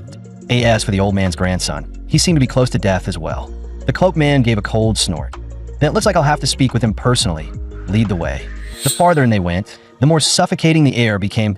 At the end of the corridor, an old man with snow-white hair sat imprisoned inside a cell. The cloaked figure stopped before him and said slowly, "You and your grandson really are stubborn to the bone, but I'll give you that much." Then he added on purpose, "But your granddaughter escaped last night." Hearing that, the old man's eyes trembled ever so slightly, but in the end, he still said nothing. The cloaked man had come here precisely to test him, to find out whether the old man had secretly prepared some backup to help Dako Seolran escape. After all, a girl like Huan Sao should not have had the ability to pull something like that off on her own. After a moment of silence, the old man finally spat out 5 words. "Madman, get out." The cloaked man burst into laughter. "So even Jeonryong the Great has fallen this low. Your son has long since died. Your grandson is nearly dead too, to AKT this point. That girl is practically the last blood of the Dako family left. Don't you want her to survive?" But Jeonryong the Great, Dako Jin, only laughed instead of growing angry. That child's fate belongs to her. Whether she lives or dies is up to heaven. An old man like me can't interfere anyway. Hearing that, the cloaked man only grew more convinced it was stubborn pride. He let out a sinister laugh. "Dako Jin, you really are a heartless man, that I wonder how much that girl would suffer if she knew her own grandfather was this cold-blooded." Then the cloaked man's face twisted into a vicious smile. "Since we're here, let me tell you something amusing." Before long, The Northern Sword Society will use its campaign against the Demon Mirror sect as an excuse to drown the martial world in blood. When that happens, the Northern Sword Society's name will rot beyond repair. The old man simply looked at him and asked in a low voice, "And you? Are you truly not afraid?" The cloaked man laughed without a trace of concern. "Afraid? You mean that so-called absolute sword scripture you people talk about? In my eyes, you never had any absolute sword scripture to begin with. It was nothing more than a desperate lie invented by people trying to drag out their final breaths. Once you and your grandson are dead, this entire place will be buried. Why then? Not even your bones will remain. Who would have thought that Dako Jin, the legendary Jonryon the Great, would end up dying in a dark, filthy hole like this?" That line finally provoked Dako Jin. His body trembled slightly as he ground out the words, "What a disgusting creature." That insult clearly enraged the cloaked man too.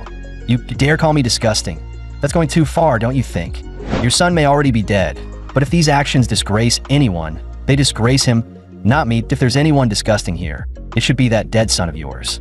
Meanwhile, back in the Northern Sword Society, the martial artists who had attended the banquet were all being held in place and denied permission to leave. Some had already reached the point of open fury. What exactly is the meaning of this? Since when did the Northern Sword Society become this unreasonable? On what grounds are you stopping us from leaving? No matter how the crowd protested, the Northern Sword Society people only answered coldly that a simple round of investigation was needed and that everyone should cooperate. But of course, refusing to give a clear reason while forcibly blocking people from leaving only made the outrage worse. More and more voices cursed the Northern Sword Society for being tyrannical and lawless. Yet the Northern Sword Society ignored all of it, continuing the investigation in strict, orderly fashion without the slightest pause. They had even specially separated out those whose whereabouts were unclear between midnight and the second watch. As for the people with greater strength or more sensitive status, they were each investigated even more carefully, unwilling to overlook a single possible clue. The investigation moved from one person to the next, and naturally, Manpacheon was on the list as well. Before long, his turn arrived. One of the Northern Sword Society men stared coldly at him and asked, "Young Master Mun, were you between midnight and the second watch last night? And what exactly were you doing?" But Manpacheon showed no hurry to answer. Instead, he asked calmly, "Is it mandatory that I answer? And if I don't, then what?" The moment those words left his mouth, the other man's face darkened, anger already surfacing in his eyes. It was clear he had started treating Manpacheon as a major suspect. Even if Manpacheon had done nothing last night, they likely had no intention of letting him go easily now. The man suppressed his anger and said coldly, "Young Master Mun, you'd best explain yourself. If you did nothing shameful last night, then what is there that cannot be said?" His gaze turned even colder. "Or is it that you really did do something that can't be brought into the light?" Manpacheon only laughed. "Being forced to stay here and submit to your interrogation is already irritating enough, but the way you speak like I'm some criminal being tried really is becoming tiresome. If you're so desperate to know what I was doing last night, then go call your Sword Emperor over here." The Northern Sword Society interrogator instantly flared up. "You arrogant brat." The moment he heard that, the other man exploded with rage. "You arrogant brat. I'm going to teach you a lesson you won't forget." But Manpacheon didn't flinch in the slightest. Instead, he shot back coldly. "The arrogant one here isn't me. It's you. If you've got the guts, then make your move." In an instant, the air between them tightened to the breaking point. The man's hand was already resting on the hilt of his blade. Inside Manpacheon's mind, the heavenly demon sneered and urged him to just kill them all and walk out. But Manpacheon told him not to rush. He had his own plan, because in his eyes, these people would make the first mistake soon enough. Just then, a set of footsteps suddenly echoed from behind them. Manpacheon turned and saw a handsome middle-aged man standing there. The man's face was filled with anger as he barked, "You little bastard! How dare you speak so disrespectfully and demand to see the Sword Emperor? What? Is the Sword Emperor a friend of yours?" Manpacheon let out a small laugh. "You again? You were the one getting in my way last time too. Who exactly are you, and what gives you the right to speak to me like that?" The man immediately announced his identity. He was Yin Shiwu of the Thousand Sword Hall, a commander under the Northern Sword Society who led 100 men and held some standing within the sect. Once he finished introducing himself, Yin Shiwu pressed the matter again. "Now you should be ready to answer. Between midnight and the second watch last night, where exactly were you? And what were you doing?" Manpacheon only sneered. "I already told you. I'm not answering. What exactly can you do about it? If you want that answer so badly, then bring your Sword Emperor here in person." That line sent Yin Shiwu into a full blaze of fury. Don't refuse a toast only to drink a forfeit. If you force our hand, then don't blame us for what happens next. The moment those words fell, Yin Shiwu drew his sword and slashed straight at ManhwaCapped. But with a sharp clang, the blade was stopped cold, caught effortlessly between two of ManhwaCapped's fingers. ManhwaCapped's expression remained calm, but his voice was full of contempt. This is the sword of Thousand Sword Hall. It's far too slow. Yin Shiwu could never swallow a humiliation like that. Roaring in anger, he fully drew his sword and hacked down again. Even then, ManhwaCapped still didn't bother drawing his own blade. Barehanded, he blocked the strike as easily as before. In that same instant, ManhwaCapped's opening stance had already formed. The pressure from that alone was enough to make Yin Shiwu's heart skip in alarm. Then ManhwaCapped drove a punch straight into Yin Shiwu's abdomen. The heavenly demon impatiently urged him to stop wasting time and simply draw his sword to slaughter them all. But ManhwaCapped answered coldly in his heart. People of this level weren't even worth drawing a blade for. Then ManhwaCapped fixed Yin Shiwu with a sharp, murderous stare and said, word by word, "You'd better survive the next move. Otherwise, I'm genuinely worried you won't make out alive." As soon as the words left his mouth, he snapped a vicious rising kick into Yin Shiwu's chin. With a heavy burst of force, Yin Shiwu was kicked flying backwards. ManhwaCapped couldn't even be bothered remembering his name anymore. Someone this weak simply wasn't worth keeping in mind. But ManhwaCapped still wasn't finished. Next, he intended to let the man taste the first move of the 18 hands of Guanyin. Red steel spits the moon. By then, a blazing golden light had already condensed in ManhwaCapped's palm. Before Yin Shiwu could even land, ManhwaCapped closed the distance and slammed that palm straight into his chin. Yin Shiwu's body shot upward like an arrow loose from a string. And the terrifying part was that the force of that strike didn't stop there. Though ManhwaCapped appeared to strike only once, the impact exploded like 18 overlapping blows detonating across Yin Shiwu's face at the same time. In the end, Yin Shiwu's body crashed down hard right in front of ManhwaCapped, looking utterly miserable. ManhwaCapped's expression was ice cold, his voice pressing down on everyone present. Trash at your level should stop acting so wildly in public. Otherwise, you'll die very quickly, understood?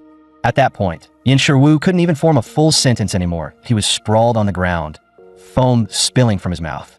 The sight left everyone around them stunned. How the hell is this guy this strong? With the power ManhwaCapped had just shown, crushing a mere centurion of the Northern Sword Society was effortless. A few more of the same level wouldn't have changed a thing.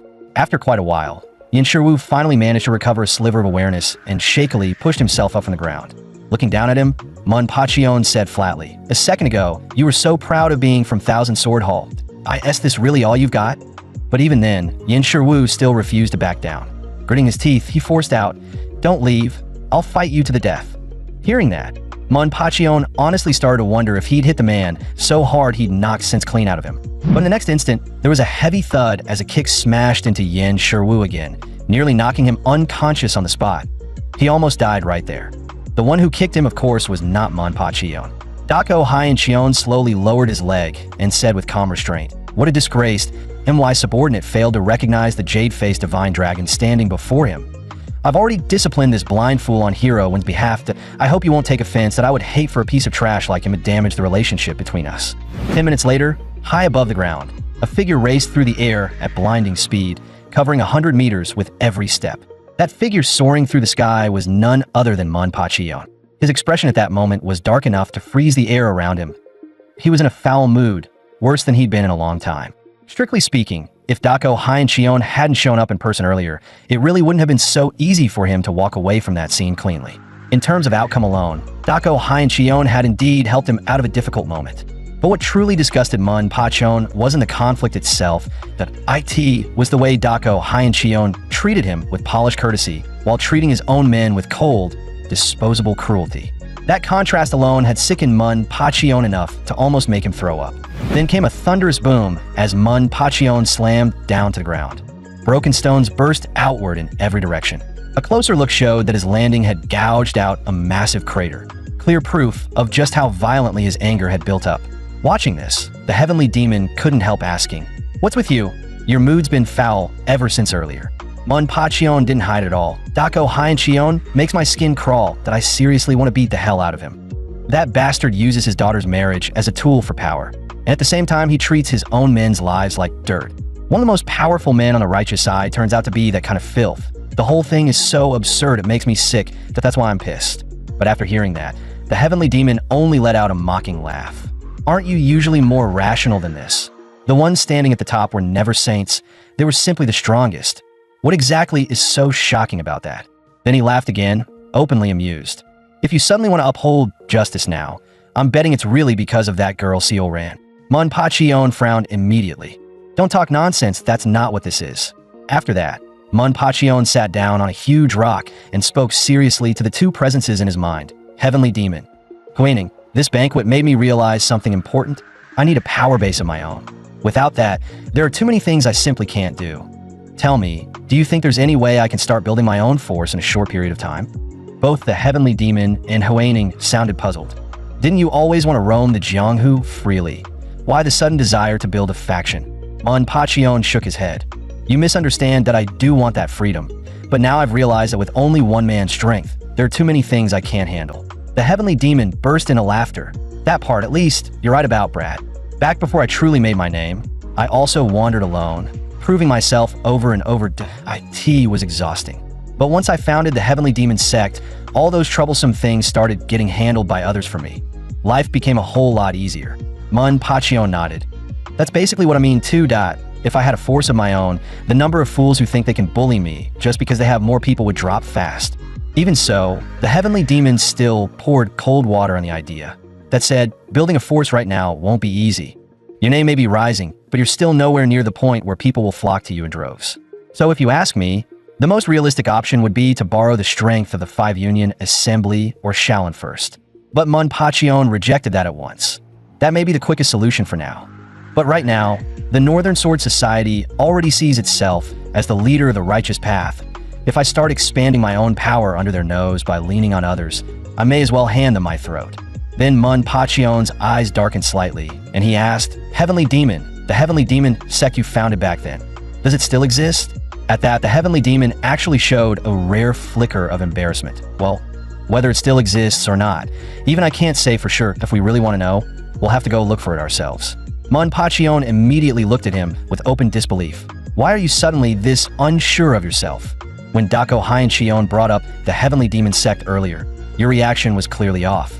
The Heavenly Demon fell silent for a moment before calmly, saying just 3 words, 1700 years. Tell me, how much of my Heavenly Demon sect do you really think could still be standing in this Jianghu after that long? That answer hit ManhwaCapped like a blow. He had never imagined the Heavenly Demon was a figure from more than 17 centuries ago. The moment he processed it, ManhwaCapped shot to his feet in shock. Only now did he realize that he had never truly stopped to think about that part before, which was exactly why the Heavenly Demon had been so startled when he heard that the Heavenly Demon sect might still exist in his mind. It should have vanished in a history long ago. But after hearing Hanshion's words, the Heavenly Demon had begun to suspect things might not be that simple. Maybe traces of the sect really had survived in today's martial world. That still left ManhwaCapped confused. But when Hanshion brought up the Heavenly Demon sect, wasn't he talking because of me? I've been using the name Heavenly Demon Scholar Passion, and I've caused more than enough commotion with it. The Heavenly Demon immediately cursed him. Idiot! You call yourself Heavenly Demon Scholar Passion, but nobody said that makes you a member of the Heavenly Demon sect. What? You think wearing a title means you magically become an entire sect? After hearing that, ManhwaCapped thought it through more carefully and realized the man had a point. Even if the Heavenly Demon sect had long since become legend, people still seem to bring it up now and then without even noticing. And rumors, by nature, spread quickly, but they are just as quick to fade. So ManhwaCapped turned to Awakening and asked what that really meant. Awakening explained calmly, Benefactor, what Heavenly Demon means is this. If it were nothing but an empty rumor, it might spread fast, but it would not survive this long. Yet stories about the demonic sect still surface in the Jianghu even now. That alone suggests that, whether true or false, someone at some point must have seen or encountered something resembling the Heavenly Demon sect. ManhwaCapped pressed further. Even so, you're practically basing this on a rumor alone, and yet you're still willing to say the Heavenly Demon sect may exist. That part still doesn't fully make sense to me. The Heavenly Demon seemed to find that perfectly obvious. What's so strange about it? The Heavenly Demon sect was always both mysterious and powerful. More importantly, its members were always hidden. Some of them didn't even know one another. In other words, the Heavenly Demon sect was never something that stood out in the open that it could be anywhere. At that point, the Heavenly Demon gave a dark, knowing smile. If those people truly carried on my will, then the Heavenly Demon sect is probably still alive somewhere in this Jianghu, finding them, though that'll take some effort. Hearing that, Manhwa's heart started pounding hard. Because if the Heavenly Demon sect really still existed, then he might suddenly gain access to a force powerful enough to shake the balance of the martial world itself. In the very next instant, he shouted up at the sky, "Then what are you standing around talking for? Take me there, let's see if we can find this Heavenly Demon sect, and make it work for me." But before long, Manhwa started feeling that something was off. The more he thought about it, the more it felt like the Heavenly Demon might actually be messing with him. Even the Heavenly Demon sounded awkward now. This may be a little different from what I expected, but this should be the place. At that moment, Manhwa was standing atop a snow-covered mountain. The howling wind hit him like blades, strong enough to nearly knock him off his feet. He couldn't help doubting whether a force like the Heavenly Demon sect would really hide in a place like this. Looking out in every direction, all he could see were endless snowy peaks and wild mountain forests. There wasn't the slightest sign of human habitation anywhere, but he even started wondering if they were supposed to be living in caves or maybe underground. The more he looked, the more Manhwa felt that no living person would willingly stay somewhere like this. If there truly wasn't a soul here, then that would only mean one thing. The Heavenly Demon sect probably no longer existed.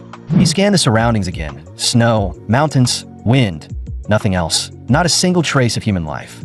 Still, now that he had already come this far, there was no way Manhwa would just give up if he wanted to uncover the Heavenly Demon sect. Then he had no choice but to focus and search carefully. So he slowly closed his eyes and spread his senses outward, trying to detect any sign of life in the surrounding area. Then, all at once, his eyes snapped open, because for a brief instant just now, he thought he caught the faintest trace of movement.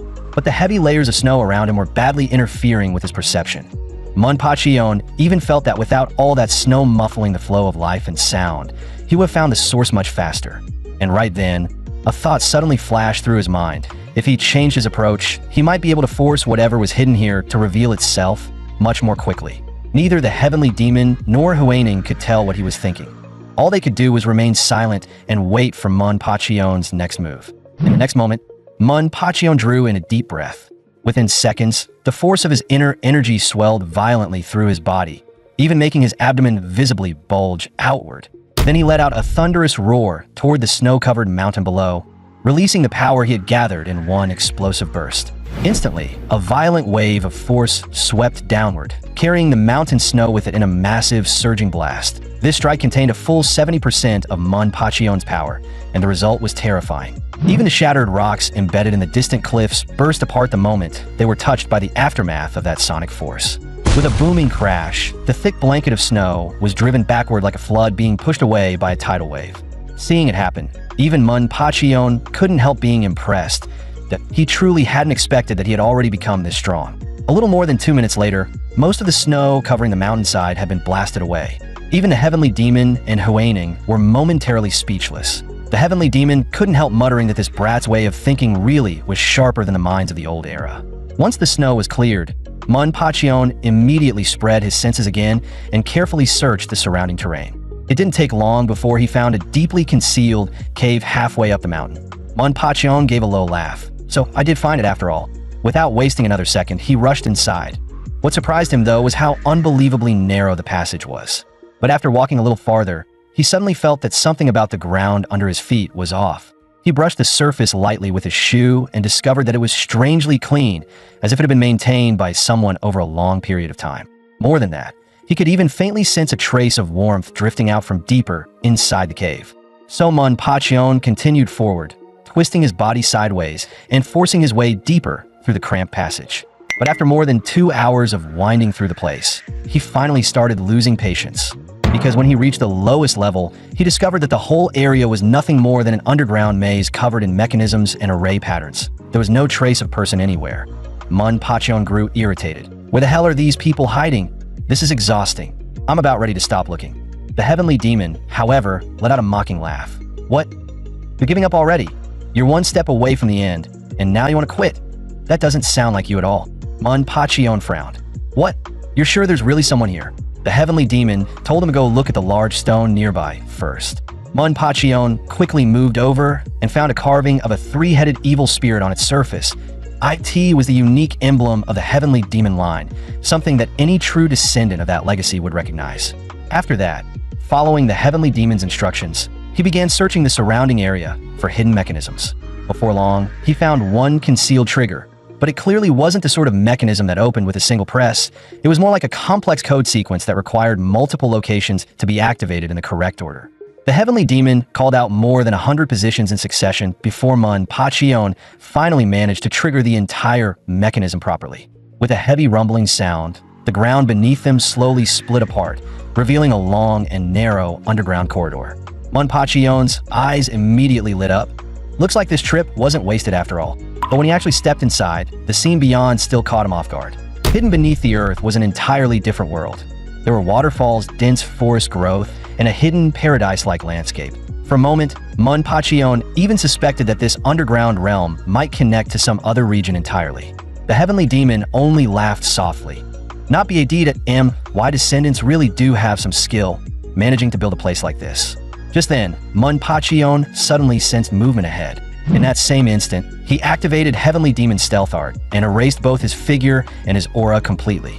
Soon enough, two figures slowly approached from the path ahead. One of the girls asked softly, "So who do you think is going to win this time?" The other girl looked almost exactly the same as her. Other than the color of her hair, it was nearly impossible to tell them apart. She replied casually, "Who knows? No matter who wins, it'll probably end up exactly how Elder Red Ram wants." The pink-haired girl stretched lazily and said with total indifference, "Small fry like us can't control any of that anyway. Personally, I hope Elder Red Ram wins. Maybe then we'll finally get out of this miserable place." The green-haired girl seemed more worried. But if Elder Blood Demon wins again, then the plan to advance into the Central Plains will get delayed all over again. Honestly, I can't figure any of it out. Their conversation immediately made ManhwaCapped's heart tighten. From the sound of it, if Red Ram won, they would be allowed to leave this place. But if Blood Demon won, they would have to remain trapped here.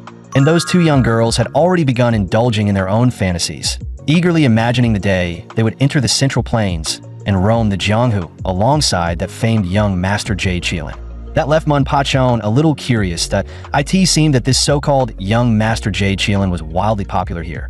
Anyone admired to that extent was probably some charming, high-profile golden boy.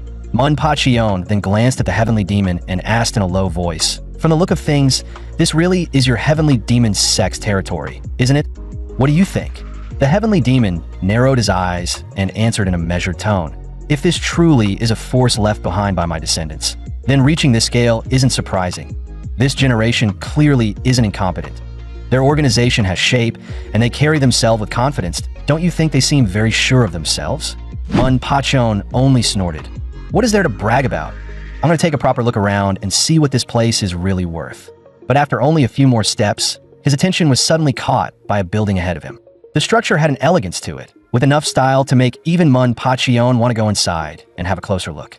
So he slipped in without a sound, only to discover almost immediately that people inside were already talking. A woman's voice rang out like silver bells, soft and pleasant to the ear. "Even if Red Sun Demon loses, it won't change anything at this point. In the end, young Master Jade Qilin will stand on the winner's side anyway." The woman had a strange mark on her forehead, and her looks were striking enough to command attention the moment she appeared. Both ManhwaCapped and the Heavenly Demon were briefly stunned. The Heavenly Demon even let out a low, satisfied chuckle. As expected of a follower of my Heavenly Demon sect, if someone's going to join my sect, they should at least look like that. The woman continued, "Still, as long as her Yahello family stands with her, the one who will ultimately control everything is still going to be Red Sun Demon of the Baigong family. Besides, Zhantai and Ouyang were never truly close. In the end, the one who will seize real power is still the Baigong family." All of this was expected from the start. Then she slowly sat upright, pinned up her hair, and casually instructed her subordinate, "Go pass a message to Brother Soul Heaven Demon. Tell him everything should proceed according to plan." Just from those few lines, ManhwaCapped had already pulled out a surprising amount of information. Zhantai, Ouyang, Baigong, Yahello. The way those names fit together felt almost like the Five Union Assembly outside. In other words, the Heavenly Demon sect was likely made up of several major factions balancing one another as well. A moment later, the subordinate seemed ready to take his leave after receiving the order, but the woman suddenly stopped him again. In a soft voice, she asked, "What's your name?" The young man lowered his head and answered immediately, "This subordinate is called Yaluzhangyun." The woman laughed quietly, her whole body carrying an eerie, seductive edge. "Ajing in your name? Then that makes you part of my nephew's generation." She lazily crooked a finger. "In that case, come here and massage your aunt's legs." That instantly made Yaluzhangyun tremble all over with excitement. He clearly hadn't expected to stumble into such good fortune. So he hurried over, nervous enough that even his hands were shaking. But the woman only gave him a calm glance, and she deliberately shifted her leg around, never quite letting him actually touch it. In only a moment, impatience flashed across her face, and she cursed coldly. "Useless trash. Get out." Yuluzing Yoon's face went pale, and he could only retreat in humiliation. Even after he left, the woman muttered that he was an idiot, clearly disgusted that he couldn't even manage something as simple as rubbing her legs. But in the next instant, something happened that truly shocked her, because a strange voice suddenly sounded directly inside her mind without any warning at all. "Since he's so useless, perhaps I should be the one to massage your ankles instead. What do you think, miss?"